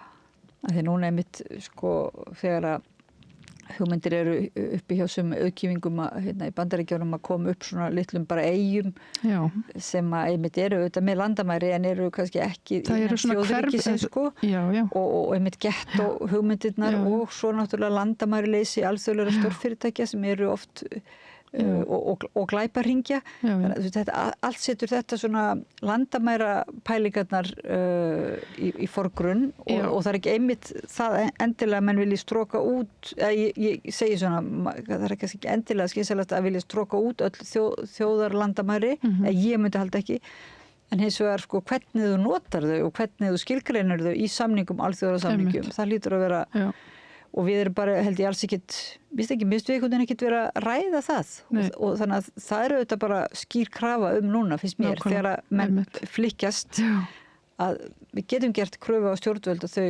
upplýsi og bara þetta sé virkilega tekið til umræðu og þetta með Evrópusambandi og svona sumir sögðu að margir sem mættu á Austurvöll hefur verið að mótmæla Evrópusambandinu, einmitt. Þannig að það fyrir eiginlega allt í eitthvað það fyrir allt í eitthvað svona pott það sem að bara vera að mótmæla hinn á þessu en það er einhvern veginn því miður, þá finnst mér aldrei verða til góðs svoleiðis svona samkvöndur þar sem er bara svona hitt og þetta hinn og þessu kasta í pottin það verður mjög óskýrt og það verður ofboðslega mikið upplýsinga óreiða og það verður yfirleitt alltaf bara eitthvað einmitt, kemur út úr því einhvers konar ofbeldi því miður. Og þetta leyfi til þess að kannski skamlausa nema þessi svarað en það er alveg rétt að ég er búin að tala við marga sem að bara voru hérna niður í bæ og þetta var sólríkur dagur og fallegur en það eru bara mjög margir í hálfgerðu sjokki yfir þessum degi.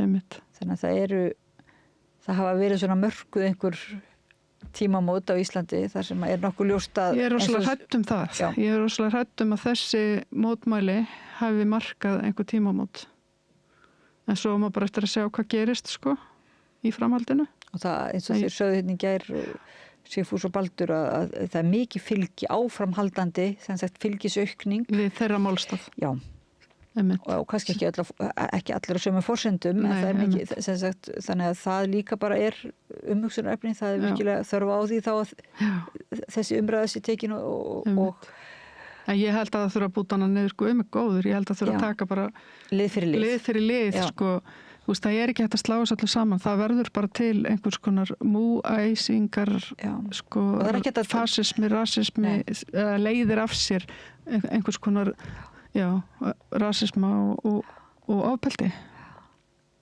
Við höfum þá bara ærið verk framundan, María Pétursdóttir. Við höfum ærið verk að vinna.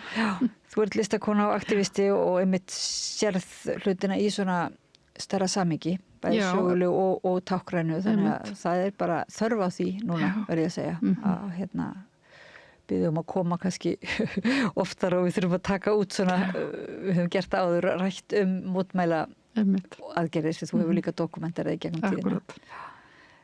Hjartans þakki fyrir að koma og ræðum þessi tímamót við okkur hérna á Rauða borðinu og hlustendum og áhorfendum. Þakka ég fyrir að fylgja okkur eftir og takk fyrir ábendingar og skrif sem að ég hef fengið kjölfarið á samfélagsmiðlum. Því að þessi umræða er greinilega ekki búin og við þurfum að ræða málin meira. Ég þakka Laufey Líndal Ólafsdóttur fyrir að vera með okkur og varpa samræðin yfir til ykkar og ég heiti Oddný Eir, förum í frímínútur og höldum áfram hérna eftir smá stund. Þarftan að tala borgarfulltrúa. Borgarfulltrúar Sósíalistaflokksins eru með viðtalstíma alla mánudaga klukkan 13:30 til 14:30. Það þarf ekkert að bóka tíma, endilega kikið við í Bólholt 6, 105 Reykjavík. Gerist áskrifendur á Samstöðinni og taki þátt í að byggja upp öfluga og róttæka samfélagsumræðu.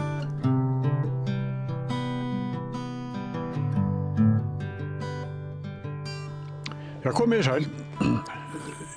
Það er mikið búið að ræða veiðigjöldin og sem að ríkisstjórnin virðist vera ákveðin að leggja á.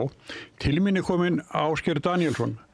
Þú hérna er svolítið lítilátur og kallaði bara eftirlaunaþega. En þú er náttúrulega mikla reynslu af reikningum. Já, ég er náttúrulega enda starfaði í Seðlabankanum þangað til í lok árs 2021 en reynsla mín sem að við kemur skrifum sjávarútvegsmál og hugsanlega veiðigjöld að það er þegar ég var á Þjóðastofnun en í 13 ár þar var ég á kafi í reikningum sjávarútvegsfyrirtækja og framleiðslu þeirra og verðþróuninni og Herðu, en sko, núna er það náttúrulega veiðigjöldin sem eru kannski stærsta pólitíska máli sem eru uppi í dag. En þar er hérna, þú finnur í mér þetta að framsetningu SFS. Til dæmis, þú byrjar grein sem þú skrifaðir sumt í frásögn fulltrúa SFS í umræðinni veiðigjaldafrumvarpið er ekki alveg í anda þeirra hófstiltu og málefnalega umræði sem þau auglýsa eftir. Þannig verið að pota í Daða Má. Kristoffersson, fjármálaráðherra. Þau er það ekki? Ég er reyndar, mér fannst ýmislegt af því sem að fulltrúar SFS hafa gert og framkvæmdastjórinn kannski sérstaklega einkennast af svolítið miklum ákafa.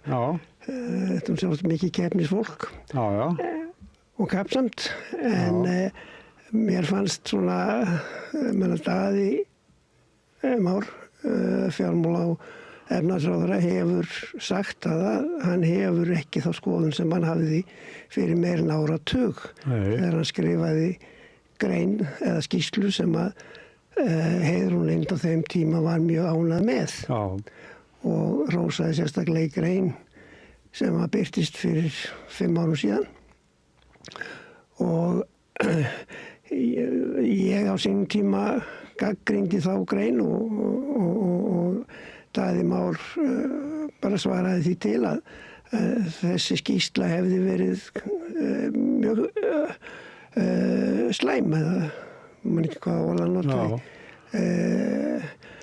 og hérna mér fannst það þegar að framkvæmdastjórinn notaði það orðalag að Daði hefði átt að standa við fyrri skoðanir sínar og það væri þá dæmi það að hann væri samkvæmur sjálfum sér sem hann væri kostur og nú ef maðurinn er búin að breyta skoðuna þá er það alltaf kostur að vera standa með skoðun sem hann hættur að trúa að sé rétt. Já, verður ekki eins og tréhestur bara? Já, það væri svolítið þannig, sko. Já. Og ég svona byrja á því að vísa í þá umræðu og síðan hennar svona meginatriði af því sem að ég vildi koma fram með í greininni voru svona hluti sem að mér fannst að vanta í umræðuna. Bæði varðandi mismuninn og afkomu sjávarútvegs sem að er búin að vera betri heldur en hjá öðrum greinum en kannski ekki samsvarandi mikið betri eins og kannski auðlindarentan svo kallaða ætti að gefa tilefni til. Það gildir jú ef þú ert með grein þar sem að er meira arðsemi heldur en annar staðar og þú lokar fyrir það að aðilar utan greinarinnar komist inn að þá fær aðgangurinn sem að er þá kvótinn, hann fær verðmæti og fær verð ef það er eftir að kaupa og selja aðgangsheimildirnar og mér finnst það svolítið gleymast í umræðunni. Ég menna við gætum verið með heilmikla auðlindarentu jafnvel þótt það væri sama arðsemin þegar þeir þurfa að bera kostnaðinn af kvóta kaupum til viðbótar við annan kostnað í útgerðinni og þetta ásamt því að fara síðan yfir það hvað líklegt væri út frá efnahagsreikningum fyrirtækjana að umfangið á þessum kvótakaupum þeirra væri hvað mikið af eignum þeirra væri kvóti að það væri líka hlutir sem að hefðu vantað inn í þessa umræðu svo er ég svo sem ekkert sérstaklega að finna eitt svar við því hvort að þessi veiðigjaldahækkun er rétt eða réttmæt eða eitthvað slíkt sko og ef út í það er farið þá hefði ég vilja fara aðra myndi ég, ef ég er eða einhverju fara aðra leið varðandi það að finna hvernig mismunandi tegundir væru skattlagðar sko og sérstaklega held ég það að það sé rétt svo gagnrýni sem að hefur komið sérstaklega fram varðandi það að nota makrílverð frá Noregi. Það kannski var í lagi fyrir nokkrum árum síðan þegar makríllinn var hér í höfnum landsins sko en núna þegar að útgerðirna þurfa að sækja þetta upp í einhvern smá hólu einhvers staðar lengst norður frá og koma með nokkra daga gamla makríl í vinnslu að þá er ekki skynsamlegt að nota verð frá Noregi sko þannig að ég er ekkit að segja það að veiðigjaldafrumvarp ríkisstjórnarinnar sé að öllu leyti réttmætt, það er ekki þannig. Nei. En ég er hins vegar að gagnrýna framgöngu SFS í þessu máli. Já. En hvað finnst þér? Sko, þú segir hérna til dæmis að þú ert að bera saman arðsemi útgerðarinnar með önnur fyrirtæki. Já, eða það er atvinnustarfsemi. Og stendur útgerðin þar framar? Er þetta... Já, þú tekur eins og ég gerir þarna og það er kannski þægilegast að gera það að þú tekur hagnað fyrirtækjana, það eru reyndar margs konar mælingar á hagnaði, hagnaður fyrir afskriftir og fjármálskostnað sem er kannski hlutlausari heldur en þegar þú ert búin að draga frá afskriftirnar sem eru svolítið óvíst tala sko og líka fjármálskostnaðurinn, ég meina hann er kannski enginn hjá fyrirtæki sem er skuldlaust en einn hellingur hjá fyrirtæki sem er nýbyrjað og skuldsettur byrjaður Þannig að það eru rök fyrir því að vera frekar með það sem heitir verðhlutdeild fjármagns eða EBITDA. Já. En það er alveg sama, þú veljir eitthvað annað viðmið að hagnaðurinn eins og hann í töflum á heimasíðu Hagstofunnar mun meiri hjá sjávarútvegsfyrirtækjum sem hlutfall af tekjum heldur en hjá afganginum af því sem að Hagstofan kallar viðskiptahagkerfið, reyndar án fjármála og tryggingastarfsemi. Já, þetta segir okkur, er það ekki, að útgerðin ætti að vera fær að borga meira eins og ríkisstjórnin ætlar að gera. Umfram önnur fyrirtæki, aðra starfsemi í landinu, hagnaði meiri. Já, hún náttúrulega að borga. Og ef ég skil þetta rétt þá menn að tala einhverja 10 milljarða sem að myndu þá hugsanlega fara upp í 20 milljarða.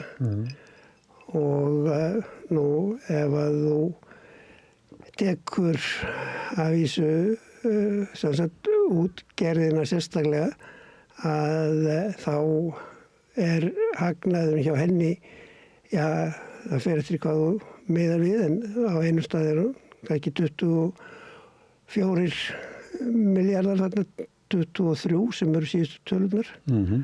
Og þá eru náttúrulega 10 milljarðar í viðbót, það er að taka helmingin af þeim hagnaði,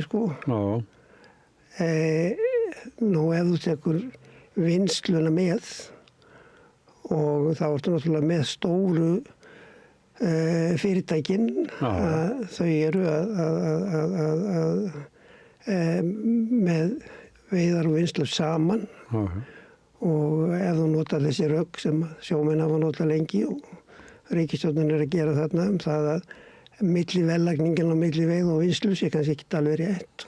Þá ættir að taka hagnað bæði veið og vinslu og þá ertu komið yfir 70 milljarða. Þá náttúrulega 10 milljarðar í viðbót ekkert stór biti, En að hversu miklu leyti það öllu leyti réttmætt. Og eins og ég segi, ég held að þessi æfing þeirra með makrílinn til dæmis, gefi ekki leiðréttingu, þó að það kannski gefi það sem fyrir sérstaklega þorskin og ísuna, Nú svo finnst mér alltaf rosalega nærtækt. Við erum með verð á sæmilega virkumarkaði fyrir aflamark og það svona einhvers konar endurspeglun á því sem að einhvers konar jaðarhagnaður. Þetta er svakalega hátt verð en það hlýtur að vera að hugsa þannig að fyrir þorsk, aflamark fyrir þorsk, hver kíló af veitum þorski, að aflamarki fyrir hann verðlagt og það einhverjum tæpir 500 krónur á slegt kíló. Ísan ákveði mikið og ef menn ætluðu sér að fá hlutföllin hvernig ætti að skattleggja þorskin versus ísuna og svo ufsan og svo framvegis, að þá ættu menn að taka hlutföllin í verðin og aflamarkinu frekar heldur en að vera að gera þessar reikniæfingar sem að menn að gera með reyndar eldri gögn. Líka að vera með reikninga fyrirtækja sem að verða þá 2 ára gamlir þegar þeir eru fallin að taka gildi og reikna sig gegnum það að fara í gegnum alla reikningana, samsetningan á aflanum og skipta tekjunum kostnaðinum segir niður eins og tekjurnar og niður á þessar fisktegundir og finna síðan út meðal afkomuna svoleiðis reiknaða fyrir hverja einustu tegund. Það bæði fyrirhöfn og aðferð sem að gefur verri niðurstöðu heldur en sem segja, horfa bara á hlutfallið á aflamarksverðinu eins og það er á mörkum og skráð hjá Fiskistofu. Já, en það er hérna, sko, býðum aðeins með það. Má ég spyrja þig hérna, hvað finnst þér í þínum útreikningum með hérna, bara hæfi og möguleika útgerðarna til að borga meira? Þegar þú tekur saman hagnað, útgerðar og vinnslu, þá er samanlagður hagnað verulega mikill, ekki? Jú, rúmlega 70 milljarðar. Já. Þannig að einhverju 10 milljarðar þar í viðbót eru ekki að setja heildina á höfuðið. Nei. En þetta er mest, sko, stærstu fyrirtækin eru með þetta. Þeir eru með vinnslu og veiðar, bara Brim, Samherji, Síldarvinnslan, Vestmannaeyja fyrirtækin, til dæmis. Að þetta nú kannski burðarásatir í þessu fyrirtæki og þannig að það kannski hæfir þeim ekki svo mikið að barma sér. Nei, það er umhverfið búmannlegt að barma sér. Nei. Þannig að auðvitað gera þau það en og svo eru sjálfsagt einhverjir sem að standa tæpar, sko. Ég myndi reyndar halda það að ef að menn er að velta fyrir sér aðgerðum með hliðsjón að byggða málum og öðru slíkur, sko, að þá sé ekki leiðin svo endilega að gefa afslætt á veiðigjöldum og styrkja í raun sjávarútveg á einstakar stöðum. Sjávarútvegurinn er grein sem er búin að vera svona stöðnuð undanfarin ár og hagvöxtur á Íslandi hefur falist í öðru og mun felast í öðru heldur en sjávarútvegi. Þannig að það er mikið nær að styðja við aðrar greinar á svæðum sem að standa veikt heldur en akkurat sjávarútvegi. Ertu með eitthvað í huga? Hvaða greinar, sko, ég meina náttúrulega ferðaþjónustan er hvað umfang varðar, svo grein sem að hefur tekið mest yfir, sko, en ef við tökum bara þessar tölur þarna Hagstofunnar tekjur eftir atvinnugreinum, þá eru þeir með tölur upp á það að það hafi minnkað tekjur sjávarútvegsfyrirtækja meðan að tekjur fyrirtækja í heild er að vaksa eitthvað tæplega 25% á árunum frá 2014 til 2023, það er að segja á 10 ára tímabili eða 9 ára og ég held að, sko, þú færð ekkert allt aðra niðurstöðu í náinni framtíð, sko. Sjávarútvegurinn hefur jú einhverja möguleikar, sko, og þeir eru nú reyndar að eigna sér alls konar hluti eins og Keresis sem náttúrulega nýtir roðið en er nú kannski ekkert beinlínis sprottið upp úr sjávarútvegi samt. Nei, ekki hefðbundnum allavega. Nei, og auðvitað hefur Marila einhverju leyti notið þess að vera nálagt sjávarútveginum og svo framvegis en ef þú tekur til dæmis Össur sem dæmi, sko, ég menna þá var það náttúrulega bara einn einstaklingur sem hafði hugmyndir og það hlutinni gengu upp hjá og ég held að þannig að við nú verðum að gera sér líka út í það farið. Já. En þeir tegja sér samt ákvað. En það er, þú birtir graf í þessu, það sem er að tala um EBITDA frá 2003 til 2023 og þar er, sko, sjávarútvegur og svo viðskiptahagkerfið án sjávarútvegs og þannig er alveg greinilegu munur, það bara eiginlega alltaf svipaðu munur sem að sjávarútvegurinn er yfir hinnu. Já. Og það er alveg sama hvort þú tekur þetta eða tekur hagnað fyrir skatt sem hlutfallið tekjum að þar er meðaltali fyrir þetta tímabil sem ég er með þarna frá 2002 til 2023 að þá hagnaðin fyrir sjávarútveginn 11% en 5,5% fyrir aðra parta af viðskiptakerfinu. Þannig að þetta klárlega betra í afkomulega séð partur af íslensku efnahagslífi sko. Og það jafnvel þótt að þeir séu með þó nokkuð mikið að kvóta á sínum efnahagsreikningi sem að já, þeir kannski þyrftu að fjármagna með einhverjum hætti. En allavega part af því. En það sem að síðan kannski hefur farið, ef við víkjum kannski aðeins að því að ég svona að hluta til að bregðast við því sem að mér hefur fundist vera svona svolítið rangur áróður hjá SFS og það þessi áhersla á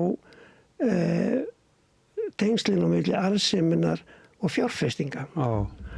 Og ef að maður hugsa bara sjávarútveginn sem þá svona stöðnuðu grein sem að það þeir eru að vísu að koma með fullt af flotti tækni og eitthvað svona. Það er samt stöðnuðu grein? Já, framleiðslu magnið nokkuð staðað, og það eru náttúrulega fiskistofnarnir sem að hluti til settu takmörk þar á. Nú sumt sem að var kannski ekki stórt hér fyrir fáum árum en alveg sem skipti máli eins og humarveiðar, ég menna það er engar hörpudiskurinn lítill, nákvæmlega af hverju það ég veit það ekki. Nú þorskurinn, hann er náttúrulega ekki farið eins illa eins og þorskurinn við Kanada. Og kannski bjargaði það okkur á sínum tíma að þorskurinn í Kanada fór jafn illa eins og hann fór. Því að ef að sumar hugmyndir manna sem sagt það að standa gegn þeim samdrætti í veiðum sem að var þarna upp úr 1990 hefðu gengið eftir að þá ég ekkert viss það að við værum kannski í betri stöðu varðandi þorskinn heldur en Kanadamenn. En allavega þarna þá fannst mér ástæða til þess að skoða samhengi þarna á milli annars vegar fjárfestinga og hins vegar hagnaður. Og það var alltaf grein eftir hagfræðing SFS á heimasíðu SFS. Svo vitnar svolítið til. Þú las greinilega greinin hennar. Já, og það er ýmislegt ágætt en hún þarna með Soluritt, þar sem hún tekur sem sagt fjárfestingu sem hlutfall af hagnaði fyrir skatt. Og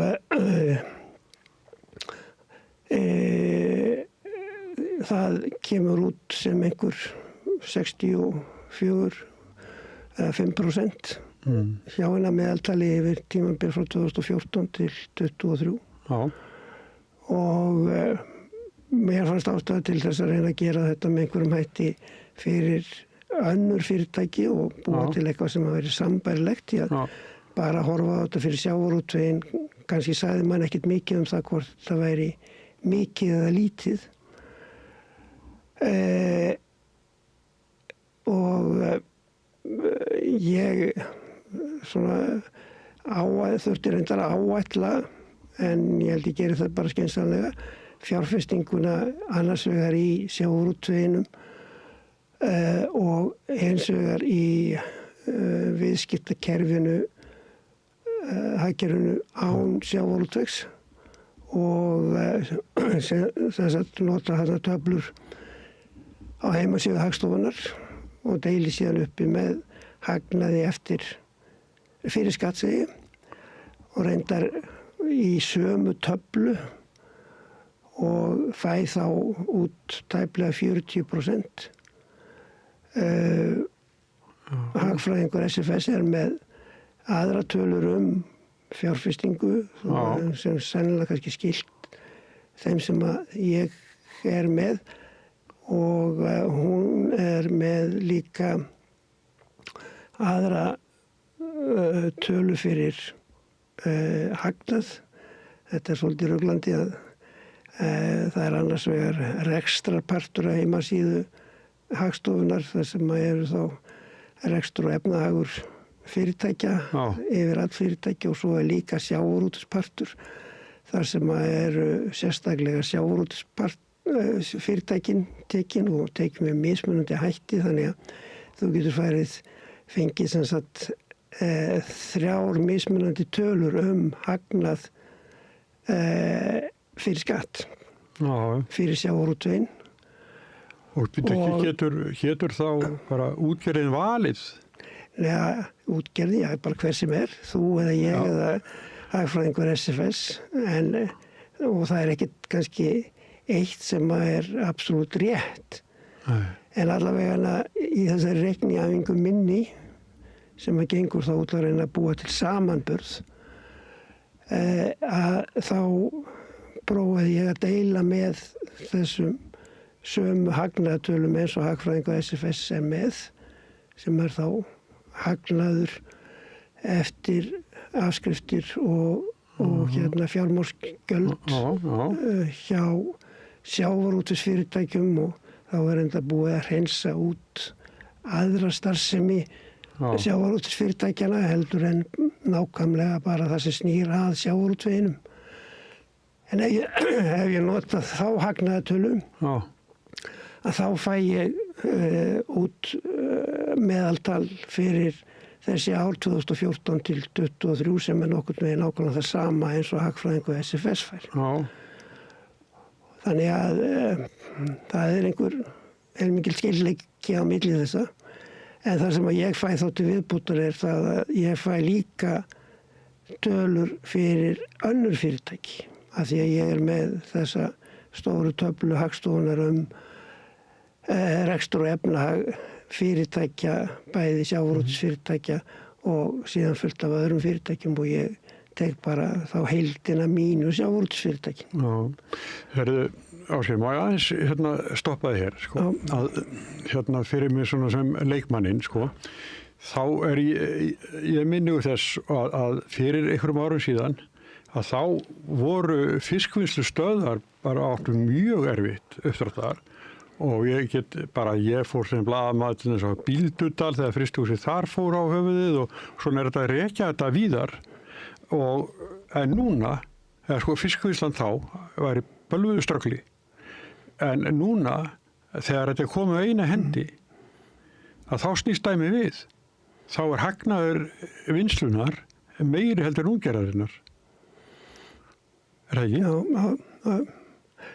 En allavega kannski leiðu mér að klára aðeins hitt því að með því að vera komið með tölurna fyrir fjárfestingu annars vegar og hagnað fyrir skatt hins vegar hjá sjávarútvegsfyrirtækjum og hjá viðskiptahagkerfinu mínus sjávarútveginn og fá þessi hlutfall hvað fjárfestingarnar væri í hlutfalli við hagnaðinn fyrir skatt hjá þessum tveimur aðilum og þá náttúrulega ef að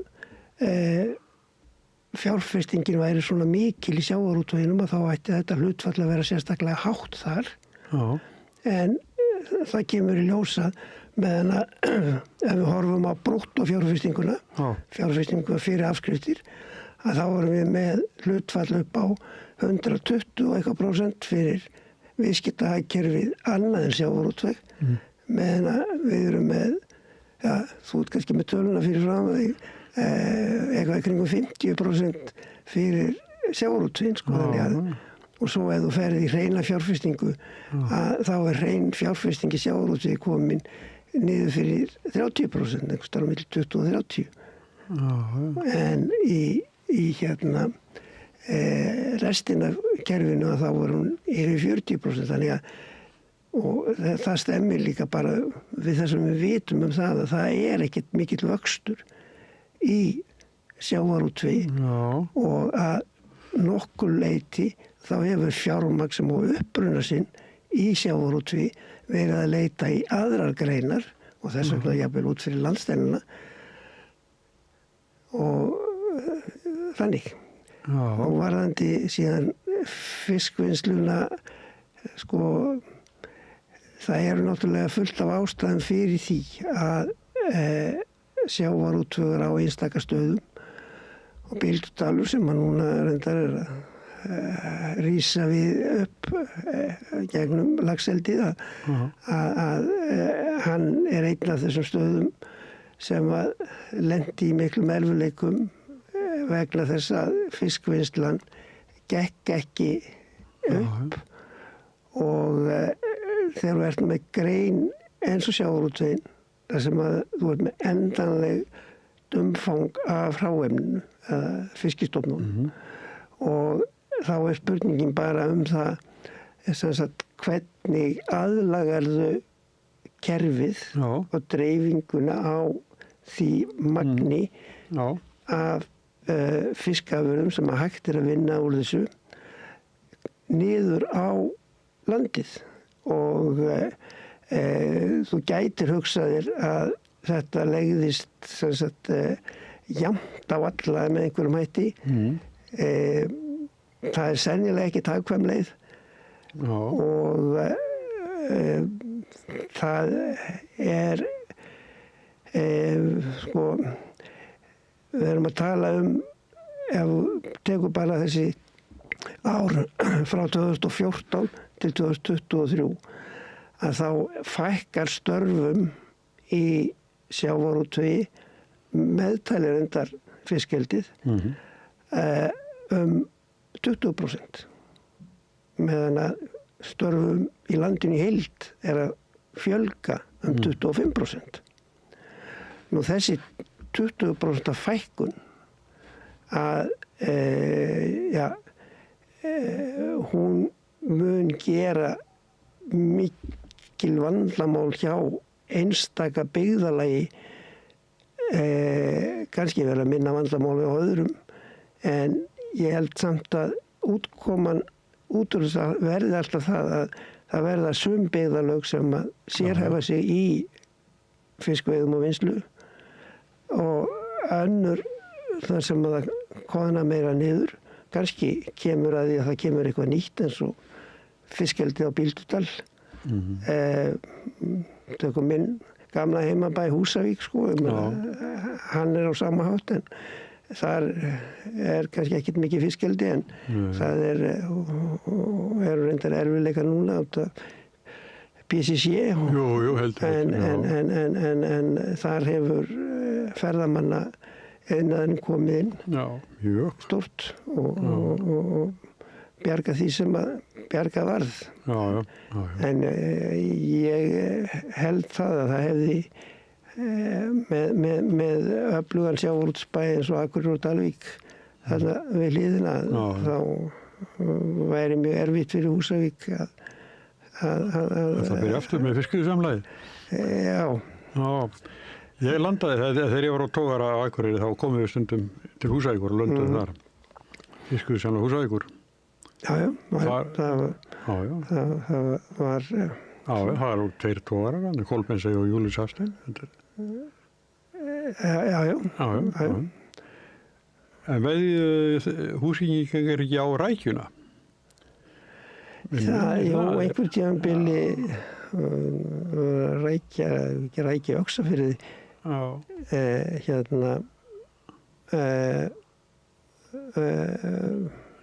en hvort að það var ekki einhverju leyti þegar að menn voru svo margir að leita einhvern öðru heldur en þorskinum og svo náttúrulega gekk það bara mjög vel í smá tíma en svo rækjan einn af þessum stærri heldur en bæði humarinn og hörputuskurinn sem við nefndum hérna áðan á tímabili. En sko er ég að skilja þig rétt að sko staða sjávarútvegsins í heild er góð? Já, er það ekki? Jú, og þessi grein sem var undirstaða sveiflna í íslensku hagkerfi er búin að vera bara mjög stöðug í mjög langan tíma. Og þar er það örugglega kvótakerfið að verulega leyti sem því er að þakka og þá alveg frá því að menn fylgja ráðgjöf Hafró og sveiflurnar í fiskistofnunum hafa ekki verið á borð við þar sem þær einu sinni voru. Nei. Og loðnan hafi ekki gefið sig ár og ekki fyrir á. Já, en sko, þetta er lokaður atvinnuvegur. Að því að það er kvóti, sko, menn þurfa, sko, það er ekki bara ekki fyrir neitt, að kaupa sér kannski 1000 tonna kvóta, það er bara, eða 500 eða 1000 tonna kvóta, það er til að byrja einhver útgerð. Bara kostar mikið og þess vegna er þetta svolítið lokaður atvinnuvegur. Og þá var líka spurningin hver fær sko ákvöðunarsölunni með fyrstu grein lag stjórn fiskveiðar. En sko ég skil þetta þannig að þeir útgerðin, hún getur stýrt í á hvað verði hún selur sjálfum sér fiskinn. Já, hún er náttúrulega ekki sjálfdæmi það því að sko ég held að náttúrulega einu sinni þú kannski manst eftir því þegar það var miðstýrt verðlagsráðsverð fyrir á öllum fiski sko. Já. En og sko við erum alltaf búin að vera með þetta kerfi að það eru veiðar og vinnsla á sömu hendi að verulegu leyti. Já. Við höfum ekki farið leið normanna sem að vegna þess að sko, þeir vildu koma í veg fyrir það að það mynduðust svona fyrirtæki þar sem að veiðar og vinnsla væri á sama stað og þeir bara bönnuðu það. Þannig, og ég held að það sé aðalatriðum í dag þannig. Og þar með þegar afli fer frá skipi til vinnslu að þá er það alltaf selt. Kannski ekki endilega gegn fiskmarkað sko, heldur bara að útgerðin er sjálfstætt fyrirtæki og svo er vinnslan sjálfstætt fyrirtæki og þau semja bara verð sín á milli. Ég veit ekki með aðkomu sjómanna í því tilfelli sko. En er útgerðinni að selja fiskinn á hæsta verið sem býst? Þetta var allan að kjarasamningu sjómanna, er það kannski enn? En sko... En ég held að sko hér núna að þá sé sem sagt ég hef sem ekkert sko sé nákvæmlega hvernig Samherji gerir þetta eða hvernig Brim gerir þetta og svo framvegis en það eru örugglega einhverjir samningar á milli áhafna þessara fyrirtækja og fyrirtækjana það hvernig þetta verð er ákveðið sko. Og ég reikna með því að það sé gert með einhverju hliðsjón af verði á fiskmarkaði en samt sem sagt verð í beinum viðskiptum það er að segja það er að meðaltalja lægra heldur en það sem að fer á fiskmarkað og þrátt fyrir það að allavega þú færð ekki forsvarsmenn Brims eða Samherja til þess að viðurkenna það að aflinn sé lélegri á þeirra skipum þó að verði sé aðeins lægra. Já, það er nú, sko, það kom nú bara fram í posti sem að Sigurjón Þórðarsson, þingmaður, sendi mér. Hann er, sem sagt, þar hlutan þá búinn að selja þennan bátinn sem var svona í umræðinni fyrr, sko, að því hann var formar atvinnuveganefndar og átti hlut á svona, hann og konan áttu sama bát held ég. En sko, hvað ætlaði ég nú að segja? Það er ekki vonað, ég ætla að fletta hérna þess, en það eru, sko, í þessu eru nú ætla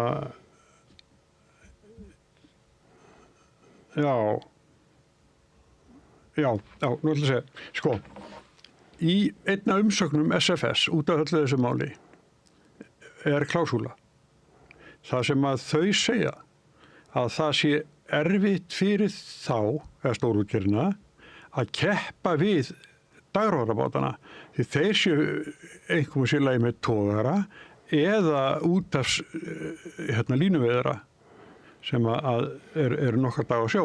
Vegna þess að dagróðrabátarnir, þeir kom alltaf með spriklandi aflan í land, en það gerir hinir alls ekki. Nú þekki ég hvort ekki, Ég var á togara og þá var bara til síðs að við vorum út í 14 daga á Ísfisktogara. Og þannig að við komum með, elsti fiskur sem við komum með á landi var 2 vikna gamall. Reyndar vel hann hugsað, vel ísað og það allt saman. En þeir segja einu stað sko, í umsögn sinni þetta frumvarp að þarna sé munur á að þeir sem koma með sko, aflana kvöldi sem fiskuð á mótni. Sko. Já, en... Ég bara, mér finnst þetta sko svo góðu punktur í þessu, að maður verða að skoða líka. En það ein af röksendunum sem notuð gegn strandveiðunum það að þetta sé lélegri afli sem að komi að landi. Og ég ekki dóm bara það sko. Ég bara les Ég hef sagt áður í þessu þáttum og passa mig á því að vera helst ekki að tala mikið það sem ég veit ekki. Nei, það öðru sem við vinnum við að tala. Nei, það sagði mér útgerðarmaður að áður fyrr þá var hausinn á þorskinum 13% auktinni. En er komin upp í 16. Þeir eru grannir, flökin eru þunn. Að fiskunum fær ekki ná að éta eitthvað, ég veit ekki. En herrið, þú ert nú ekki að tala þetta í þinni grein, sko. En þú telur líka sko, fyrirtæki A, selur fyrirtæki B aflahlutdeild í þorski fyrir 100 milljónir króna og kaupir aflahlutdeild fyrir ýsu fyrir jafnháa fjárhæð og þessar aflahlutdeildir hafi ekki verið skráðar í efnahagsreikning fyrirtækina áður hækka bókfæraeignin þeirra á eigið fé 200 milljónir króna þrátt fyrir að raun hafi ekkert breyst í efnað þeirra. Já. Þá... Það út af þessari reglu sem að hljóðar upp á það. Þeir eiga ekki að bókfæra þær aflahlutdeildir sem þeir ráða yfir en hafa ekki keypt.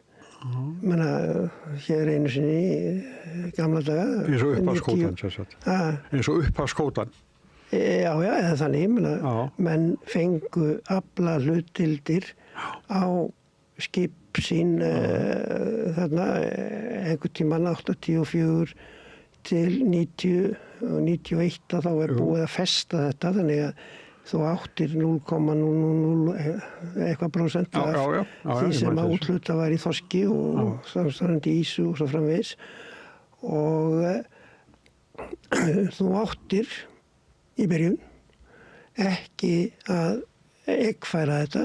Það var hann tímabil að vísu þetta sko það var ekki heimilt að selja aflahlutdeildir og þær voru festar eins og það var alltaf verið við skip og þá var hægt náttúrulega að selja aflahlutdeildir með því að selja skipið og þú gast búið til fléttu þar sem að þú seldir skip til einhverja sem svo fluttu aflahlutdeildina yfir á annað skip og svo var skipið selt tilbaka þannig gastu átt viðskipti með aflahlutdeildir sér þó að það væri formlega sér bannað í lögun.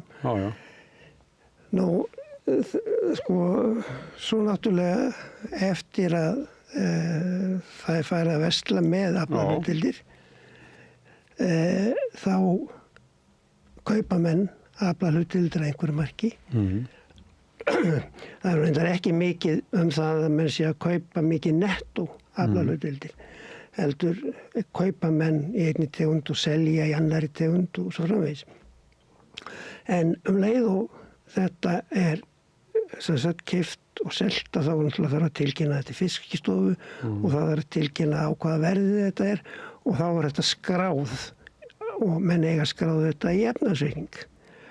Og nú upphaflega þá náttúrulega allt sem selt að það eitthvað sem ekki var skráð áður og nú svo fer þetta að vera meira blandað að eitthvað selt. Þannig ég veit svo sem ekki nákvæmlega ef þú átti þorsk upp á 100 tonn og í aflahlutdeild á einhverju ári að svo selur 10 tonn af því og svo kemur næst, ég meina varstu þá að selja næst nei, ég ætla nú að hafa hins eins sko, þú keyptir og sem sagt 10 tonnin og þegar þú svo seldir, ertu þá að selja það sem þú keyptir áður eða það sem þú fékkst úthlutað án þess að hafa keypta. Ég veit svo sem ekki nákvæmlega hvernig það en reglurnar voru þetta. Þú áttir að bókfæra í efnarsreikningi hjá þér það sem þú hefðir keypt. Og það hefur en ekki útlutunina? Já, ekki það sem upphaflega er. Og ég hefði, ég held að enginn hafi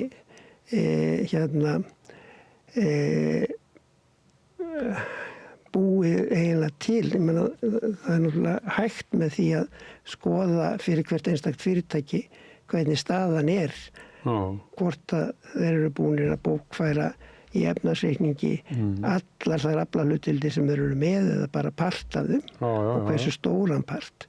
Það er hægt að afla þessar upplýsinga. Og það væri óneitanlega fróðlegt ef að einhver sem er með aðstöðu og getur tilmyndi svona bara þessu saman og þá getum við vita það, ég meina á efnarsreikningum sjávarútvegsins samkvæmt Hagstofunni að þá er rúmlega 400 milljarða króna óefnislegar eignir sem er mjög hátt hlutfall og stærsti parturinn af því er kvóti og aflahlutdeildir og það væri, mér finnst sennilegt að það sé allavega að komi stór partur. Svo ég sé að skilja þér rétt, er það að tala að þetta sé þessi 400 milljarðar séu frá upphaflegri úthlutun? Nei, sem hafa farið í viðskiptum á milli. Þeir eru búinir að fara í gegnum þetta kerfi því að þeir mega ekki skrá það sem þeir fengu uppálega úthlutað nema að það hefur farið í gegnum, mega bara skrá það sem hefur farið í gegnum kaup og sölu. Og náttúrulega þessi 406 milljarðar eða hvað sem þetta er nákvæmlega, að þeir eru náttúrulega keyptir á mjög mismunandi verði og þetta verð hefur verið að hækka yfir tíma þannig að ef þetta væri allt saman virt á markaðsvirði í dag þá væri það nokkuð hærra heldur en 400 milljarðar. En það er ekkert slíkt endurmat í gangi heldur, þetta bara kemur inn á því verði sem það er keypt á og þar er það og þar verður það náttúrulega partur af eigin fé sjávarútvegsfyrirtækjanna. Og er skráð sem sagt þannig sem eigi fé en ekki það sem maður fengu hugsanlega upphaflega úthlutað en hefur ekki farið í gegnum þennan prósess og sem að þarf að taka tillit til ef að menn er að gera einhverjar svona æfingar þar sem að þetta er náttúrulega partur af raunveruleika fyrirtækjana að þau hafa yfir þessum aflahlutdeildum sem er ekkert endilega á þeirra efnarsreikningi. Og í raun og veru skiptir þá sem útgerðar fyrirtæki rekstri, það skiptir það engu máli hvort að aflaheimildin er skráð eða ekki skráð. Kannski bara kostur hún er ekki skráð. Herri, ég segi þetta gott hérna, við erum búin að tala mikið tæknilega atriði og við vonum bara að fólk hafi geta fylgt okkur. Þakka þér, Ásgeir, kjalla og ykkur fyrir að hlusta, Rauðaborðið heldur áfram eftir augnablik. Samlokubrauð, maltbrauð, tékkneskt-brauð, súrdeigsbrauð, brauð ársins, Bernhöfts Bakari, íslenskt handverk síðan 1834.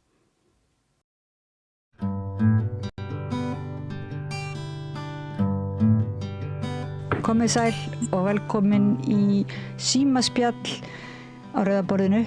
Ég heiti Oddný Eir og ég kom með góða mannesku hérna á línuna til Kaupmannahafnar. Það er Kristín Amalía Atladóttir sem er nú titlar sig kannski sem lífsnautnakonu og menningarhagfræðing og ég veit ekki á nú ýmislegt við býflugnabóndi og kertasmiður það er svona ýmislegt sem að þú hefur og var fyrrum pródúsent og kvikmyndakona það er svolítið margir titlar svona sem eiga við þig, Kristín.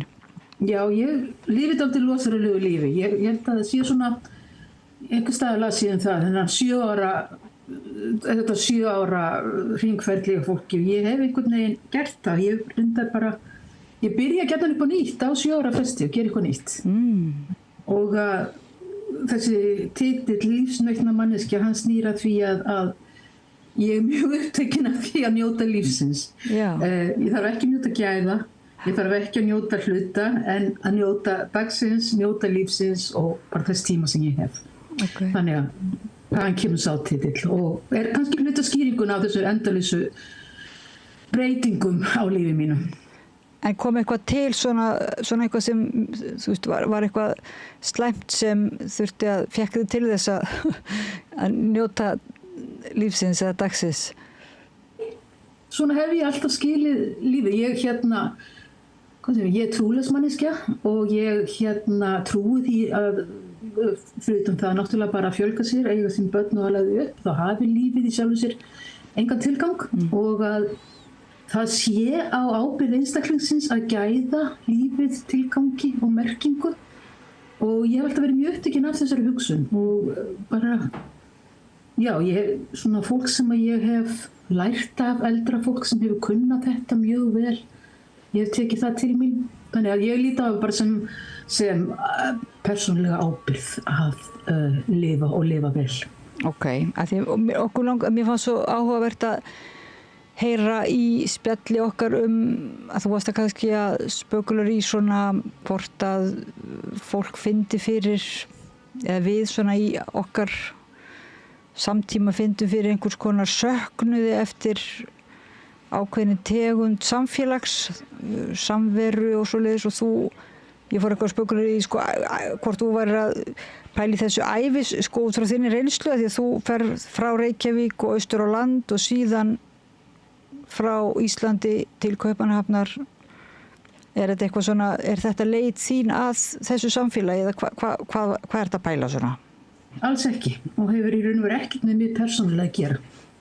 Þetta raun og veru þessu hugsun að það vanti hugtak til þess að lýsa upplifun sem ég held að margir sé að finna fyrir, kannski greinir það ekki beint og hafi ekki orðin til að lýsa henni. Það sprettur úr umfjölluninu innflytjendur og útlendinga. Og sem að mér finnst oft mjög grimm. Finnst þetta mjög grimm umræða og hún er mikið í gangi núna sé ég nú reyndar ekki mikið í tengslum heim, ég náttúrulega kikki bara við á Facebook og mér finnst hún mjög grimm. Mér finnst mjög sárt að sjá fólk sem að býr á hugsanlega að einhver leiti yfir þessum tilfinningum að vera að sé það simpla sem þjóðernissinna eða sem rasista sem er reyndar orð sem að fyrir óskaplega í töðunar á mér því það er náttúrulega kynþáttahyggja og hér erum við frekar að tala útlendingaótta eða xenofóbíu. Mér finnst svona eins og ég segi, mér finnst þetta mjög grimm umræða vegna þess að ég held að við erum svo miklu flóknari og málefnið er svo miklu flóknara. Við getum í raun og veru ekki leyft okkur að eiga umræðu á svona þröngu sviði með svona þröngum og bara einföldum ef ekki hreinlega bara banal útskýringum.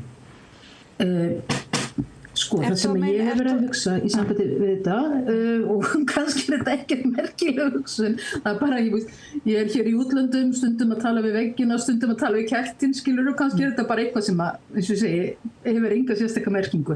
En þetta sprettur frá hugsuninu hugtækið nostalgíu. Sem að er fortíðarþrá. Þetta eru grísk orð, nosta þýðir heima eða heimili, öryggi og stalgía þýðir sársauki. Þannig þetta er svona einhver tregi vegna liðins tíma þessum horfið er. Við þekkjum þetta öll.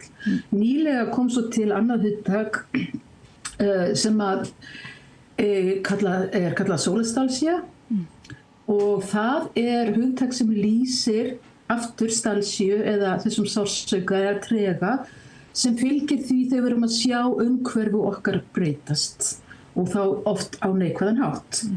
Og þetta sem oft tengt við umhverfisbreytingarnar og náttbreytingar á náttúrufari og þetta sé þessi sorg og söknuður sem að hellist yfir okkur þegar við vitum það að þessi umhverfi okkur, það sem við þekktum í okkar umhverfi og þykir væntum að breytast hugsanlega á óafturkvæmanlegan hátt. Þannig að og eins og ég hef mikið svona velt þessu fyrir mér og sá alveg stásamlega sýningur hérna í Arken í Nútímalistasafninu þetta bara nýlega. En þegar að kemur að þessari umræðu útlendingana og innflytjendurnar og það allt saman, þá hugsa ég oft reyndar austur og hugsa til þess samfélags sem þar, sem í raun og veru miklu tengdara inn í sína menningu og inn í þrengri samskiptahóp.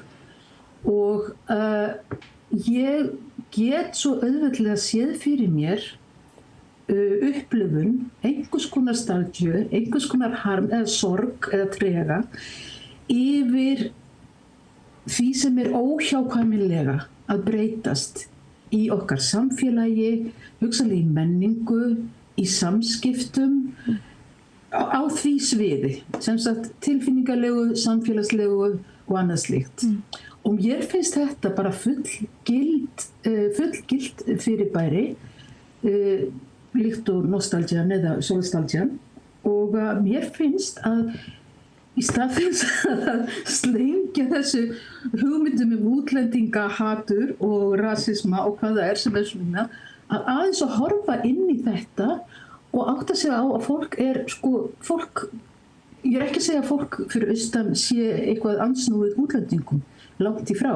Ég held að sé ekkert öðruvísi heldur en annar staðar. En það alveg ljóst að okkar samfélag mun breytast og taka stórum breytingum. Og hluti af því náttúrulega nýtt fólk að koma inn, fólk með nýja siði og annað slíkt. Þannig að mér finnst fullkomlega skiljanlegt að svona tilfinningar grípi fólk og við verðum bara einfallega að gera okkur grein fyrir þeim og vinna úr þeim hægt og rólega samhliða því að breytingarnir að færast yfir okkur. Það svona það sem kjarnin í því sem ég að hugsa. Ok, en áður við reynum kannski finna þá, ég veit ekki, það svolítið erfitt, við getum beðið kannski hlustendur og áhorfendur að hjálpa okkur að finna eitthvað grískt orð þá sem að næri yfir eða íslenskt orð sem er yfir þennan sársauka sem varðar þá samfélag, náttúru og bara margt. En þá langar mig að spyrja, þú segir að þegar þú fylgist með samfélagsmiðlum hérna, það finnur fyrir svona hörku. Ertu að meina sem sagt, ég hélt fyrst að vera að meina hörku í garð hælisleitanda og í garð þeirra sem ekki alveg búin að aðlagast og svoleiðis. En þú ert raunverulega að tala hitt. Þú ert að tala það harka í garð þeirra sem eru að tala að tala að það sé vandamál sem skapast af hælisleitendum og svoleiðis. Þú ert að tala eiginlega þann hóp eða hvað? Já, það ég tengi svolítið við það. Vegna þess að ég einfaldlega manneski sem ég hef búið víða erlendis og ég hef búið í fjölmenningarsamfélögum og öðru slíku. Og það bara ljómandi ágætt og ekki nokkrum einustu vandræðum með samskipti við fólk af öðrum uppruna, annaðum menningaheimum. En ég skil líka þessa væntumþykju og þessi gildi sem að fólk óttast að missa. Bara hugsa þér, ef þú bara hugsar þér sauðfjárbændur og bara breytingarnar á hlutverki sauðfjárbænda á Íslandi í gegnum tíðina. Staðan sem þeir höfðu og hvernig þeir lita sjálfan sig sem einhvers konar uppistöðu í fæðuöryggi og öðru slíku og núna sem vandræðagripi sem að lifa á ríkisstyrkjum og öðru slíku. Þarna missir fólk í raun og veru hluta sjálfsvirðingunni, sjálfsmyndina og annað slíkt. Þetta engum að kenna, þetta bara samfélag að breytast. En ég held að við þurfum að taka tillit til þessara upplifana sem fólk að fara í gegnum við þessar breytingar. Og ég held að harkan á báða bóa. En það sem ég að reyna að segja að það þurfa ekki að vera svona einfaldar og raun og veru takmarkað skýringar á afstöðu fólks til þessara mála. Það þarf ekki að vera manneskjan með opnum landamærum og þar að leiðandi hafnar íslenskri menningu og öðru slíku eða öfugt.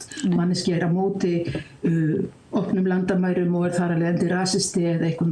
Þetta óbærileg umræða. Já. Hún í raun og veru, við gerum ekki gert sjálfum okkur að tala á svona barnalegan og banalhátt. En það ekki líka, getum við ekki mitt lært af Dönum og fleirum eða bara og okkar sögu að svona skautun hefur ekki beinlínis hjálpað okkur Þannig að við þurfum einhvern veginn að tala öðruvísi svolítið hlutin núna og fara ekki í þessar upprópanir.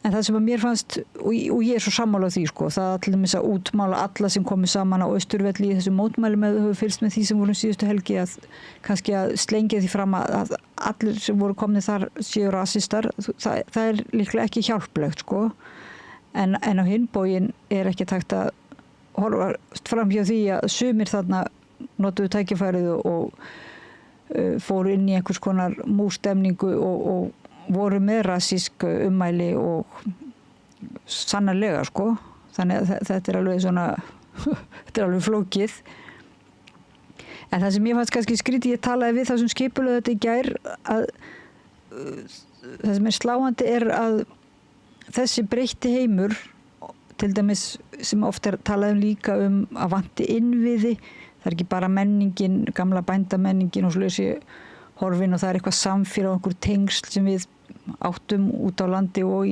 bænum sem að hverfa eða eitthvað slags eða breytast. Það líka innviðirnir og álagið og innviðin á kerfin okkar eru ekki nógu góð og slags. Það er aldrei minnst eitt að tjá það og en að kannski að fara að búa beinlinis til orsakasamhengið að kerfin okkar sé að hruni komin og við séum í þessum breytingum í bændasamfélaginu út af hælisleitendum. Ég það svona dálítið gróf ályktun svona sem að kemur svolítið vondu blóð á stað finnst mér. Já, ég skil bara ekki alveg hvaðan svo umræða kemur. En í raun og veru, eins og ég segi, það í raun og veru, ég held að sé ekki hægt að sýna fram á þetta og það eru margar ástæður fyrir því að það eru erfiðleikar. Þannig að en ég held að hvernig svo við horfum á það þá held ég það sem skiptir máli það við lifum í heimi sem að breytast flóttamannavandinn og sem sagt mannflutningamálin eru skelfileg og eitthvað verðum við að gera einhvern veginn verðum við að tækla og þetta eins og ég segi, við komumst ekki hjá því. Þess vegna held ég sé svo mikilvægt að hlusta á alls konar sjónarmið, reyna að skilja hvaðan fólk að koma til þess, ég held að vandinn, hann eykst bara við skautunina. Þegar þú skellir hurðum framan í fólk sem að reyna að tjá eitthvað, á hvern veginn sem það rasismi í mínum huga, eða kynþáttahyggja, fyrirlitleg afstæða, bara yfir höfuð. Þannig að, en það, að skella hurðum á fólk á hvort veginn sem það hjálpar ekki það þarf að, eins og segja, ég held við þurfum að reyna að skilja hlutina, við þurfum að reyna að nefna þá hvað það sem að valda okkur þessum erfiðleikum leið og við höfum orðið og leið og sem fleiri skilja orðið, kannski þetta orð sem ég að lýsa eftir þá vaknar skilningur. Þetta svo margrætt, ég mér finnst mjög áhugaverðu það bandarískur mannfræðingur Edward Hall sem skrifaði stórmerkilega hluti menningu og talaði hann talaði menningu sem að væri með, hvað kallaði hann það?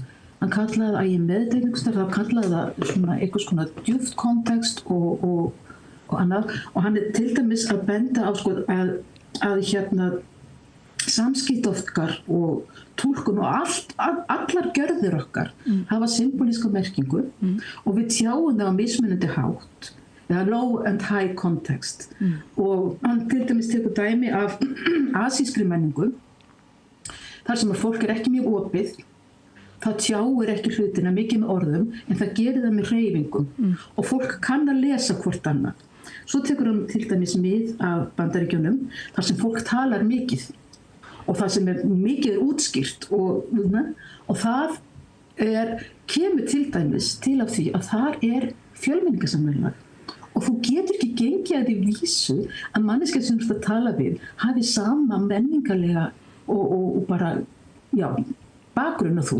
Þannig að þú getur ekki gengið að því vísu að þú ert að vísa í eitthvað eða senda einhver svona veikskilaboð með hreyfingum með andlitsrættum og öðru slíku og þetta þetta mál sem kom upp í Danmörku núna nýverið varðandi Grænlendinga að þú getur ekki gengið að því vísu og skilja það. Það er svona að tala Amerikanar meðal annars svona mikið og útskýra svona mikið. Þar sem það ekki gert í Asíu, það gert á allt annan hátt. Þetta bara einhver hluti af, þetta eitt dæmi af því sem að fjölmenningarsamfélag hefur áhrif á og við þurfum að huga að einhverju leyti, skilur. Þannig að komið þetta dæmi var búið að vera vandræði með félagsþjónustuna varðandi Grænlendinga sem félagsþjónustan hefur ekki tekið tillit til ákvarðana yfirvalda og að beita einhverjum algjörlega gölnum mati á foreldrahæfni og uppeldishæfni fólks sem í félagsþjónustunni. Og þar kemur meðal annars að svipbrigðanótkun Grænlendinga, hún stuðar Danina, þeir þekkja hann ekki. Og þau upplifa hana sem neikvæða og þau upplifa hana sem gagnrýni en hún táknar eitthvað allt annað. Þannig að þetta bara einn flöturinn á okkar menningar samskiptum en hann raunverulegur. Og eins og ég segi, við þurfum að skoða þetta í þessu samhengi að mínum mati. En þá ertu kannski líka að segja að við þurfum að Íslendingar kannski við getum ekki bara að tjáða okkur með þögninni, við verðum að kannski ræða málin svolítið eins og Amerikanar en sérstaklega ef okkar samfélag að fara að vera meira fjölmenningarsamfélag að ræða og miðla og þannig og þú ert þá að meina að við séum ekki bara að hlusta eftir þeim sem eru til dæmis að koma nýjir til landsins, að hlusta eftir þeirra þörfum og þeirra líðan og svoleiðis sem náttúrulega sannarlega meiri þörf á og fá meira fjármagn í það og svoleiðis. Heldur þú líka að segja að við þurfum að hlusta á líka þá sem eiga erfitt kannski með þennan nýja veruleika. Við þurfum að leyfa fólki að tjá hvað það kannski í annarri menningu sem kemur inn til lítils sveitasamfélags, hvað það sem jákvætt og hvað erfitt og eitthvað svoleiðis. Ertu að hugsa þetta eitthvað eins og leiðis? Að þegar þú gerir það, þá krefur þau fólk að skilja sjálft sig og skilja eigin mótiveringar og hegðun, að greina hana og þá kannski áttar það sig á hver uppsprettan kemur kannski í ljós að neikvæð afstæða í raun og veru, hún byggir bara kannski á einhverjum ótta við einhvers konar, hvað myndum að fyrir ekki afsaka ég sletti, displacement eða eitthvað slíkt, þá ekki tala atvinni sem þetta bara, ég tilheyri ekki hérna lengur, þetta ekki lengur mitt samfélag, þetta raunverulegur ótti og það þarf kannski hugsanlega bara að tala fólki gegnum þannig að það sjálft fái orðin til þess að túlka sína líðan og þá getur það höndla þann og til að, átt við hana. Skilur það? Ég held að það sé nú alveg, væri náttúrulega rosalega gott, maður bara velti fyrir sig hvar svo samræða á að eiga sér stað, einmitt auðvitað á samfélagsmiðlum kannski og í fjölmiðlum og í skólakerfinu og við vorum að tala með þetta Rauðaborði í gær að vöntunin á svona almannarýmum til dæmis bara út land að jafnvel að styrkja enn frekar þessa staði eins og almenningsbókasöfnin og þannig að það sé einhvern veginn þörf fyrir hittingin og samskiptin Það sem ég að tala svolítið að gefa fólki verkfæri til að vinna með og byrja með að gefa því hugtökin og orðin sem að geta leitt það til skilnings, oftast nær sjálfskilnings, skilur. Hver ég, í hvaða umhverfi, hvers vegna skiptir þetta með máli, hvers vegna bregst ég við, hvað óttast ég, að geta, eins og sér, oft skiptir það alveg gríðarlega máli að fá bara rétta hugtökin. Ok, þá þá myndir vera gagnrýnd fyrir, eins og núna hefur verið gagnrýnd á menningarelítuna og kynjafræðingana sem alltaf að reyna að gefa öllum réttu orðin og svoleiðis og segja hvaða orð eru rétt og hvað eru bestu tækir og svona. Þú myndir líklega vera gagnrýnd fyrir eitthvað þannig? Nei, ekki, vegna þess að það held ég ekki, vegna þess að við erum að tala orð að ég held sem vantar. Stundum í þeirri umræðu sem þú ert að vísa í, þá oft verið, nú tala ég sem menningarhagfræðingur og spekulant, það ákveðin útilokunarstefna í gangi.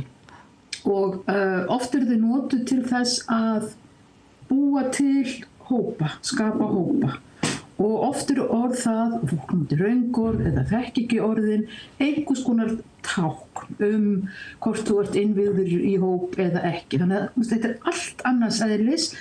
Það sem ég að tala einfaldlega orð sem ekki til, sem að hafa enga, hvað segir maður, fyrirframgefna vikt eða gildi eða neitt slíkt, þetta bara einfalt verkfæri.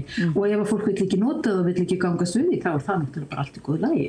Það ekki að tróða. Nei, en mér finnst þetta að vera eins og ég er alveg samfærið að þetta er mikilvægt orð og sérstaklega finnst mér gaman að það skuli ekki vera til. Þar að segja að við erum að auglýsa þetta eftir orði sem er ekki til, hugsanlega, en sem að þú finnur og ég finna er mjög mikilvægt tæki og tengist eitthvað nostalgíunni og tengist þessari sólológíunni, eða hvaða orð var það? Sólastalsíunni, já. Sólastalsíunni, já.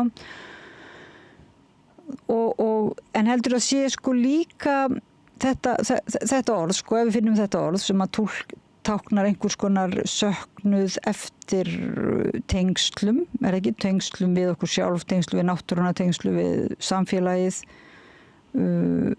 að það heldur að sé hægt líka að komast í þessi tengsl á nýjan leik, eða erum við bara að leita þessu til þess að tjá heim sem var? Það er svolítið stór spurning kannski. Held að við munum alltaf verið í tengslum og það munir skapast ný tengsl í breyttum heimi, skilurðu. Og það að brúa bilið í staðinn fyrir að fólk einangrast inn í þessum erfiðu tilfinningum og þessum trega og öllu því, að eins og ég segi, það getur bara einfallega sagt við sjálfa þessu, mér líður svona af því að ég þjáist af heimþrá eða ég þjáist af nostalgíu eða eitthvað slíkt.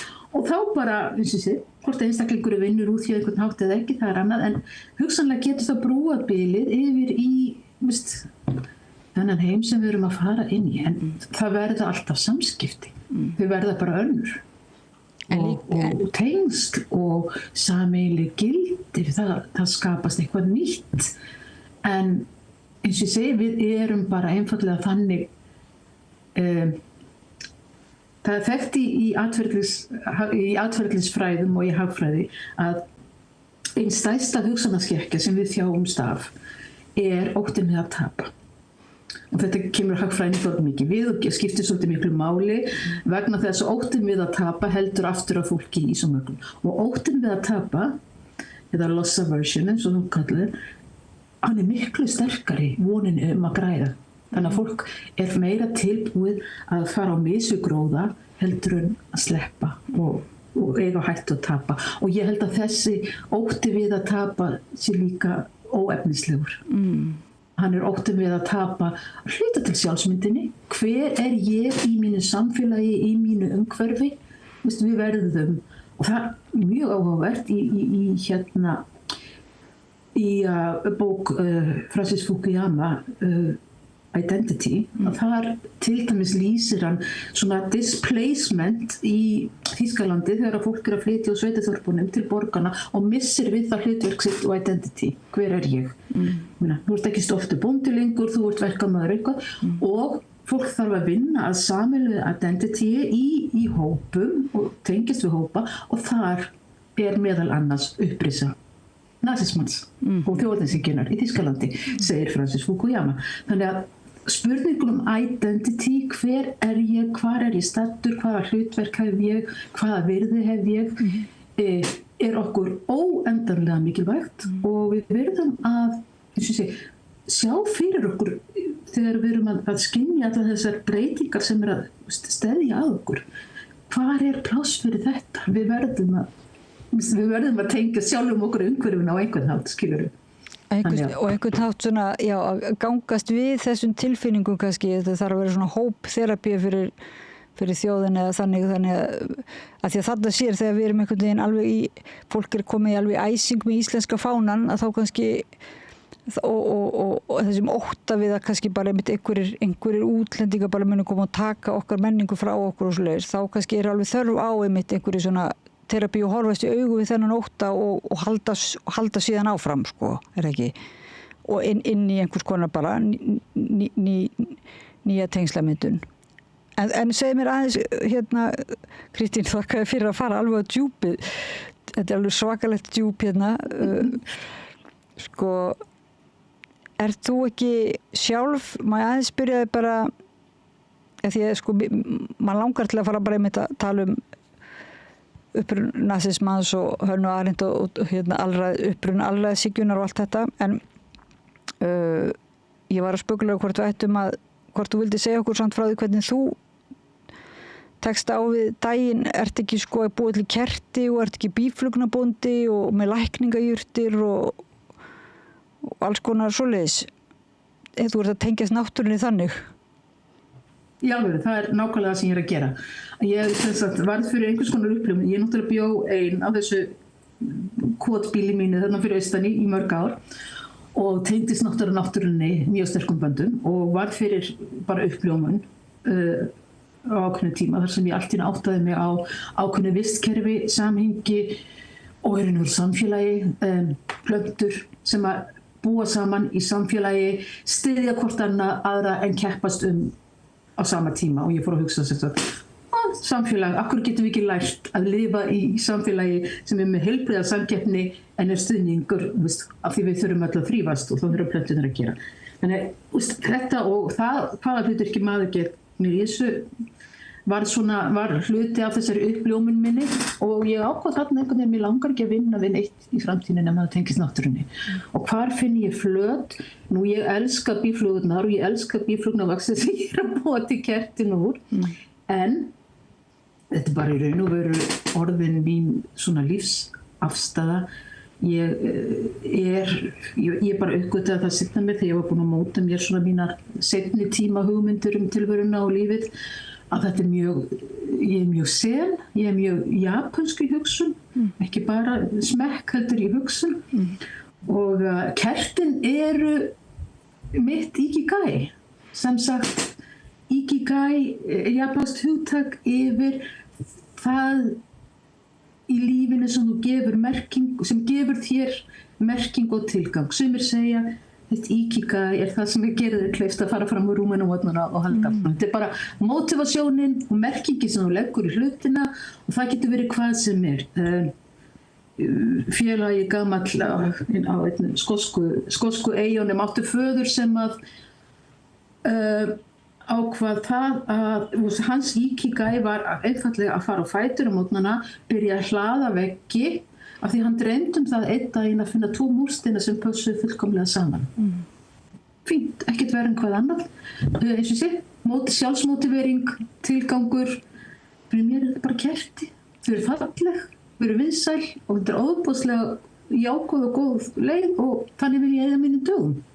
En þetta minnir nú að því kertin tengi okkur aðeins við þarna að þú varst komin út í uppruna nasismans og það því að fræga bókin hans Viktors Frankl leitina tilgangi lífsins, þar einmitt aðferðin ekki felst í því ef þú ætti ímyndaðir, ef allt slökkt, hvað það þá, og svo kviknar á einu kerti, hvað það svona í þínu lífi sem að gefur þér tilgang, eða ég man nú ekki alveg hvernig aðferðin, svo sem þetta var kannski flóknar aðferð, en mér minnir að það veri kerti svona í þeirri mynd. En segðu mér, gast ekki gert þetta á Íslandi sem sagt, verið með býflugur og þú þurftur að fara frá gamla landinu? Ég var náttúrulega menningarhagfræðinni og náttúrulega í kvikmyndabusiness Ég er rosalega praktísk og ég er mjög skapandi en mjög praktísk og það er bara einfallega ekki markaður. Ég verð að láta fyrirtæki ganga og reka sig og það er ekki markaður í Íslandi nægilega stór. En svo langaði ég bara í burtu. Það er langt sem ég hef búið erlendis. Ég hef aldrei búið í Danmörku fyrr. Kunni ég lenga dönskun og ég veist bara mína gömlu menntaskóla dönsku og annað slíkt og fínt að læra neitt tungumál, það er gott fyrir heilan. Þannig að ég ákvað bara og hér er fullt af trjám. Ég hef einhver óútskýranlega þörf fyrir nærveru trjáa núna. Þannig að það sem ég ger í frístundum er að fara í garðana og skoða trén og svo. Maður verður bara, ég bara leyfa mér að auðvist kona, börnin uppkomin og spjara sig vel. Ég vil bara gera það sem mér langar að gera, þó það sé kannski pínu sérkennilegt, sko. Þannig að skulda ekki neinum neitt og bara En það er eitt sem ég er búin að læra þessu. Ég reyndi að læra þetta fljótt fyrir austan á eyðibýlinu.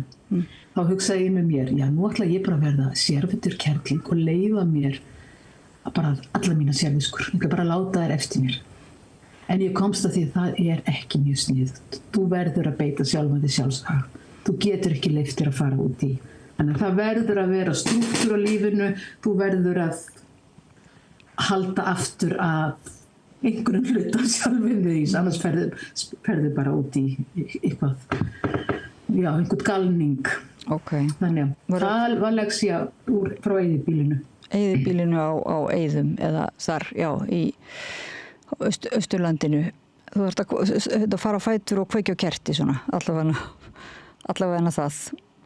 Bara, eins og ég segi, skiptir ekki máli hvort maður langar til, hvort maður nenni, þú verður að setja þig ramma og halda þig við. Og það er bara hluti af allri sko heildar sjálfsmótiveringunum sem þú fyrir ég kannski, mér finnst okkur bara bera skilti til að beita okkur sjálf og sjá sjálf. Ég átti dásamlegan vin sem lést 91 árs og hann gerði þetta hverjum einasta degi. Hann fann sér viðfangsefni, hann fann sér verkefni, hann lét mjög tilgangslitla hluti, hann veitti þeim merkingu bara til þess að halda lífsneistanum gangandi og þetta er aðdóðanlegt og svona vil ég ergast. Ok, af því annars einmitt í einmannuleikanum þá geta menn dottið ofan í þennan sársauka sem við erum að auglýsa eftir orði og sem að kannski leiðir okkur yfir í svona einhver andúð og ótta en sem við verum þá að vinna með. Kristín Amalía Atladóttir, lífsnautna kona og býflugnabóndi og menningar hagfræðingur. Hjartans þakkir fyrir að tala við okkur hérna við Rauðaborðið en frá Kaupmannahöfn og hérna ég hlakka til að sjá kertalogana þína. Takk fyrir það og takk fyrir mig.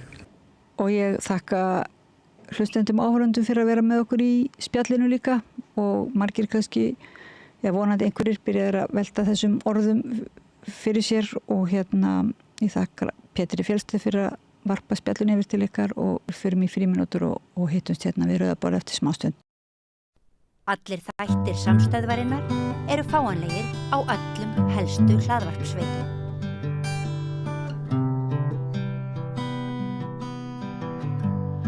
Komið þið sæl og blessuð og velkomin í Bridge þáttinn okkar sem að, og þátt sem að fjallar hugaríþróttir, oftast Bridge. En hér í næsta kafla á samstöðinni ætlum við reyndar líka að fjalla skák. Þá kemur hann Vignir Vatnars á mikli meistari sem vann Carlsen á dögunum til mín og spjallar við mig skáklistina. En næstu mínútur munu fjalla Bridge. Það er heljarslóða orrusta framundan Örlygsstaða bardagi. Á morgun hefst á Laugarvatni Norðurlandamót í Bridge, þar sem við sendum 2 lið til þáttöku við Íslendingar, bæði í opnum flokki og kvennaflokki. Og mjög spennandi að sjá hvernig landsliðunum okkar mun ganga. Við fjölluðum í síðasta þætti landsliðið í opna flokknum. Og í dag ætlum við að ræða við 2 fulltrúa kvennalandsliðsins og fyrirliða þeirra. En áður en við gefum gestum þáttarins orðið, þá ætla ég að minna á það að það er búið að draga í bikarkeppni Bridge-sambands Íslands og bikarkeppnin er jú eitt skemmtilegasta mótið sem fer fram hjá okkur bridsurum. Og þeir sem vilja fá upplýsingar það og vilja jafnvel koma sem áhorfendur að fylgjast með leikjum eins og stundum gerist, þeir geta farið inn á annaðhvort bridge.is eða Bridge-spjallið, Facebook-síðuna Bridge-spjallið og séð hvaða lið hafa dregist saman. Þetta þannig mót að maður getur lent í því, búandi hér á höfuðborgarsvæðinu, að fara til Ísafjarðar eða Egilsstaða eða Hafnar í Hornafirði ef maður dregst ef maður fer út í leik, þannig að þetta er mjög skemmtilegt, kallar ofta á ferðalög og svona hið félagslega svífur vötnum ofar í þessari keppni eins og svo mörgum öðrum ekki alveg grjótharður keppnisandi. En það verður örugglega barist upp á líf og dauða á Norðurlandamótunum eins og við munum heyra betur af síðar. Nú ég ætla líka að minna á það að það er á mánudags- og miðvikudagskvöldum í allt sumar spilaði Bridge í síðumólunum, við köllum það Sumarbridge. Og þar hefur verið bara nokkurt fjölmenni, góð þáttaka. Ég hef litið þarna við nokkrum sinnum og ég hef séð glænýja spilara sem eru eiginlega bara nýbúnir að læra spilið og það er frábært að sjá nýlið að koma. Þarna getur fólk komið án þess að búa yfir mikilli kunnáttu. Þetta er svona þjálfunarbúðir fyrir þá sem eru að taka fyrstu skrefin í Bridge íþróttinni og við sem reyndari tökum vel á móti nýliðum og jafnvel hægt að aðstoða við myndun para. En Bridge er skapandi íþrótt. Síðastliðinn mánudag þá var ég að spila 5 spaða og ég var eini maðurinn sem tókst að fá bara 10 slagi.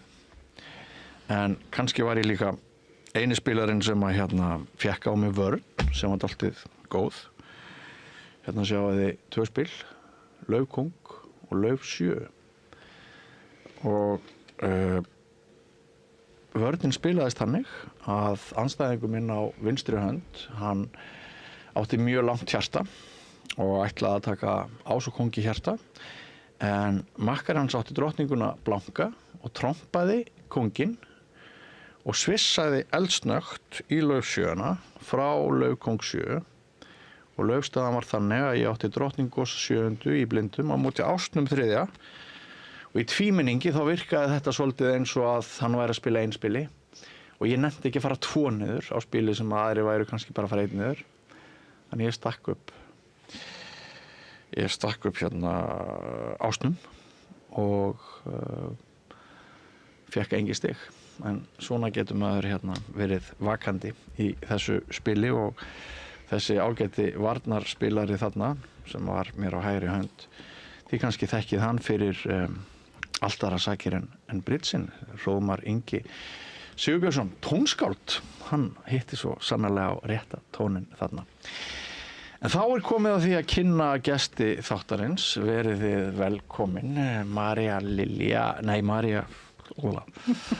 Er ekki bestu kynnið bara sjálf? Já, María Haraldsdóttir Bender. Já, þú ert að koma hérna í annað skipti í Bridge-þáttinn. Já. Og þú ert í kvennalandsliðinni Bridge. Hver er þú? Ég heiti Gunnar Björn Helgason. Já. Ég er fyrirliði kvennalandsliðsins. Já, velkomin. Og þá ert þú eftir? Já, ég heiti Guðrún Óskarsdóttir. Já, og þú ert sem sagt landsliðskona í Bridge. Já.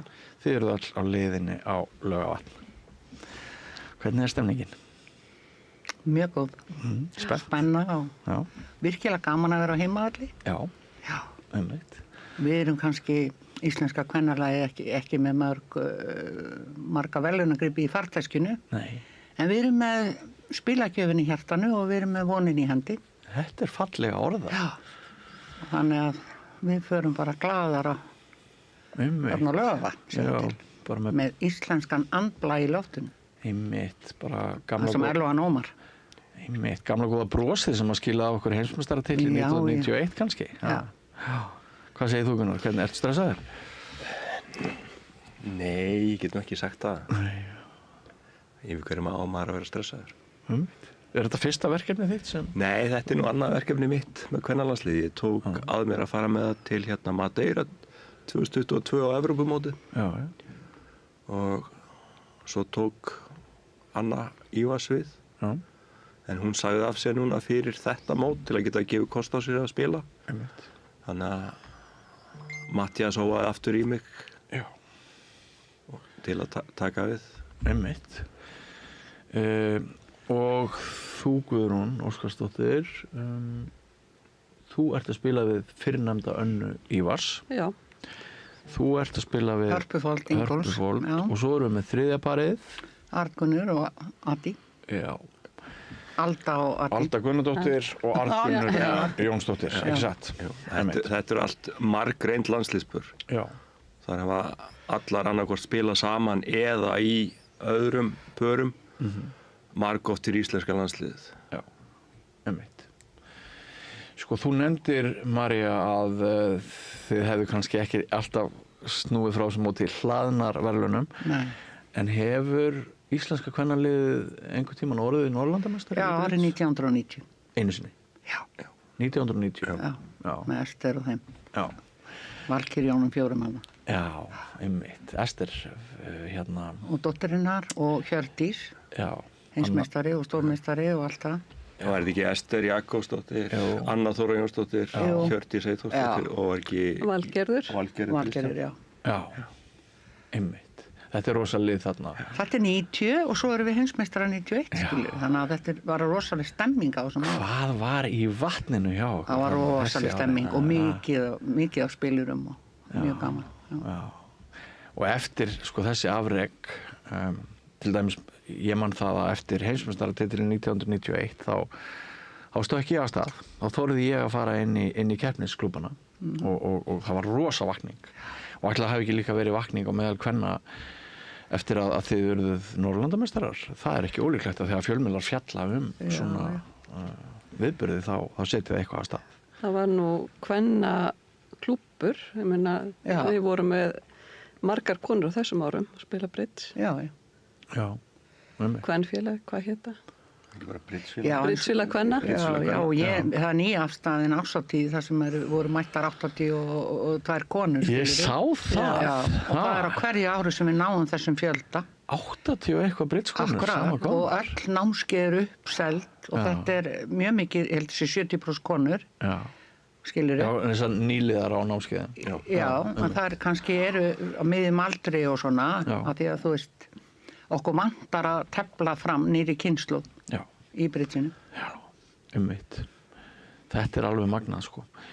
Ég ætla aðeins að ræða það svona undir lok þáttarins hvort spilast okkurinn er í hættu og hvað við getum gert til þess að en svona miðla þessum spila anda yfir til yngstu kynslóðarinnar. En höldum áfram að ræða Norðurlandamótið. Það er tvöföldumferð, ekki satt? Jú. Já.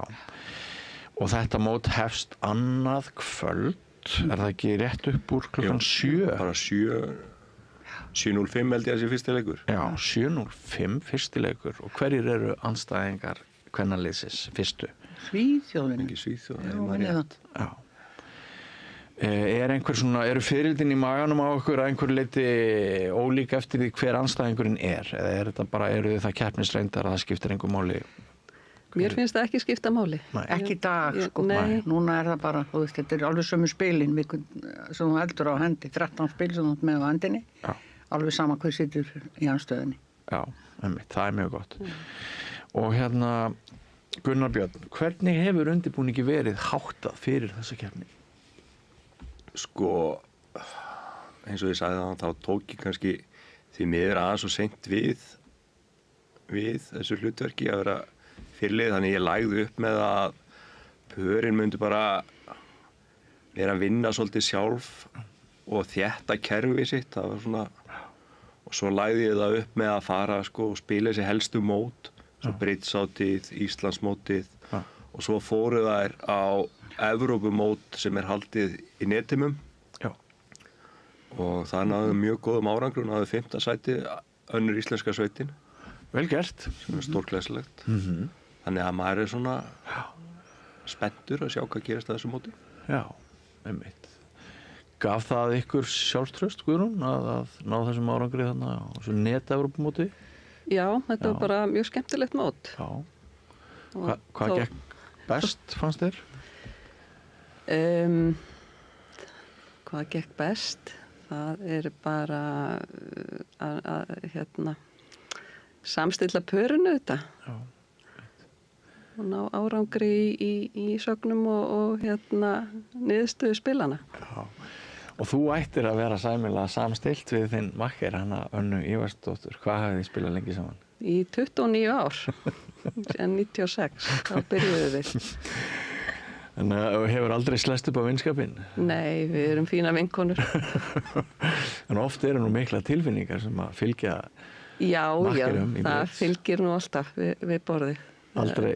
Kemur alltaf, jú, við rökræðum og það fylgir, en aldrei þannig að við séum ósáttar. Nei, bara minniháttar gusugangur. Já. Hvað gerir þú svona þegar þú ert ekki að spila bríts? Ég lyfjafræðingur. Ég vinn hjá Kontrolland. Já, einmitt. Og þannig að þú lærðir lyfjafræði. Já. Sem byggist væntanlega á lógík.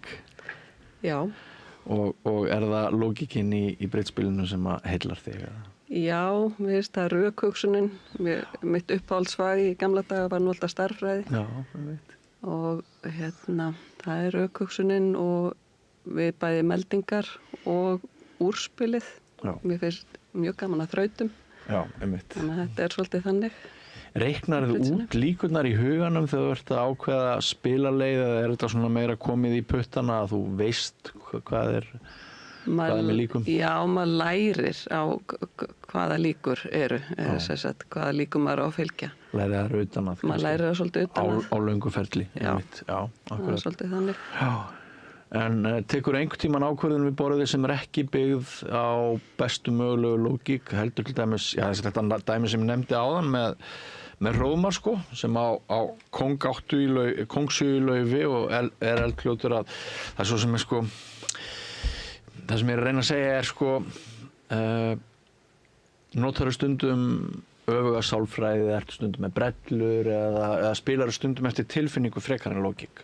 Það kemur fyrir, en oftast er maður að fylgja líkum, en svo þarf maður náttúrulega að lesa bara í borðið aðeins. Hvað var sagt í sögnum eða ekki sagt. Já. Þannig að maður er svona aðeins að lesa í það þetta og makkar. Já, einmitt. Nú ertu að fara að spila við skerm, ekki satt? Jú. Já. Þannig að sá eini sem getur lesið eitthvað í, það er sessunauturinn þinn, andstæðingur, einn. Já. Já, einmitt. Og heldur að þú munir að einhver leiti freistast til þess að velta fyrir þér svipbrigðum andstæðingsins? Já, það er alltaf ósjálfrátt auðvitað. Einmitt, ósjálfrátt. Það sé ekkert mikið að velta fyrir sér. Ég er sammála þér. Ég held að sé alltaf ósjálfrátt. Jafnvel hvort sem maður áttar sig á því eða ekki. Já, ég held að þetta er svona mannlegt bara eðli. Og þetta er eitt af því sem að gerir britspilið svo rosalega skemmtilegt. Og það reynir ekki bara á lógíkina, það reynir líka á svo margt annað. Er það ekki satt, María? Já. Það er svona borðfílingurinn. Mér fíla hann vel. Einmitt. Í hvaða þætti svona spilsins finnst þér þú vera sterkust? Það er alls ekki kerfið. En það er að spila úr sennilega. Já. Og vörnin. Já, einmitt. Og vörnin, þar skiptir náttúrulega mjög miklu máli að spilarar hafi reynslu af því að verjast saman. Já.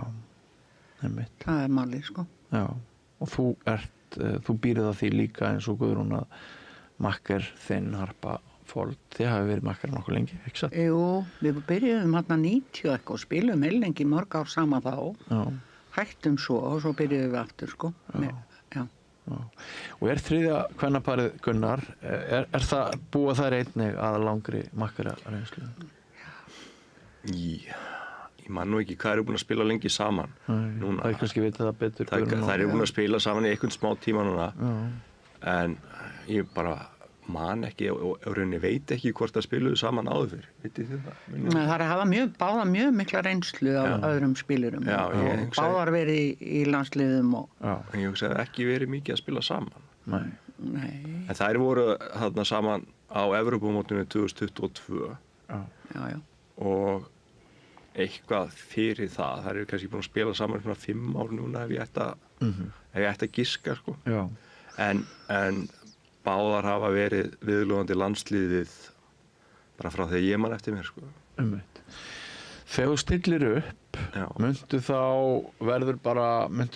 dreifa spilamennskunni, bara Excel-skjal, svona verður þetta, eða myndu horfa til þess hvaða par kannski mesta stuðinu og keyra meira á því, eða hvernig verður það? Sko, þegar ég tók við liðinu þá hélt ég nú langan fyrirlestur yfir þeim hvernig þetta ætti að vera og það var eitt af því sem kom inn á að ég svona tók mér það besta leyfi að láta það vita að það yrði kannski keyrt á einhverju pari sem væri að gera góða hluti og það hefur svolítið verið lenskan hjá kvennaliðinu bara að vera með Excel-skjali og stilla þessu upp.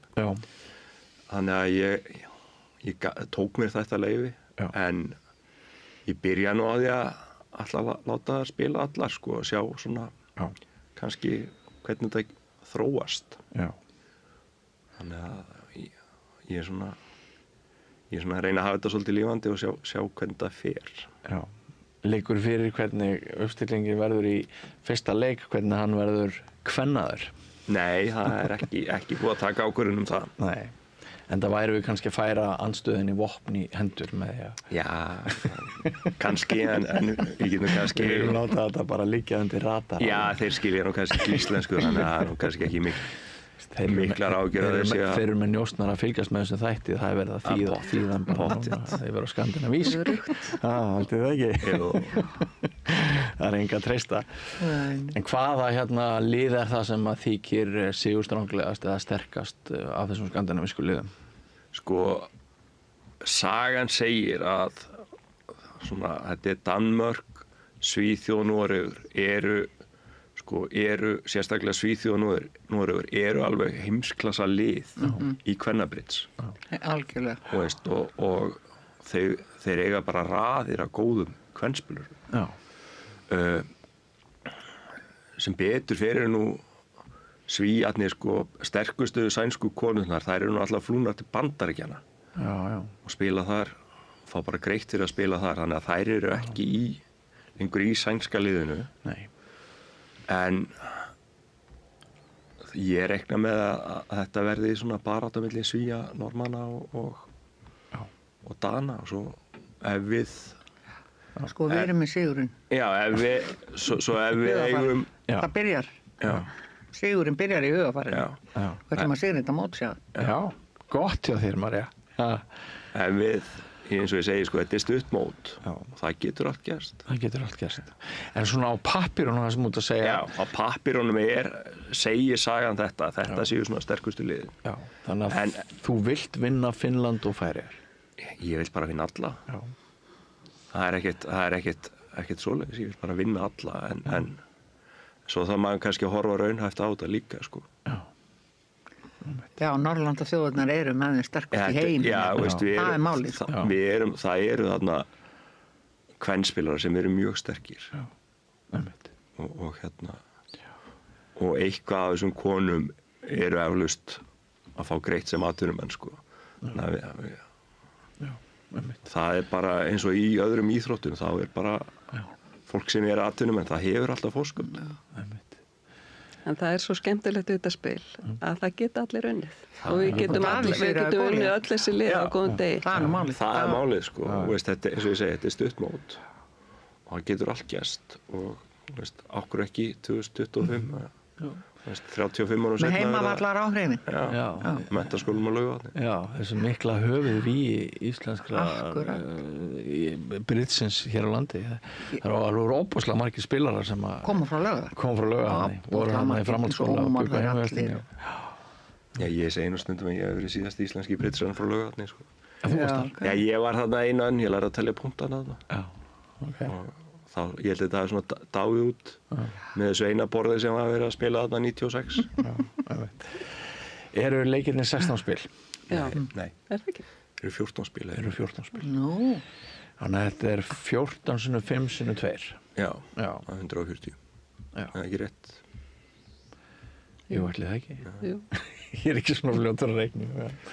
Og það skiptir náttúrulega sko mjög miklu máli. Segjum sem svo að ég verði ekki beinar útsendingar á BBO líka frá báðum mótum, bæði konum og opnum. Sko, ég veit nú ekki alveg hvernig tilhögun á mótinu er hjá Brittsambandinu. En það verður sýnt frá sko hverri umferð. Ég reikna með að sé bara eitt BBO borð. Já. Þannig að þá er þetta svona opni og kvenna til kannski til skiptis. Já, einmitt. En nú er ég, svolítið að geti eðurnar. Já, við kannski veitum að þetta ekki alveg nógu vel á þessum. En það verður sýnt eitthvað frá hverju umferð. Já. Og bara ef þið vitið ekkert hvað við erum að tala kæru áhorfendur og hlustendur, þá er BritSpace Online er forritið sem við notum til þess að fylgjast með beinum útsendingum og þar sjáum við sagnir, slag fyrir slag, vörn og sókn og endilega tengjast BBO eða þið viljið fylgjast með Norðurlandamótinu úr fjarska. En sko, segjum sem svo að það er náttúrulega spenna, það er eftirvænting, það er bið, það er ferðalag á Laugarvatn, vonandi verður einhver fjölmiðla athygli fyrir utan Samstöðuna og Bændablaðið. En svo kannski sest maður við borðið og maður fer í slemmu og hún er 50% og maður hélt hún væri betri og þessi kóngur lá ekki og maður fyrir niður og kannski er fólk að horfa á mann í beinni þarna og það er að hrista hausið, þurftuð þær að byrja á þessu. Hvernig eru þið þjálfaðar til þess að rífa ykkur áfram og festast ekki í spilasvekki?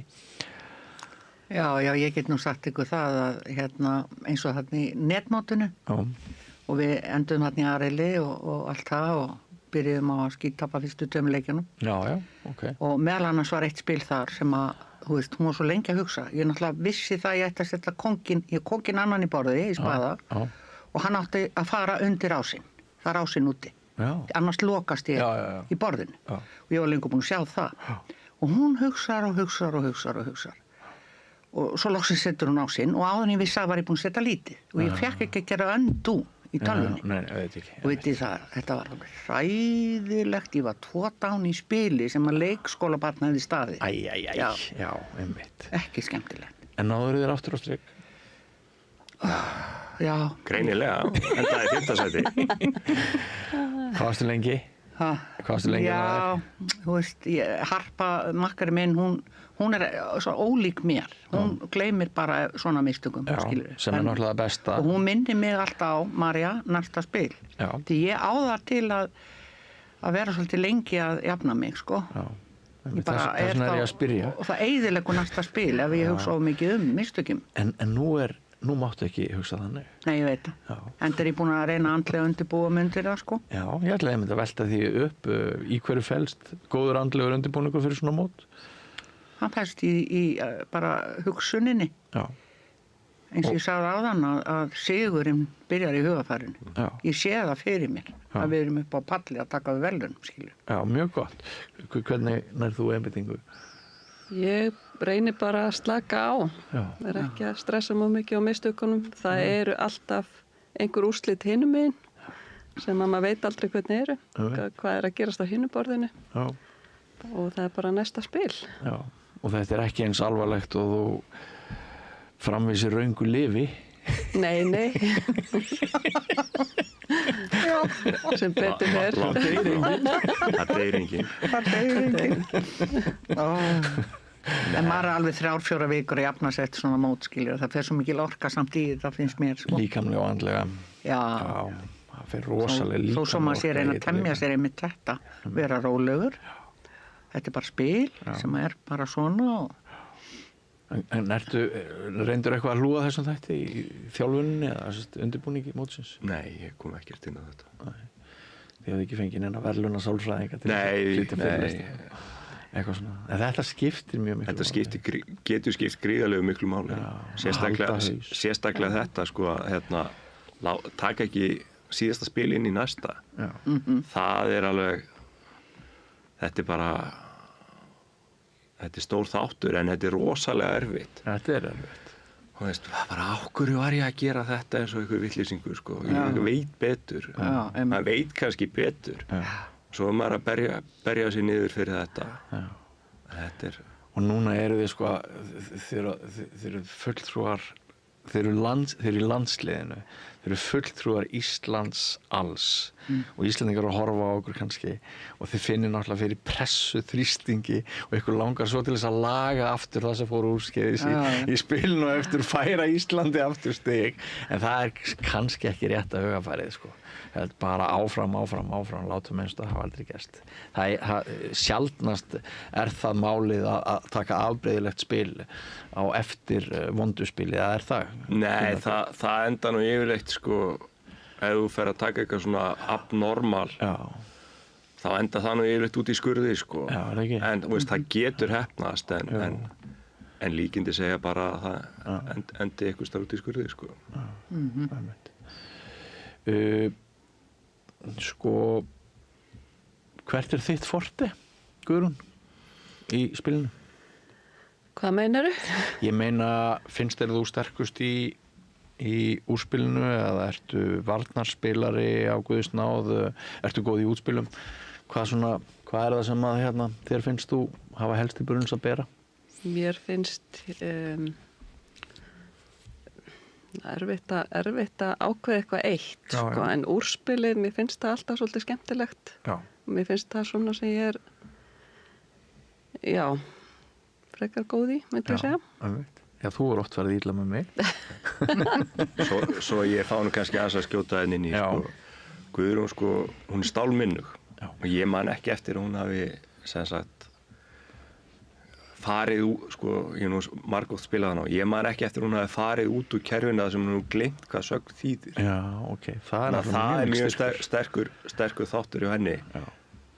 Sko, að muna kerfi sem getur verið mjög mikilvægt. Hún er fíllinn í liðinu þegar kemur að þessu minni. Já, það er allan einn af hennar styrkleikum. Sko. Já, ég veit.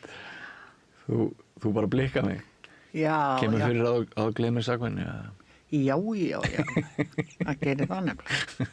Það var alveg, sko, og það er alveg, sko, og meiri sé að hún skynjar það, hún harpa nákvæmlega þegar ég gleymi hvað þetta þýðir. Já, þetta verður. En ég lesi þetta náttúrulega aftur og aftur og maður er með svona minnispunktana alveg sér, fer yfir þetta aftur og aftur og að því Gunni var að bæta við hjá okkur, sko, svona ýmsum mjög sniðum framhald af yfirfærslum eftir Grand. Okay. Og og þetta les ég bara alveg aftur náttúrulega þetta fer inn. Já. En eins og Guðrún og Anna Ívar, sko, þar eru með svo rosalega flott kerfi síðan, þú veist, bara, ég held að er ekki heil bók? Jú, þetta er búið að þróast á mörgum árum, þannig að við erum alltaf mjög vel samrættar. Er þetta standardgrunnur? Já, standardgrunnur með ýmsu ívafi. Já. Já, það spila allar standardgrunn. Já, einmitt. Líka þriðja parið. Já. Yfirfærslukerfi? Nei. Það er gamli góði standardin. Já. 2 yfir 1. Já, einmitt. Já, ég vona ég ná að fylgjast með mörgum spilum frá ykkur þessa helgi. Mótinu lýkur á sunnudag, ekki satt. Já, þá veitum við úrslitin. Vonandi bara hitti þið næst og þú þá með gullið, Marja. En við vorum að ræða fyrir þáttinn hérna fram í kaffistofur, áður en við hófum þetta spjall. Þá vorum við að ræða það að þú hefðir hitt unga manneski sem að spurði, hvað er bridge? Já. Ég var nú svolítið mikið í sjokki bara eftir það, sko. Sorgi í hjartan. Já. Það var sem sagt útskriftarveisla hjá barnabarninu mínu. Já. Og frá MR. Já. Það voru nokkru nýstúdentar þar. Já. Og ég var að tala við þau og æðislega gaman að tala við þau og tala bridge og svona. Já. Og svo var hann einhugguleg og velgefin stúlka og hún alveg, þegar ég var að tala þetta við hana, hvort hún ætlaði ekki að fara í þetta bara. Já. Bridge? Hvað er það? Hvað er það? Ég er ekki að djóka, hún vissi ekki hvað það var. Já. Ég held að hefðu langflestir framhaldsskólanemar vita svarið við spurningunni fyrir svona 20-30 árum. Er það ekki sammála því? Jú, örglega flestir. Já. En svo var ég að tala við stráka þarna, skilur, þeir vissi alveg spilið. Því pappið þeirra hafi spilað. Já, erum við með einhverja tillögu að því sko hvernig við getum aftur aukið vinsældir spila stokksins hjá yngra fólki? Ég held að þetta sé nú eins og með margt annað að þá líkir þetta svolítið hjá foreldrum að spila við krakka. Já. Held að það sé nú alltaf svolítið sterkt. Og ömmum og öfum að spila við krakkana, barnabörninu. Já. Að halda spilum að fólki. Já. Ekki bara láta þau fá iPadinn og farið í ykkur að leiki.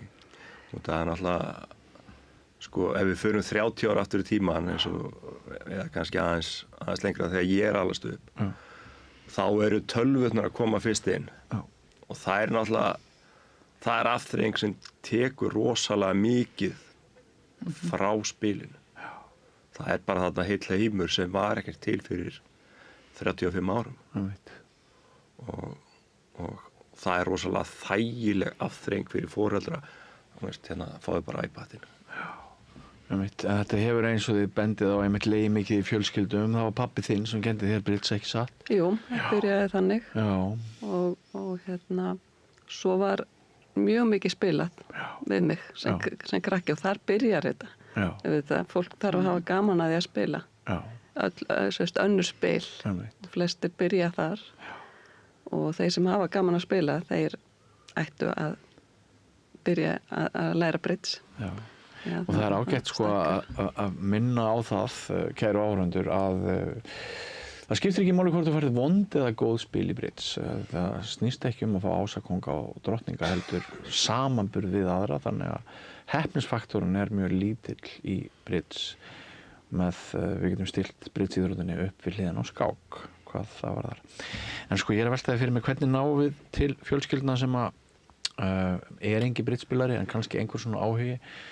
Við erum náttúrulega reynt að vekja áhuga fjölmiðla í auknum mæli. Það hefur ekkert gengið rosalega vel, finnst mér núna síðustu árin. En það ekki að vera svona valkostur í skólunum líka? Jú, sem það er orðið. Þetta er orðið það. Bridge-sambandið býður upp á kennslu í ákveðnum framhaldsskólum. Það hafa verið að koma krakkar, en sjálfsögur vill maður sjá fleiri, en það er að sá þessum fræjum. Það snýst svolítið um það. Já, einmitt. Ég held að muni líka hafa jákvæð áhrif á bridge-hreyfinguna og bridge-keppnislífið. Svo menningabreyting sem hefur orðið við borðið, að þetta er náttúrulega fólk, nýjir spilarar upplifa sig velkomna núna, sem var kannski ekki alltaf fyrir einhverjum áratugum. Það hefur aðeins breyst. Það hefur breyst mikið. Breyst mjög mikið. Og námskeiðin, þetta er allt uppselt og það er voða mikið svona hjónum að fara á. Já, einmitt. Og konum eins og þú sagðir áðan. Og ég hef sko heyrt konur segja að þær fari á bridge-námskeið ekki bara til þess að vera bridge-spilarar, heldur líka vegna þess að það hjálpi þeim að taka ákvarðanir. Að í bridge-inum ertu endalaust að taka ákvarðanir. Og við vitum að við lifum ennþá í karllægri veröld með karlagildi, og það er aðeins stærri ákvörðun kannski fyrir konu að taka stóra ákvörðun heldur en kall. Það er ennþá ekki fullt í jafnrétti og þetta finnst mér líka áhugaverður punktur. Já, vissulega, sko, maður er alltaf að taka ákvarðanir í bridge og þær hafa afleiðingar, kannski ekki stórar afleiðingar, stendur maður samningin eða ekki. En þetta er svona þjálfa mann til að taka, að þora að taka ákvörðun. Þú getur ekki bara setið og hugsað og svo gerist ekkert. Þú þarft að taka ákvörðun. Alveg saman hvort hún sé slæm eða góð. Og þú reynir bara að taka ákvörðun út frá þeim upplýsingum sem þú hefur, bara eins og í lífinu. Þannig og svo skilur maður ekkert í okkur maður tók ranga ákvörðun. Og þetta er náttúrulega endalaust adrenalínbað sko, sem fylgir öllum þessum ákvörðunum. Já. Eins og ég segi, maður er ekkert þreyttur meðan á mótinu stendur. En þetta kemur allt eftir á. Það getur verið alveg búinn. Búinn á því, sko. Og líkamlega formið skiptir miklu máli, er sagt. Það skiptir mjög miklu máli. Þetta verður spennandi. Ég hlakka til að fylgjast með ykkur og auðvitað segjum við áfram Ísland og við vonumst til þess að allt muni ganga vel helgina. Kæra þakkir fyrir að koma. Takk sömuleiðis. Takk sömuleiðis. Öll þrjú. Og við erum ekki búin að skilja við hugar íþróttir í þætti kvöldsins. Hér á eftir kemur ungur maður, glæstur skákmeistari sem vann Carlsen á dögunum. Ég ætla að ræða við hann þá viðureign og ofurmenni og undrabörn í skák bara eftir andartak, ekki fara langt. Samlokubrauð, maltbrauð, tékkneskt súrdeigsbrauð, brauð ársins, Bernhöfts Bakarí, íslenskt handverk síðan 1834.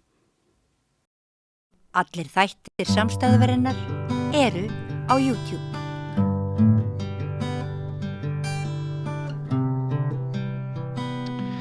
Já, góðir áhorfendur og hlustendur, ég ætla að drekka ykkur með hugar íþróttum í dag. Ekki bridge-þátturinn fyrrbúinn en ég að fá hér mjög góðan gest í settið til okkar. Hann heitir Vignir Vatnar, 22 ára Íslendingur sem að vinna sér sess í hjarta þjóðarinnar sem skákmeistari. Við urðum öll voða stolt á dögunum þegar hann sigraði sjálfan Magnús Carlsen. Vertu velkominn. Takk fyrir það. Ertu farin að finna það svona þegar þú ert út á götu að við séum svona farin að líta á því sem okkar eign þjóðin? Já, sko, það þetta orðað þannig. Ég nú ekki vanuð að fara niður í bæ en 3 dögum eftir að ég vinn Carlsen að þá fer ég niður í bæ og ég veit ekki hvað var, tekið marga myndir með mér og þetta var bara eitthvað algjörlega bara súrelíst sko. Það bara ótrúlegt að því líka þegar ég fyrst vinn hann þá er bara svona, ok, þetta stórt en þetta fekar sér ekkert út allt sko, en já, það var ekki ekki. Það sem ég held að hafi gerst er að sigurinn vakti áhuga fólks langt út fyrir raðir skákmanna.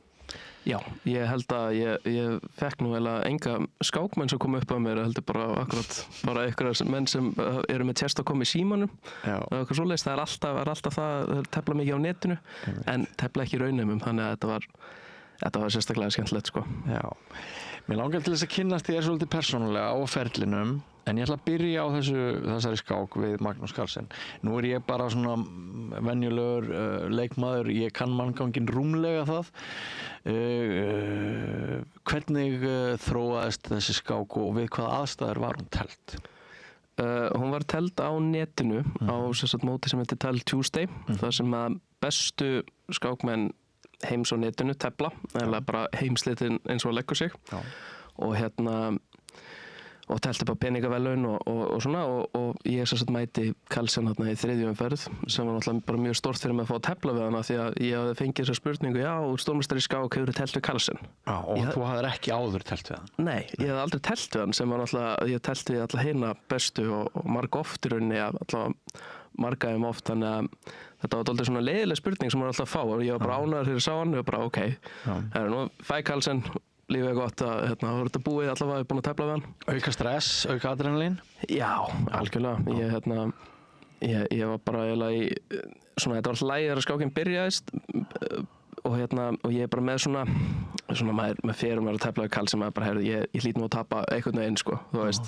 Hvaða byrjunum var leikinn? Það var svo kvöldið Philidors-vörn, ég veit ekki. Sem hvernig fyrstu leikinn? Það er E4 og D6 sem svona ekki talið vera besta byrjunin, ég út af einhver ástæðu og hvað ég að tefla það. Þú varst með hvítt? Nei, ég er með svart. Já, þú með svart. Já, og fæði svo mjög lélega stöðu byrjuninni og síðan byrjaði svona að koma svona, ég sagði, af því ég var náttúrulega að streyma þessu að ég sagði á einu augnablik hann leik Hókur C5 sem fannst mér ekkert sérstakur leikur þannig sé, en ég sagði akkurat að ef Carlsen hefði ekki leikið þessu þá myndi ég segja að þetta var umlegu leikur. En síðan kom ljós að þetta var ekki það góða leikur og síðan alltaf byrja bara stressið að kikka inn þegar ég komi með stöðu sem ég veit ég á að vinna. Það skiptir ekki máli út að Carlsen sé hinum megin eða hver annar maður. Og þá byrja stressið virkilega kikkin sko. Þá gæti ég ekkert leikið sko. Þá ég bara Hvað var það eftir marga leiki cirka? Það var eftir svona 18 leiki, 17-18 leiki, eitthvað svo leist. Þá er ég bara búin að vinna á henni peð og kom með alla stöðuna á öll tækifærin og ég veit að ég sé svona, ok, þú veist, ég er að vinna Carlsen. Og þá bara byrja ég alltaf að geta hreift músina, titra alveg og hjartslátturinn fór 1 milljón sko. Þannig að Björn Þorfinnsson var þetta mjög vel einhvern tímann og Bylgjunni eða eitthvað. Að sagði fyrir þá sem segja skák sé ekki spennandi og þá þurfa að kíkja á þetta þegar ég vann Carlsen því ég náttúrulega bara er gjörsamlega í kvíðanút bara liggum við að detta niður sko. Þannig að þetta var mjög skemmtilegt sko. Þetta er rosalegt. Sko gaf hann löngu áður en var komið að móti eða?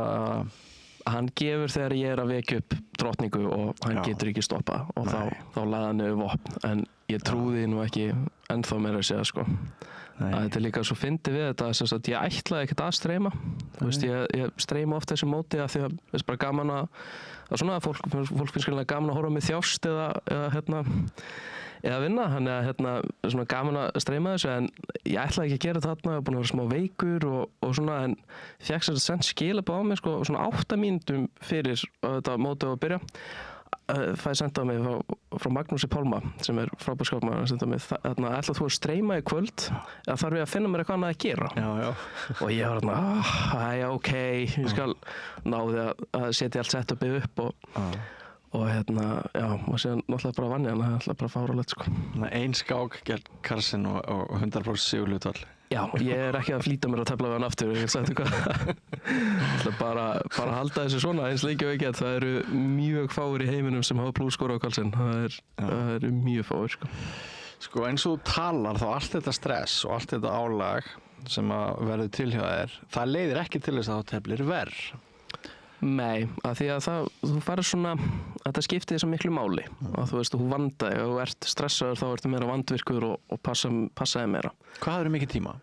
Við byrjum skákina með 3 mínútur og þú fær 1 sekúndu á hvern leik og þú þarft að vera til hraðskákan og maður þarf að vera mjög snöggur og akkurat þegar ég var komin í 5 sekúndur eftir eða eitthvað ég veit ég með kólunni en ég bara músin skilur bara hofa brútum allt sko, þannig að það var bara þetta var ógeðislega erfitt með að leika sko. Þannig að já, þetta var ótrúlegt. Þetta er ótrúlegt. Sko, hvar er Carlsen í samanburði við aðra skákmenn í samtímanum og fortíðinni að þínu mati? Hann er náttúrulega í samtímanum er hann langbestur og það er alveg fáránlegt að af hverju hann er svona mikið betur en hinnir. Það hefur enginn einn svör sko, sem er mjög áhugavert. Þú spyrir þetta bestu skákmann heims og það er bara svona, já, hann er bara aðeins betur en ég þessu. Það er ekkert svar, það er bara eitthvað. Hann er talin vera milli hans og Garri Kasparov, hver er besti skákmaður allra tíma. En í dag er það orðið nokkuð ljóst að allavega mjög stór meiri hluti segir að Carlsen sé besti skákmaður allra tíma, sem ég sjálfur tek undir að það er ótrúlegt að við búum í svo miklu svona nútímanum að búið svo mikið yfir upplýsingum.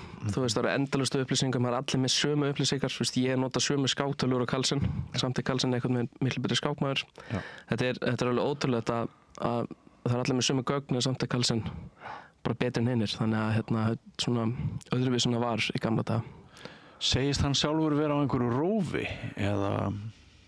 Ég held hann segja það nú ekki sjálfur en ég held að ég nú bara tala þetta í gær við eitthvað að það er svona nokkuð augljóst að hann er á einhverju rófi sko, en ekki þannig að hann sé ekki frábær, þú veist, hann frábær í viðtölum og frábær, hann stundur ótrúlega margar íþróttir og heldur sér í formi og svona, hann er á einhverju rófi en ég held að bara sé að heilin hans kannski bara virkar aðeins öðruvísi sko. Hvað með þig?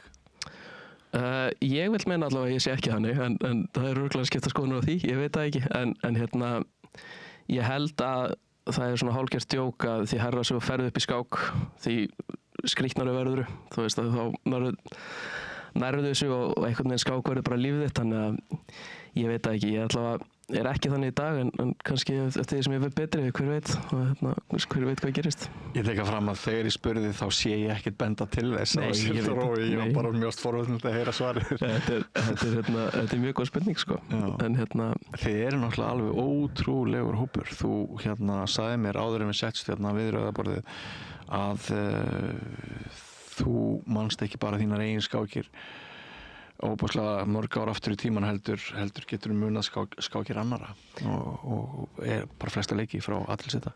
Já, ef ég legg mig í það að leggja eitthvað á minni eins og skákir frá Friðrik Ólafssyni okkar fyrsta stórmeistari, ég er mjög naskur á að muna hvar skákirnar voru teldar, hvaða ár, hvenær og svona og man skákirnar mjög vel, þannig að það er að því ég hef svo gaman að fylgja hans skákum sérstaklega og kannski að ég muni einhverja Karlsson-skákir og eitthvað svona en það er aðalega bara svona ef ég legg minn metnað í það þá get ég. Get ég spurt þig hvað þú sjáir marga leiki fram í tíman eða veltur það bara á aðstæðum hverju sinni? Það veltur á aðstæðum. Ég get svona reiknað náttúrulega gífulega langt ef ég þarf en oftast bara krefst það ekki til þess að staðana oftast ertu að reikna skilurðu að ég leik leik og andstæðingurinn á kannski 4 valmöguleika og þú ert að kíkja kannski 2 leiki inn í hvern valmöguleika. Það er mjög fá skiptið sem bara ég leik þessum, hann verður að svara þessum, ég verður að svara þessum skilurðu og þá ertu náttúrulega komin miklu lengra. Þannig að þetta er ofta svona snýst það að geta metið stöðurnar eftir 2 leiki í mismunandi variantum og meta það rétt sko. Sem er mjög mikil kunst. Nú fjölgar náttúrulega möguleikanum nánast óendanlega eftir því sem við veltum fyrir okkur fleiri mótleikjum við framtíðar mótleikjum. Af hverju er ekki tölvan besti skák aðili alheimsins? Tölvan er núna best í dag. Hún er það? Já, og það var mjög fyndið að Karlsson var hjá Joe Rogan daginn og Joe Rogan spurði spurningu gætirðu unnið símainn í skák? Karlsson sagði no, not a chance, sem er mjög fyndið að besti skákmaður sögunar á ekki breyk í skáktölvunar í dag. Já, þetta er eitthvað sem ég vissi ekki. Ég man bara eftir einhverju einvíi fyrir mörgum áratugum Blue eitthvað. Já, Deep Blue og þá var mannsheilin ennþá sterkari en er langt síðan sem sagt tölvan var betri en mannsheilin. Já, kannski svona 2010 eða eitthvað það var algjörlega komið á hreint en það er svo ótrúlegt við tölvunar í dag það er haldið alltaf áfram að vera betri og betri maður heldur alltaf að tölvan getur ekki haldið áfram að bæta sig úr hérðan sko. Hún einhvern veginn er ennþá að bæta sig sem er bara nokkuð skeri sko. Bara ræðir mann dálítið að það sé hægt sko. Þannig að það er bara ótrúlegt við að hvað tölvurnar eru bara þú færð alltaf svar hvað þú gerir vitlaust. Það var náttúrulega ekki þannig í gamla dag og var umdeildar skoðanir með þetta allt en núna er bara þetta var lillur leikur, þetta var góður leikur, þetta var lillur og færði þetta bara svona léttilega. Þannig að hún er svona okkar, ég veit ekki, íslensku er bara overlord svona, hún segir okkur alltaf bara alla vitleysuna sem við gerum sko. Já, og náttúrulega öll skák þjálfun og allar framfærir á þessu sviði hafa náttúrulega alveg umpólast á nokkrum áratugum. Þökk sé þessari tækni. Algjörlega. En það er ég hugsa stundum að það hefði verið skemmtilega að hafa þetta ekki. Af því að eins og Friðrik okkar fyrsti stórmeistari sagði þegar í heimildamyndinu sig þá sagði hann að hann væri samlað þeirri skoðun að þegar Fischer sagði að tölvurnar hafa drepið klassísku skák sem er alveg rétt af þessu marki af því að byrjanir eru að verða svo ótrúlega langdregnar og að finna eitthvað tækifæri hér eitthvað staðar í 20. leik á topplevel er orðið fyrir eitthvað þreytt sko. Þannig að það er akkurat alveg eins og Karlsson er að reyna að við hættum að tefla svo löngu skákir sem er fyrir, sem við ekki að er 1,5 klukkutíma mann og síðan pluss 40 mínútur eftir 40 leiki það getur orðið 7 tíma skák skilurðu. Þannig að hann er dálítið byrjað núna bara að færa þetta alveg yfir í hraðskákir og atskákir og svona að breyta því. Hann hefur ekki áhuga á hinu lengur. Nei. Mætti ekki kannski segja að svona persónueinkenni hvers og eins sjáist betur í styttri skákum líka? Jú. Það verið persónulegri bara hreinlega. Jú, ég held það sé mjög góða punktur hjá þér og líka sér svona meiri talentin sko. Þú veist að þetta snýst ekki að hvor getur reikna, að þú hefur nægan tíma til að reikna og svona, þú veist, og hérna er þetta bara instinkt, þú veist, þetta er svo mikið bara, herðu, ég held að þetta er spilleikurinn, þú getur náttúrulega ekki reikna allt en þú leikur þessu leik og bara, ég held að þetta hlýtur að virka, þú veist, þannig þetta er meira svona, þetta er meira talent sko, til þess að.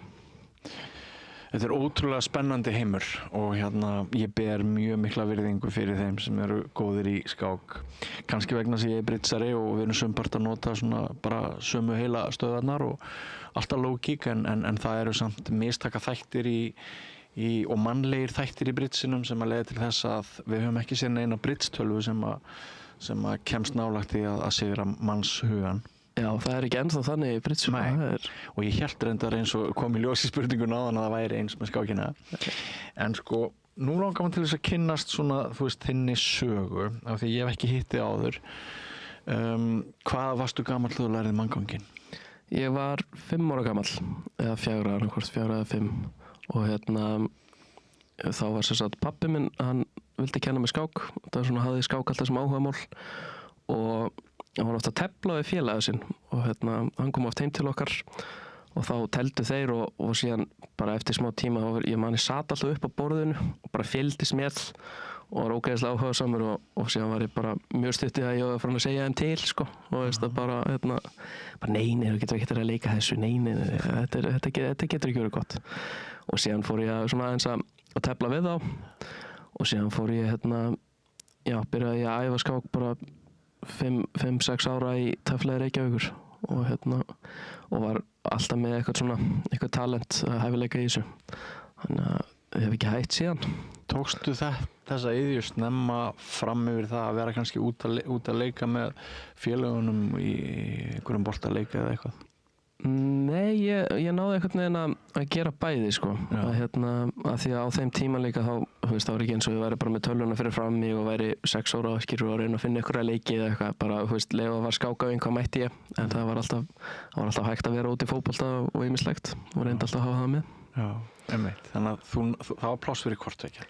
Já, en skáki náttúrulega svona og það kannski fann skák kannski ekkert sérstaklega skemmtilega þegar var yngri því þegar ég var aðeins þegar ég var yngri þá var þetta ekkert svona töff eins og þetta fæði svona smá kjánur alltaf að segja þetta en skák er orðin virkilega töff bara á Íslandi og í heiminum hún er bara gjör breytast svona stimpillin á henni þannig að hún hefur verið í smá öldudal þegar þú pikkar upp mannganginn. Já og síðan þegar ég grínast alltaf með það þegar ég var 14-15 sko í staðinn þú veist þegar ég var 13 ára var ég með 2400 elo stig og var kannski ekki alveg með stillingin á stígin en ég var klárlega einn af bestu ungbönnum í heiminum á þeim tíma og í staðinn fyrir svona að keyra algjörlega á það þá var skák svona halvasnalega og maður komin á aldur 13, 14, 15 að maður vill vera eitthvað svona töff og eitthvað í skólunum og svona þannig að maður svona mista eins úttóldi á þeim tíma að virkilega bara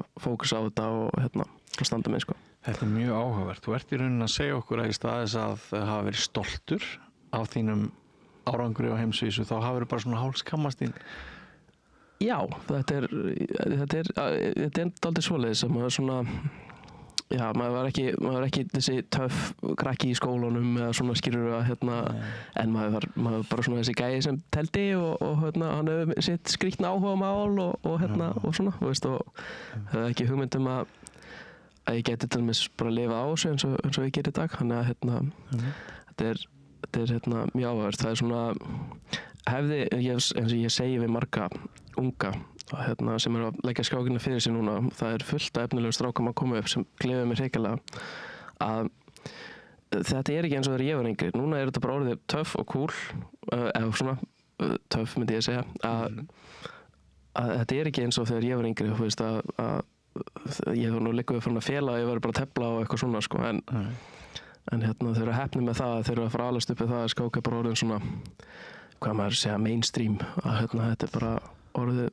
eðlilegt að menn séu bara atvinnumenn í fótbolta eða eitthvað það er allir með testakomi í símanum sem að tefla skilur það er frábært sko. Og sennilega hafði COVID einhver áhrif þarna, ekki satt? Jú, Það kemur sem sagt út líka Queen's Gambit á þeim tíma. Svo náttúrulega það. Já, það sprakk út og þá náttúrulega byrjuði allir að tefla og ég var bara hvað er að gerast í kringum mig. Var ekki orðinn stórmeistari og var svona á mörkunum með að hætta í skák á þeim tíma sko. Það var mjög stutt frá því að gerast að ég myndi bara fara í skóla. Og það kemur Queen's Gambit, sem kemur þetta skemmtilega skandal með Hannes Niemann og Magnús Carlsen. Þetta fræga dæmi þar, þetta svindlsagan, þannig að og þá einhvern veginn verður þetta síðan bara, og þetta alltaf komið eitthvað svona nýtt og nýtt skandal sem mjög skemmtilegt. eins og til dæmis bara Carlsen bara í borðið fyrir 3 dögum, alveg neldi í borðið gegn heimsmeistarunum og öskurauður. Allt á vídeo náttúrulega og flög heiminn. Flög út allt og ég fekk senda á mig allavega svona 10-15 sinnum að ekki batnar þetta á kallinum. Þetta að ég vann hann segir. Það var allt hrunið hjá hann. Já, þetta er mjög skemmtilegt sko. Þetta er einmitt sko, maður hefur tekið eftir því að þetta er spurning bara stundum um tískur og heppni eða óheppni, hvort verðleikar okkar í tilteknum íþróttum, hvort hæfileikar og framistæða slæri í gegn eða bara svona liggur þarna niðri og vekur ekki áhuga nokkurs manns. Ég tek undir þetta sem hún segir með skákinni, ég finn það alveg að bara ég sjálfur hef miklu meira áhuga á skák núna heldur en fyrir 10 árum. Og við finnum þetta líka í bridgesinum, svo ég nefni það. Það hefur verið bara fullt á öll nýliða námskeið síðustu ár. Þannig að það eru miklu fleiri sem eru núna að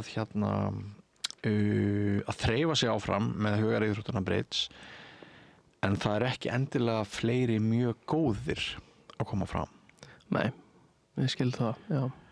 Við erum dálítið svona svipaðir þar að það þarf að koma upp fleiri stórmeistarar núna á mjög stundum tíma myndi ég segja til að því að þessir fannum að kalla á gamla en fjórmenningaklíkan og þeir allir eru ennþá frábæri skákmenn í dag og eru bara ennþá í rauninni allavega topp 10 bestu skákmenn landsins alltaf. Jón Erl Árnason, Jóhann Hjartarson, Helgi Ólafsson og Margeir Pétursson. Já.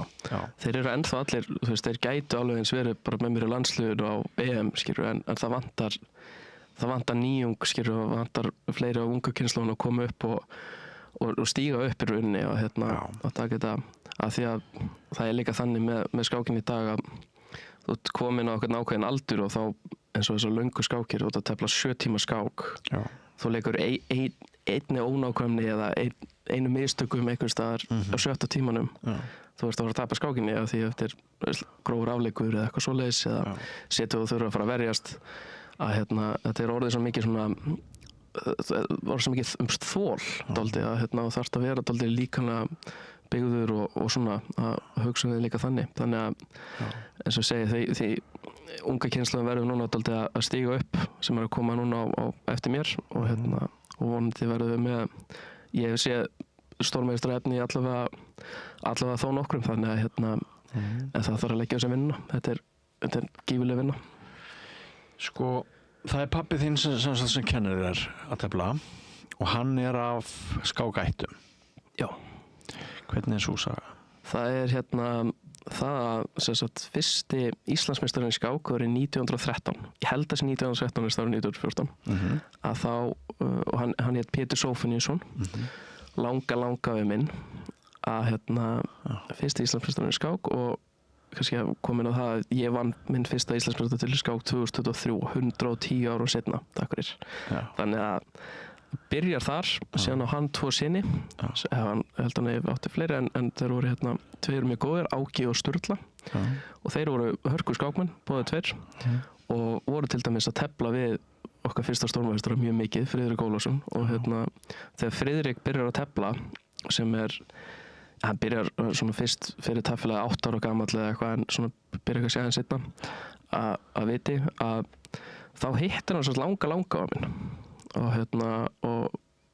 man eftir honum, hann sagði það við mig, hann man eftir langa á minn sem er alltaf bara ótrúlegt af því að hann var að nýraðsamali í janúar og síðan dó hann í apríl og hann til nýraðsamali í Hörpu og þú veist, hann tengir mig við langaðu minn, það er bara ótrúlegt sko. Og hann akkurat teldi við Áka og Sturlu meðal annars á Rossolimo mótinu 51 sem var haldið í TR, þá kom mjög frægur skákmaður á þeim tíma Rossolimo til Íslands og teldi við þá og Friðrik sýndi alveg í hvað hann bjóð þar þannig að þetta er alveg ótrúlegt en það sem var æxlaðist hann í útrúsu að hvort að þetta er dálítið flókið en pabbi afa minns sem langa afa minn, ég hitt hann aldrei það er Hafsteinn, hann var líka hörkuskákmaður þannig að hann vantarlega með Áka og Sturlu þannig að hann var hörkuskákmaður en svona minna en hinnir sko. Þannig að og síðan hættir það dálítið það að núta afi fer bara út að sjó og pabbi fer líka út að sjó og þetta var dálítið þannig að hefur ekkert gerst mikið síðan þá en já, ég er einn í dag skulum segja. Heldur þetta liggi í genum eða heldur það sé áhugin sem leiði til þess að já, er þetta félagslega lært eða er þetta genetískt? Frábær spurning, virkilega góð spurning. Ég í rauninni áttaði mig aldrei á því að það væri svo mikið skák í fjölskyldunum minni fyrir en ég var svo gamall, 10 ára eða eitthvað. Þannig að þegar ég er 5-6 ára þá fannst mér þetta bara geggjað. Þannig að kannski er þetta genetískt. Ég er ekki alveg klár á því. Ætli það ekki. Ég veit allavega, mér finnst mér falleg hugsun að hugsa það að ég sé 110 ára seinna og 100 ára seinna og ég bara, já, þetta er geggjaður leikur og síðan að langa fyrst Íslandsmeistari þannig að deilir einhverju erðamengi með meistaranum árið 1913 Já, það gæti verið sko en þetta er kannski meira svona líka spila kannski tengt þú veist að þú ert mjög hrifinn af spilum eða eitthvað þeir voru líka það þannig að þótt að það var náttúrulega aðalega skák en það kemur líka frá miklum spilaættum skils mér þannig að það gæti líka verið eitthvað svoleiðis þannig ég veit og við vorum með að ræða það líka fyrir þáttina oft er blöndun britsara og skákmanna algjörlega já, í báðar áttir já, algjörlega en sko Friðrik Ólafsson heitinn er ekki líklegt að fjórmenningarnir eins og þú kallaðir þá að þeir hafi sprottið upp og orðið svona öflugir þökks í Friðriki? Jú, þetta náttúrulega byrjar allt á því að það sé ungur strákur sem langar að fara að tefla og þetta síðan inn í það og síðan 14-15 ára og fer hún á fyrsta mótorsitt erlendis sem er í Birmingham og fer á togara ég veit ekki hversu lengi hann var að ferðast þar og sjóveikur og eitthvað og síðan tekur hann mótið og teflar á svona fyrsta alþjóðlega móti bara 14-15 ára gamall svona þetta er svo ótrúlega pæling að hann vildi virkilega það mikil tefla að hann lagði þetta á sig og það sprettir alltaf upp á honum síðan varð hann alltaf á sínum tíma bara topp 10 bestu skákmenn í heimi vann alla bestu skákmenn sem sögunar nema einn sem var Spassky hann sagði að hann hafi sloppið þannig að er alveg ótrúlega þetta fyrstulega að hann byrja þetta og það er ógeðslega fallegt og síðan verður hann með bestu skákmennum heims síðan kemur fjórmenningarnir komið síðan upp út frá Friðriki og náttúrulega síðan heimsmeistari við 1972 hérna á Íslandi var fyrsti Spassky og þá náttúrulega gjörsamlega sprakk skákin út og úr því urðu síðan fjórmenningarnir sem urðu náttúrulega bara 5. sæti á Ólympíumóti og 7. sæti á öðru Ólympíumóti þannig að þeir voru ótrúlegir sko og mér skilst, ég hef nú verið gaman að sjá þetta sjálfur en mér skilst að það hefur verið rockstjörnur á sínum tíma á Íslandi þannig að Já, ég held að maður geti sagt það Já. og heimsmeistaratitlar urðu til hjá ungmenna algjörlega þetta var náttúrulega alveg sko við vorum farin að trúa því að Íslandi yrði bara eitthvað svona framtíðar ofurveldi Já, en við vorum það líka á þessum tíma þegar þeir voru allir í fjórmenningar voru allir í topp 50 Friðrik var svona farin að hætta að tefla en hann var ennþá hörku skákmaður sem var annar stórmeistari Guðmundur Sigurjónsson hann er svona aðeins eldri en nær fyrir ekki aldrei held ég en þú veist þeir voru allir bara topp 50 í heiminum og síðan var ungumennir að koma upp eins og tölum heimsmeistari til ungmenna það var Hannes Lívar sem er stórmeistari og ennþá atvinnumaður í dag Helgi Ás sem er núverandi Íslandsmeistari leiðilegt að segja en hann einhvern veginn tók hann af mér 2004 en hann ætlar ekki að verja titilin í ár, segir hann.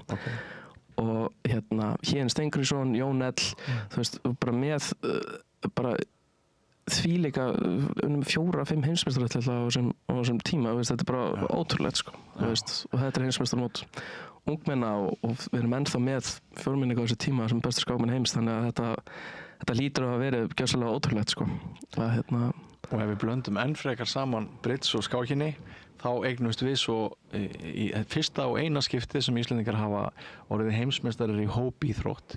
Það var í bridgesinum í Yokohama 1991, rétt bara svipa leyti, og þú ert að tala um að skákin sé hæst á stalli sko. Já, og þeir ná held í sín besta árangri 92 í Manila og þá endaði í 7. sæti á Olympíumótinu, og þá voru Sovétríkin voru splundur upp, þannig að það var fullt af fárálega sterkum liðum og náði samt 7. sæti og hefðum verið sikkert að ná ennþá betur.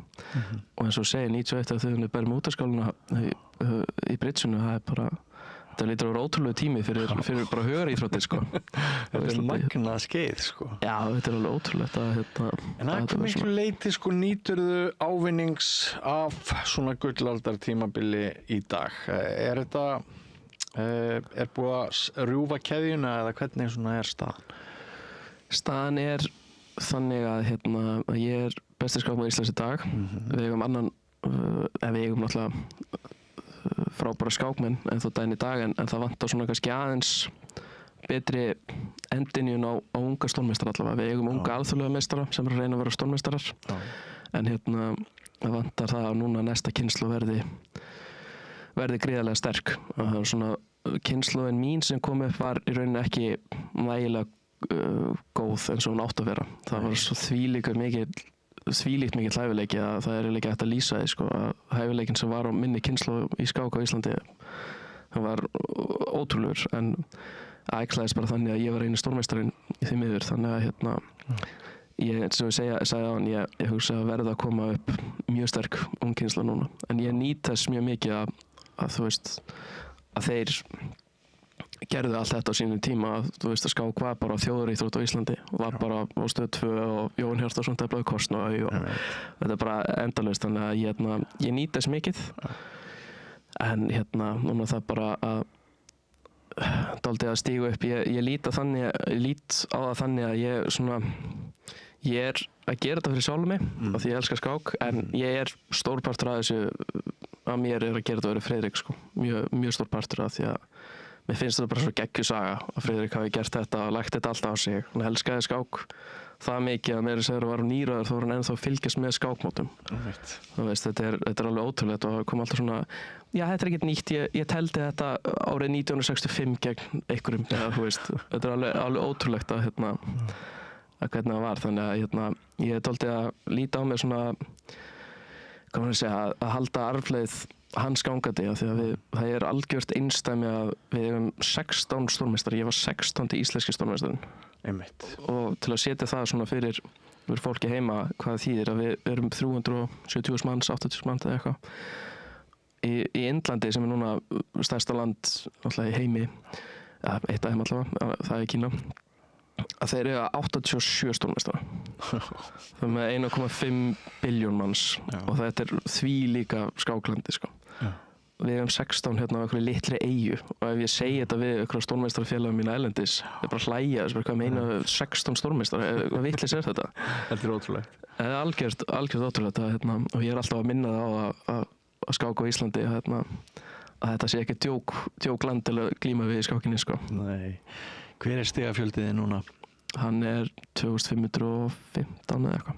Ég er þetta búin að lækka mjög mikið núna á stöðum tíma. Ég var 2555 eða eitthvað. Og það er búin að ganga svona, fyrir utan það að ég vann Karlsson og gera allt vitlaust, en það var ekki búin að ganga vel í þessari löngu skákum hjá mér. Ég er svona, kannski enga sérstök ástæða, en það er svona smá leiðilegt þegar Friðrik dó að maður vissi, fekk alltaf að vita að hann var alltaf að fylgjast með hverju einustu skák og það gaf mér svo mikið oft svona eitthvað svona með lélega stuður og ég var bara ok, nú berst hérna fyrir Friðrik og svona, þannig að kannski hittaði mig meira en ég myndi vilja sko. Og sért hann að syrgja?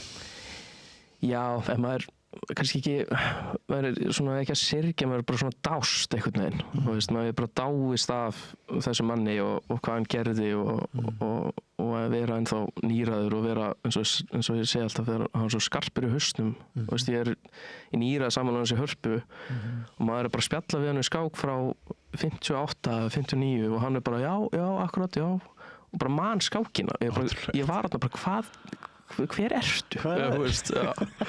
Og hann er mjög fallegt líka ef ég fæ að, þetta er svona breytast í dálítið Friðriks þátt en að Friðrik gaf mér bók þegar ég er 10-11 ára sem sagt langaði minn skrifa, fyrstu kennslubókinni í skák árið 1906 og Friðrik átti hana einhvern veginn og hann skrifa ógeðslega fallegt í hana að ég vona að mér finnst að þú eigir að eiga þessa bók átt að þetta kemur frá arfleið þinni og ég vona að þessi bók hveti ég til dáða og haldir áfram og eitthvað svona ógeðslega fallegt þannig að þetta er dálítið svona dálítið persónulegt að passa að skákinu á Íslandi haldi áfram að blómstra og ég ætla að gera það og mun gera það. En þú sagði mér áðan að þú lifðir á þessu. Er það með því að tefla á þessum netmótum eða færðu mánaðarleg framlög frá ríkinu sem skákmeistari, sem stórmeistari eða?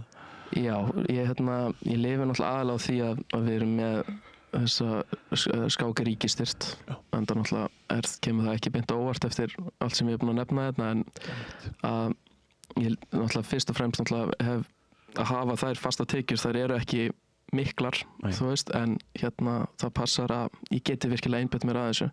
Ef ég hefði það ekki, þá hugsa ég gæti ekki verið að þessu eins og ég vildi að þá myndi ég bara þurfa að gera eitthvað annað og fara í skóla eða eitthvað. Þannig að það er fyrst og fremst það, síðan alltaf fæ ég boða mót erlendis. Ég bý mjög mikið bara dálítið í ferðartösku. Og ef ég vinn mót þá fæ ég pening og svo ég gerði, vann 2 alþjóðleg mót núna í september, ágúst-september þá vann ég sérst mót á Tenerife og fekk pening fyrir það og vann sér mót á beint eftir á Kanari og það var mjög sterkt alþjóðleg mót og frábært að vinna þau þannig að þetta er akkurat þannig og fær kannski smá komið þóttum til að koma það er meira svona að fá bara hótelið og flugið og mat frítt eitthvað svona en síðan ertu að reyna bara að vinna pening á mótunum. Já. Þetta er mjög skrítið líf, skulum við segja. En Já, ég þekki náttúrulega líf atvinnumanna í bridgesinum og þeir eru líka í ferðartöskum og þeirra tekjuöflun er mestmegnis þannig að þeir eru sponsaðir og stundu þurfa þeir að spila við fólk sem er miklu lélegra en þeir af því að náttúrulega bridgesin er 2 manna íþróttjú, þarf það eiga makker en það er hellingur af bridgesinum sem að lifa mjög góðu lífi tekjulega á því að ferðast á milli og spila bridge. Hvað hefur marga íslenska atvinnumenn í bridge?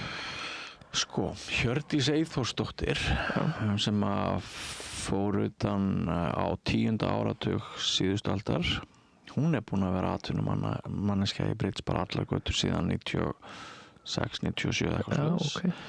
Svo hafa nokkrir íslenski spilarar á tímabil, allt svona run. Já. En ég hugsa nú kannski að Hjördís sé svo eina sem að svona hefur alveg verið 365 ári í þessu, í líka svona langa tíma. Já, algjörlega, ok.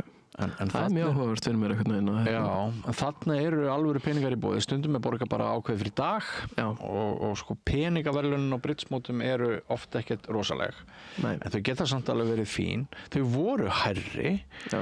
Hér voru íslenski bridgesar að berjast bíla í verðlun og eitthvað svona, alvöru En við höfum upplifað mjög svipaðan tíma og þú varst að nefna með skákina þegar þú varst bara hásbreytt frá því að hætta við. Það var ekki cool að vera góður í skák.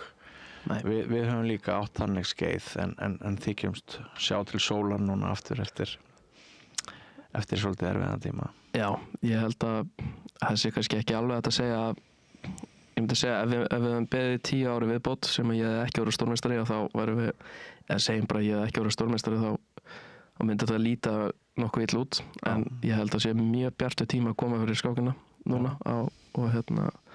og ég get eiginlega lofa því að það er að fara að koma upp nokkru stórmeistarar á næsta árum sko. Þannig að ég held að verði bjart yfir þessu og já. Og eru þið stórmeistararnir, hafið þið einhverja fræðsluskyldu? Eru þið að kenna öðrum? Er það hluti af jobbinu? Já, við erum með kennsluskyldu frá Skákskóla Íslands. Ég var náttúrulega bara í síðast í gær og lendi klukkan 6 á Keflavíkurflugvelli og ég hef beint farin í fjöltefli í skákskólanum við fullt af krökkum sem vildi fá að tefla við mig. Það var ógeðslega. Hvernig gekk? Ég vann allar nema ég svona gaf eitt. Það var einn 5 ára strákur sem var ógeðslega krúttlegur og teldi bara nokkuð vel, þannig að ég svona ég tók peðin af borðinu sem hann getur hreyft peð en ég bara tók peð af borðinu og þá er patt það var meðast með krúttlegt ég vann hina en við erum með svona kennsluskyldu en fyrir utan þess þá náttúrulega er ég líka bara með mína skákkennslu síðu sem gengur bara mjög vel að það er þvílíkur áhugi fyrir skák á Íslandi og kannski minni áhugi fyrir að bæta sig en síðan hún er aðalega fólki sem er í áskrift er fólk sem er ekki að mæta á mót sko, sem er mjög áhugavert að þetta sé svona út í bæ og langar að bæta sig áður en að mæta á mót og hún gengur vel en ég er samt ennþá með kennsluskildunum mína í skákskólanum þannig að en ég kenni endalaust ég vill passa að koma upp önnur helst önnur ég með þann draum sem er mjög farsóttur að ég vil vera í landsliðinu, það er landsliðið þannig að það eru 4 borð og síðan einn varmaður. Ég vil vera á 4. borði og ég vil að þessu 3 ungir menn fyrir fram að mig sem halda keflinu gágæti og vonandi bara betri en ég sko. Þótt að það mun örugglega hafa einhver áhrif á minn status á skák á Íslandi eða það voru 3 betri en ég en ég vil það það verði bara ungt og fáralega sterkt landslið eftir nokkur ár að sem bara standa sér vel á Evrópumótum og Ólympíumótum eins og við eigum að gera. En áður en þú gefur keflið áfram, hver er draumurinn? Gætir orðið heimsmeistari? Ég held að ég get ekki orðið heimsmeistari, ekki nema þá í einhverju bara svona einhverju mjög sérstökur í tegund eða eitthvað svoleiðis, ég veit ekki hvernig það myndi æxlast sko. Kannski heimsmeistari öldunga einn daginn, skilur eða eitthvað svoleiðis en ég verð ekki heimsmeistari út úr þessu held ég en ég ætla að verða topp 100 í heiminum ég hef búin að staðráða í því að ná topp 100 stend eitthvað stend núna 300 eitthvað svoleiðis og í rauninni eins og ég draumurinn minn er í rauninni að gera það bara og reyndar draumurinn minn farin að vera meira líka að vera bara einn af bestu hraðskáksmönnum í heimi. Það er svona meira, ég er mjög mun betri í hraðskák í rauninni. Ég er bara núna á Tjestakom er númer 100 í heiminum eða eitthvað sírka, þannig að þú veist að á stigum. Eldfljótur að hugsa. Já, það er akkurat aldrei svoleiðis og meira svona eins og segja, sést meira hæfileikin í gegn og svona, þannig að ég er orðinn dálítið hrifinn af því. En það er bara dálítið svona markmið að verða topp 100 í heiminum og reyndar eitt annar markmið að ég reyndar ekki búin að segja þetta við Jón Hjartarson en slá stigametið hans, það er markmið að hann gerði það á sínu tíma að hann náði 2630 stigum eitthvað svoleiðis og varð náttúrulega bara topp 12 í heiminum eða eitthvað á sínum tíma, þetta var alveg ótrúlegt og síðan raunin hættir hann fyrir bara í lögfræði sko en alveg ótrúlegt að hann var á þeim stall í árið tíma og ef ég næði sömu stigum þá er ég topp 100 í heiminum þannig að ég kannski ekki topp 10 eða topp 12 eins og Jón Hjartarson var en myndi voru topp 100 en það er planið í þessu að gera það. Ég held að Jón sé nú bránaður að heyra að ég stefni þangað þótt að klassíska skákin sé ekki búið að ganga greiðlega vel undanfarið en það eru hægðir og leiðir í þessu sporti. Það er eitt sem er að þessu spjalli okkar, við erum búin að tala bara um kalla. Já. Við áttum Guðfríði Lilju Gretarsdóttur, systur Helga Áss. Já, Helga Áss. Hún var náttúrulega alveg frábær á þessum tíma. Svo man ég eftir einhverju polgar sko. Já, polgarsýstrunum. Já, polgarsýstur, alveg rétt. En annars veit ég bara ekkert konur í skák. Er þetta svona rosalega kynjaslega síða á þessu ennþá? Það er ennþá, en hún er að minnka gríðarlega mikið og reyndar verið við gríðarlegri sóknin á Íslandi með þetta að gera. Við höfum 2 Norðurlandameistara undir 20 og undir 16, Guðrún Fanney og Iðunn. Og báðar geta orðið hörku skákkonur. Guðrún komin yfir 2 stigin og hún kemur frá mikilli skákaætt sjálf og bróðir hennar, bæði Benedikt Brím, sem með síðuna með mér og sérst hann sér tæknilutana, ég kann ekki til því, og Stefán Brím, innbróðurna líka, bara var skólabróður minn í 10 ár, þannig að og báðir hörku skákmenn, sko, þannig að þau eru gríðarlega skákætt. En við erum með mikilli sókn með þetta að gera á Íslandi og ég held heiminum líka að að þetta sé algjörlega að breytast, en ég segi það nú reyndar ennþá að ég held að ég hef sagt að bara ef ég hefði eignast dóttir, þá myndi ég ekki vilja, eins og staðan í dag í skákheiminum, þá myndi ég ekki vilja hún væri í skákheiminum, sko. Það er mjög... Hvers vegna ekki? Það er skákin á til að finna menn sem eru bara hálf svona ekki í lagi, sko. Það eru margar, þekki nú margar af stelpunum sem eru ágætlega frægar á netinu og svona, að það er sögurnar sem hefur heyrt eru bara hryllingur, sko, sem er mjög leiðilegt, en ég vona það sérstaklega með þessum Anna Kramling til dæmis sem er orðin ótrúlega fræg á YouTube og samfélagsmiðlum, Bótesisturnar og bara ótrúlega frægar, að það er svona breytir sig hægt rólega, en ég held að sé svona ennþá langt í land. En á Íslandi þá er þetta ekki þannig, en út í heimi þá er mjög skrýtnir kallar stundum, sko. Er þetta þannig ofbeldi bara, reynilega? Nei, meira svona kynferðisleg áreitni og eitthvað svona, ofbeldi, en meira þannig. Það er og ein ógeðsleg saga sem ég ætla nú ekki að fara að setja hérna, en það var bara ein kona sem margar stelpur sem lenti því að það var einn alþjóðlegur meistari í skák og gjörsamlega brenglaður.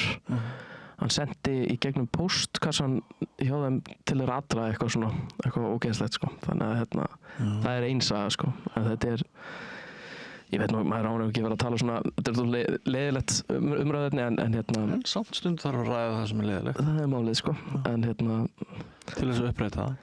Ég held að sé ekki ein stelpa sem ég þekki í skákheiminu sem hefur ekki lent í slæmri reynslu, sko. Sem er mjög... áreiti? Já, áreiti, bara menn að vera skrýtnir, þú veist, stelpur sem eru 18-19 ára eða yngri og fá eitthvað svona skrýtið og samfélagsmiðla og eitthvað, þú veist, þetta er mjög skrýtið og skák svona, þetta er algjör minnihluti sem á þessum svona skrýtnum gæjum eða eitthvað sem kom í skákina, en þeir svona geta stundum farið algjörlega ofurborð, sko, eitthvað svona. Þannig að það þarf, sko, foristan þarf þá að stíga miklu fastar inn, samkvæmt því sem þú ert að segja. Hún er að leyfa alls konar ósiðum að grassera í stað þess að grípa inn í og setja sterkari siðaviðmið og reglur, ekki satt? Jú, ég held að FIDE, reyndar held ég að séu akkurat þeir bönnuðu þannig mann bara forever til dæmis og hann var kæruður og þetta eins og ég var að tala um það dæmi.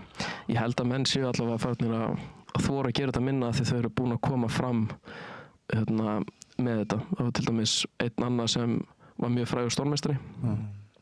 Hann var að vinna við svona þessar frægustu og svona lýsa þessum frægustu mótum og það er núna búið að gjörsamlega eyðileggja hans orðspor af því að hann var bara ríkalegur með eitthvað svona stelpur í engatímum og eitthvað svona. Þannig að það er kannski búið að taka mun fastari tökum á þessu á stuttum tíma. Þannig að ég vona að þetta breytist algjörlega.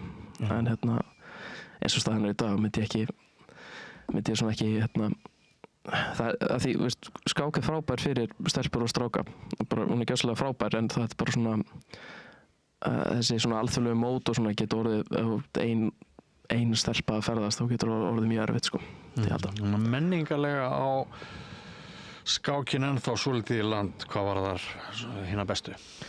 Já, kannski með þetta að gera, en myndi það er kannski eitthvað sem hlustar á þetta og finnst það ekki rétt mér, en ég held að allavega sögurnar sem ég heyrt frá er mjög vel tengdur í skákheiminni í dag, en það er náttúrulega bara atvinnmaður að sögurnar sem maður heyrt þetta er ekki ekki ennþá komið í lag algjörlega þótt að það sé búið að lagast mikið á stundum tíma sko.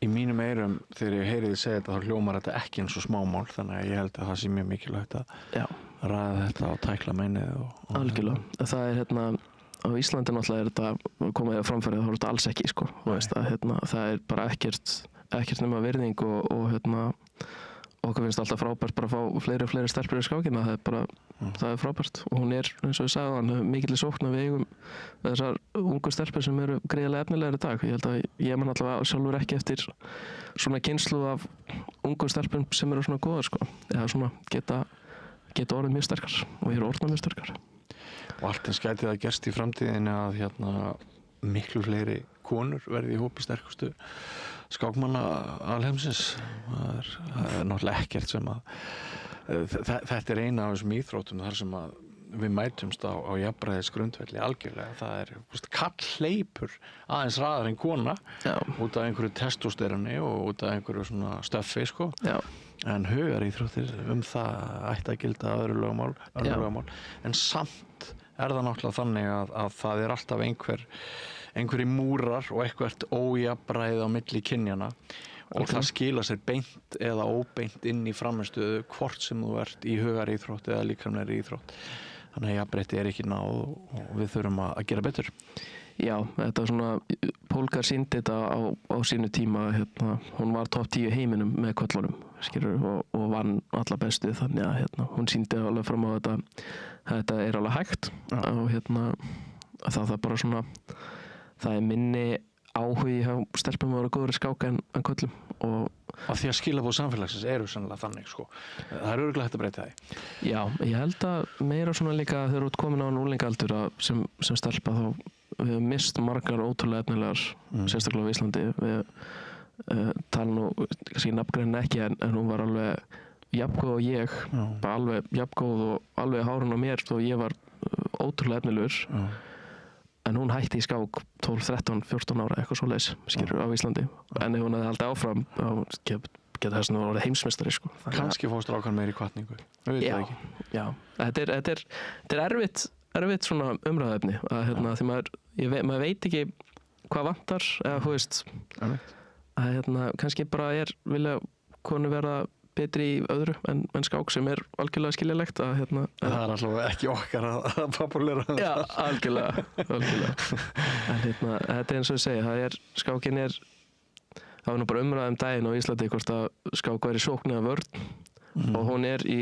greiðlega sókn þegar kemur að til og með ég er nú bara með móti kvöld sem eru 50 manns skráðir, 50-60 manns á veitingastafnum Le Coq niðri bæ sem er sturlaður og hún er svona sóknin alveg geggjuð, við erum með frábær mót unga kynslóðin sýnist mér bara að fara að verða mjög sterk þannig að þetta gera hún algjörðu sókn en eins og vantar er að ég vil bara að allavega U10 listi top 10 listin segi á Íslandi að hann sé meira af ungu strákunum eða stelpunum að þeir fara að koma þess að hanga þannig að annars er hún mikil í sókn Við erum að uppræta ómenningu en spennandi tímar framundan og virkilega gaman að fá að kynnast þér hér við rauðaborðið og enn og aftur til hamingju með Sigurinn Georg Karlsson Takk fyrir það Þú ert algjör rockstjarna í hugum okkar margra sem að höfum samt bara svona lítinn á skák þannig að Ég ætla bara akkurat að fá að nýta tækifæri að hvetja þessa skák áhugamenn sem eru á netinu og eru bara tjast að koma í símanum það er allir bara með tjast að koma í símanum að mæta á skákmót þú veist mér þeim ekki sjá eftir frábærvelun, ógæslega góð stemming Þetta er svo skemmtilegt þetta er akkurat það sem við britsararnir erum að reyna að segja fólkinu sem hefur aldrei tekið þátt í keppni að þetta sé lítið skref, ekki stórt og þetta sé bara gaman Já, algjörlega, þetta er bara gaman, maður sér aldrei eftir En kæra þakkir fyrir þetta góða spjall Já, takk fyrir mig og gangi vel í framtíðinni Virkilega ánægilegt Mjög ánægilegt Nú, þátturinn þá enda runnin hjá okkur í kvöld, kæru hlustendur. Við þökkum ykkur samveruna, fjölbreyttur pakki að baki. Við förum aftur í loftið hér við Rauðaborðið klukkan 8 annað kvöld en mig langar að minna á það að klukkan 16 á morgun verður bein útsending þar sem að við ræðum við fólk sem býr út á landi þeirra hugðarefni, daginn og veginn og sjónarhorn okkar Íslendinga sem búa út á landi, hvernig það getur verið annað á sumar fréttir sem eru áberandi í vikunni heldur en sjónarhorn okkar sem að mestu eru með dagskrár og umræðu valdið hér á höfuðborgarsvæðinu. Mér langar einnig bara svona rétt í lokin að þakka ykkur fyrir að hafa brugðist vel við ákalli okkar að styrkja samstöðuna. Mjög stór hluti ykkar greiðir okkur áskriftargjöld einu sinni í mánuði með því að hafa farið inn á vefslóðana samstöðin.is. Það hnappur þar sem ástendur áskrift. Við erum mjög þakklátt fyrir þann stuðning og munum kannski þurfa aðeins meiri stuðning vegna aukinnar og bættrar þjónustu sem að við sjáum fram á en við látum kannski betur vita af því síðar. Þættinum er lokið í kvöld. Takk fyrir samfylgdina. Verið sæl. Segðu það á Samstöðinni. Samstöðin er í eigu hlustenda, áhorfenda og lesenda.